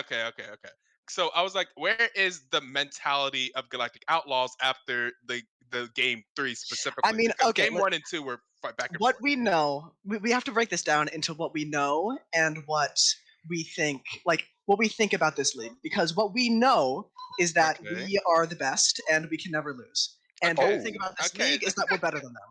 So Ooh. it's just I feel like it's just little baby steps, you know. Baby steps. All right. Okay. All right. And that's all love there is it. to it. I We're love. scaling for like 3023, maybe. I don't know. Ooh. Okay. You know what? I think the rivalry may be starting to build here because I mean both top laners I were like going it. in. Rivalry The means Outlaws. competition, though. It's the You kind of Outlaws try to versus. game them, It's right? the Like Outlaws that's versus not the really. Knights. It's the Knights that are bringing the Outlaws to justice. It's the Outlaws versus the Knights. I mean, I think it makes perfect sense. I It am makes still perfect sense. honestly upset that my team chose to not go Space Cowboys. It's upsetting to me. Space Yeah, Cowboys. man. Honestly, I was down for that. I was like, oh, like a bomber decided, oh, we could change the Galactic Outlaws. Like, but I mean, we can have two Cowboys because we had the Cat Cowboys and we had the Space Cowboys. And whenever I was making the roster, I was like, wait, did y'all plan that ahead of time that you're both Cowboys? I guess they didn't. They just happened to have Cat and Space Cowboys. He was like, okay, well, we'll change the Galactic Outlaws. I was like, oh, you don't have to. Oh, But is that he why was you like, guys swapped?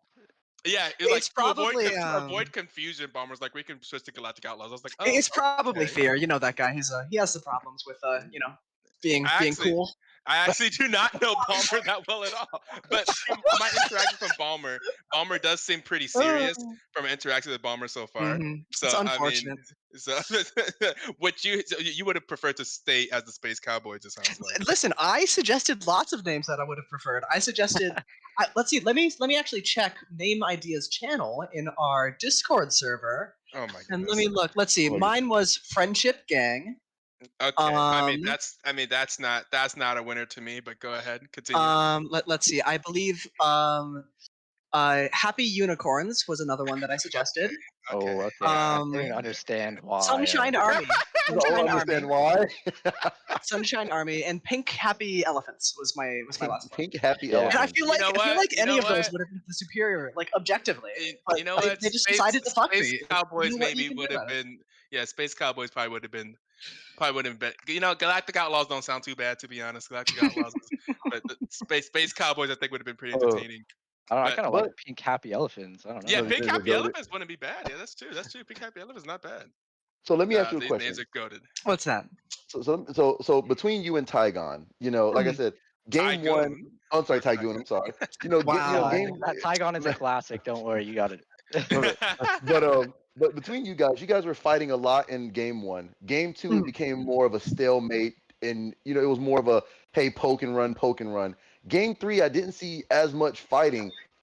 If you guys play again down the road In Mhm. playoffs, it would have to be in playoffs. in the playoffs, if you guys make playoffs together and you guys are against each other, Which we will. how do you get over this game and prepare to fight Tygoon again in the top lane? I might have to play some norms just because I'm not used to playing against such low elo people, honestly. The Halo people, y'all are the same, like essentially the same elo. Anyways, Dude, it's my question is, ow.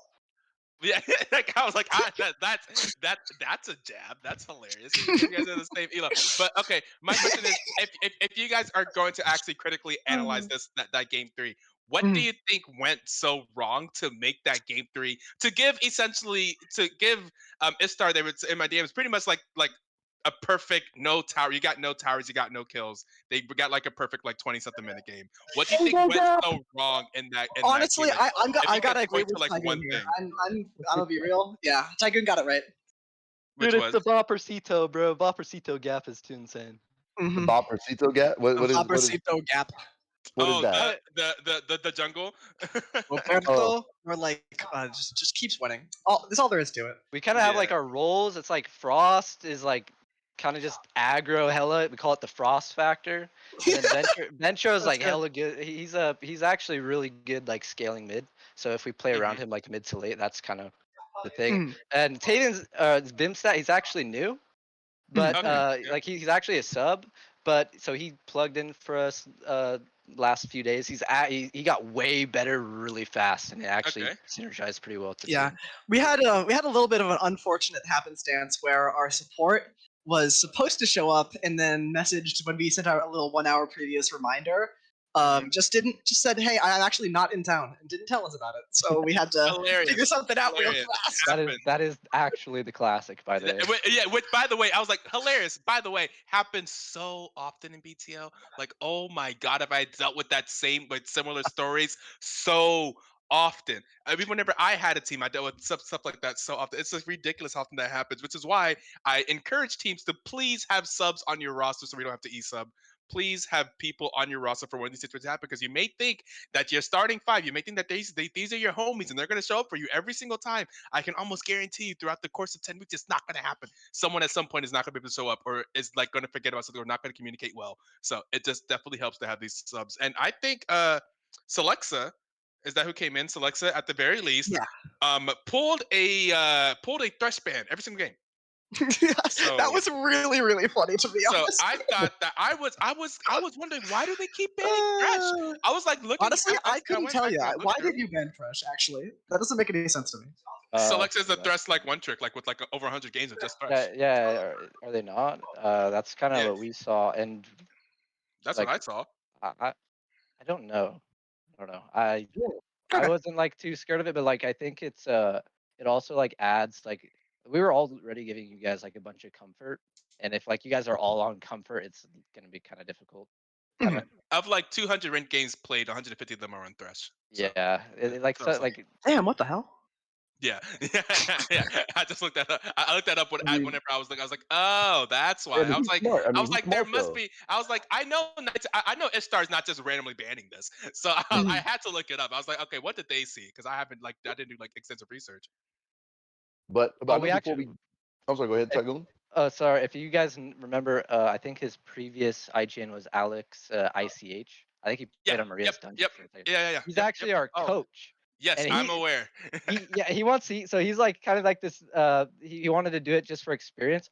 This guy is insane. This guy's typing like 3 Oh, is he? essays Oh, about our I can like imagine. for our prep. It's crazy. It's I can crazy. imagine. You Oh my literally have a God. Korean coach. You literally have a coach Yeah, from we literally Korea. have a Korean coach. Yeah, So And it's that's good. like literally no joke. Like literally came over to think to NA from Korea because I remember whenever he first joined BTL for season 7. By the way, that's how much of a throwback it is. Season 7. Whenever he ended up being on Maria's dungeon, there was some okay. It was on Maria's dungeon the season that they won. And whenever he came, I think his English wasn't so good back then, but we had oh, I it's think that's so what good. we ended up getting him into the league because he was able to talk to Maria. Maria literally is in Korea, so they were able to like talk to each other. And then he like hit me up recently and came back. I think he tried to coach someone last season, but I think no one actually picked him up or really contacted him. So he came back this season and tried to see if he can get someone into coaching to try to practice. And you guys picked him up, and I Yeah. guess So he's doing something with it. his IGN now is Vonta, if anyone knows, and like maybe you can't have him this season, but if anyone wants to like give him a paid position, that guy. Shout out He's to insane. Vonta. Nice. Okay, nice. I'm glad that that's Nice. actually working out. I love to hear that. I love to hear that. I love that because he's actually been. You're telling me that he's actually been DMing me a lot. So yeah. Oh, really? Yeah. Well, you said his English wasn't that good, dude. His English isn't like it's actually very clear. Like it's I actually haven't I good. haven't actually talked to him. I'm saying this was like when I think season 7. This was Season 2019. 7. It's been How many almost 4 seasons have there years. been? We're on season 14. Damn. Yeah, we've been around for a long time. We've literally been around for about 7 years now. Listen, We're about all to I hit know 7 about years. this league is Sued the Dude, my man, best mid laner in this league and in North America by far. Just said join the league, and I I said, all love right. that. I love that energy. I love that energy. I could not disagree with you more, but I love that energy. Okay, let me not say that. That's rude. I'm saying that Damn. there are a lot of good mid laners in the league. So Hey, yeah, I'm A like, lot I'm of just good saying, mid laners, and yeah, yet, because I mean, I'm just saying, if he plays with Vladimir against me, I'm just saying I'm gonna beat him regardless because I'm the best mid laner in A. Just saying, Mhm. right okay? now, in terms of Okay. pure rank, I think Mr. Krabs is the highest ranked one, but then we also have like the La Mhm. Shavana. Guru is doing pretty good. Ventro has Yeah, but You Ventro will is just eat Ventro. your Yeah. words when Ventro you is see the- Sued the Dude 19 absolutely fucking gap Showmaker in the World's Finals. Did you All guys? right, we'll Yeah, see but it. All I'm what saying. I'm a what does that Showmaker mean if fan. Ventro went perfect 6-0-7 versus Suddha? Like Ooh, I Mhm. don't. ooh. That guy. That's It's a true. jungle That's gap. true. Sometimes That's Showmaker true. loses. You know? It's just the jungle cap. Yo, The jungle if gap. you ever heard of jungle and mid talk, jungle is mid gap and mid is jungle gap. So Yeah. Yeah, True. that is true. Yeah, that is true. Yeah. That is true. That is true. But before we get ready to head out of here, Tygoon, good game tonight, man. You played a hell of a game. You and your team, you guys go to 1-0. You crush my dreams of a perfect sweep from from my Galactic Outlaws. Man, I'm just saying, Laura, you are still number 3 waifu. You still played great. I love your Oh, confidence. come You are, on. I've been demoted. I mean, Fine. like I said, if you would have won this, you and Jordan might would have been right there together. You and it her should have right popped there. off. It's Goddamn. rough She out did. here. She did great. But hey, you're still Mhm. there. You have 9 more weeks to prove to me that you can be number 1. 9 weeks? Nine, nine This goes so long. What the hell? yeah, 9 weeks. You got 9 Can we weeks. do all the games this week instead? I'm I down. wish. I wish. That's a lot of streaming there. Um, but I appreciate you guys. You guys are amazing. I'm looking forward to seeing more of you. I really am. Absolutely. Yo, shout out to you guys, the casters. By the way, I love dude. We started For watching the real. first stream. Your guys' energy was on point today. So good shit. Oh yeah. So I'm actually I'm actually glad that Ito actually brought me back. This is my Can you first guys hear me? time. Yeah, I can hear you. This is Oh, my first time. my power just cut out, by the way. Ooh. I am on my phone now and on rotary power. So I guess I'm gonna head out and check to see the rest of my apartment and stuff is fine. All right. Well, I'll end All it right. here, man, and you get your apartment set, buddy.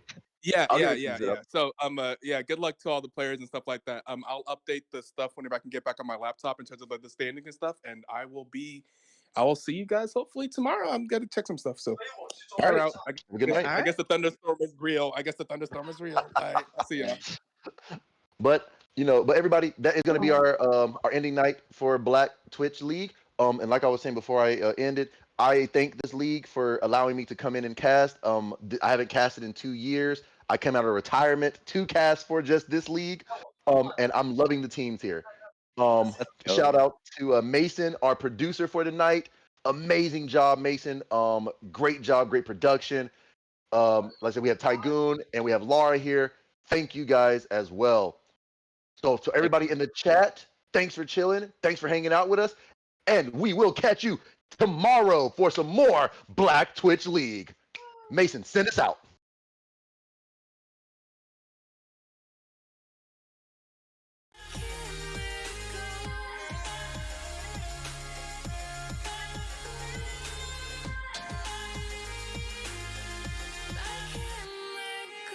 Things must be easier for you, 'cause I'm stuck here while you're somewhere new.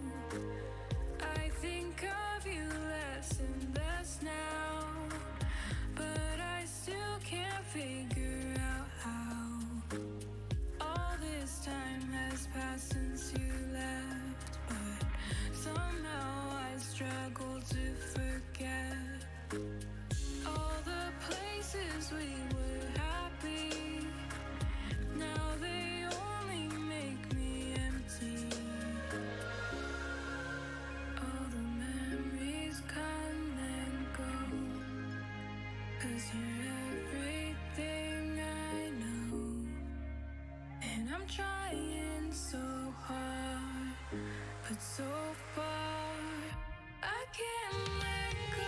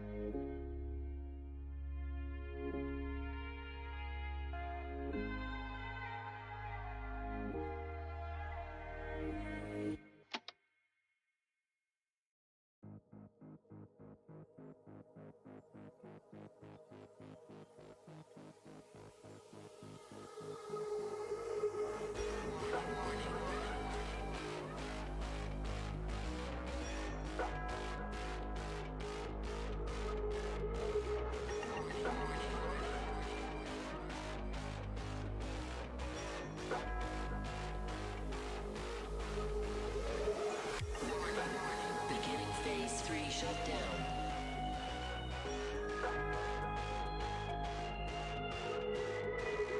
Warning. Oxygen levels depleted.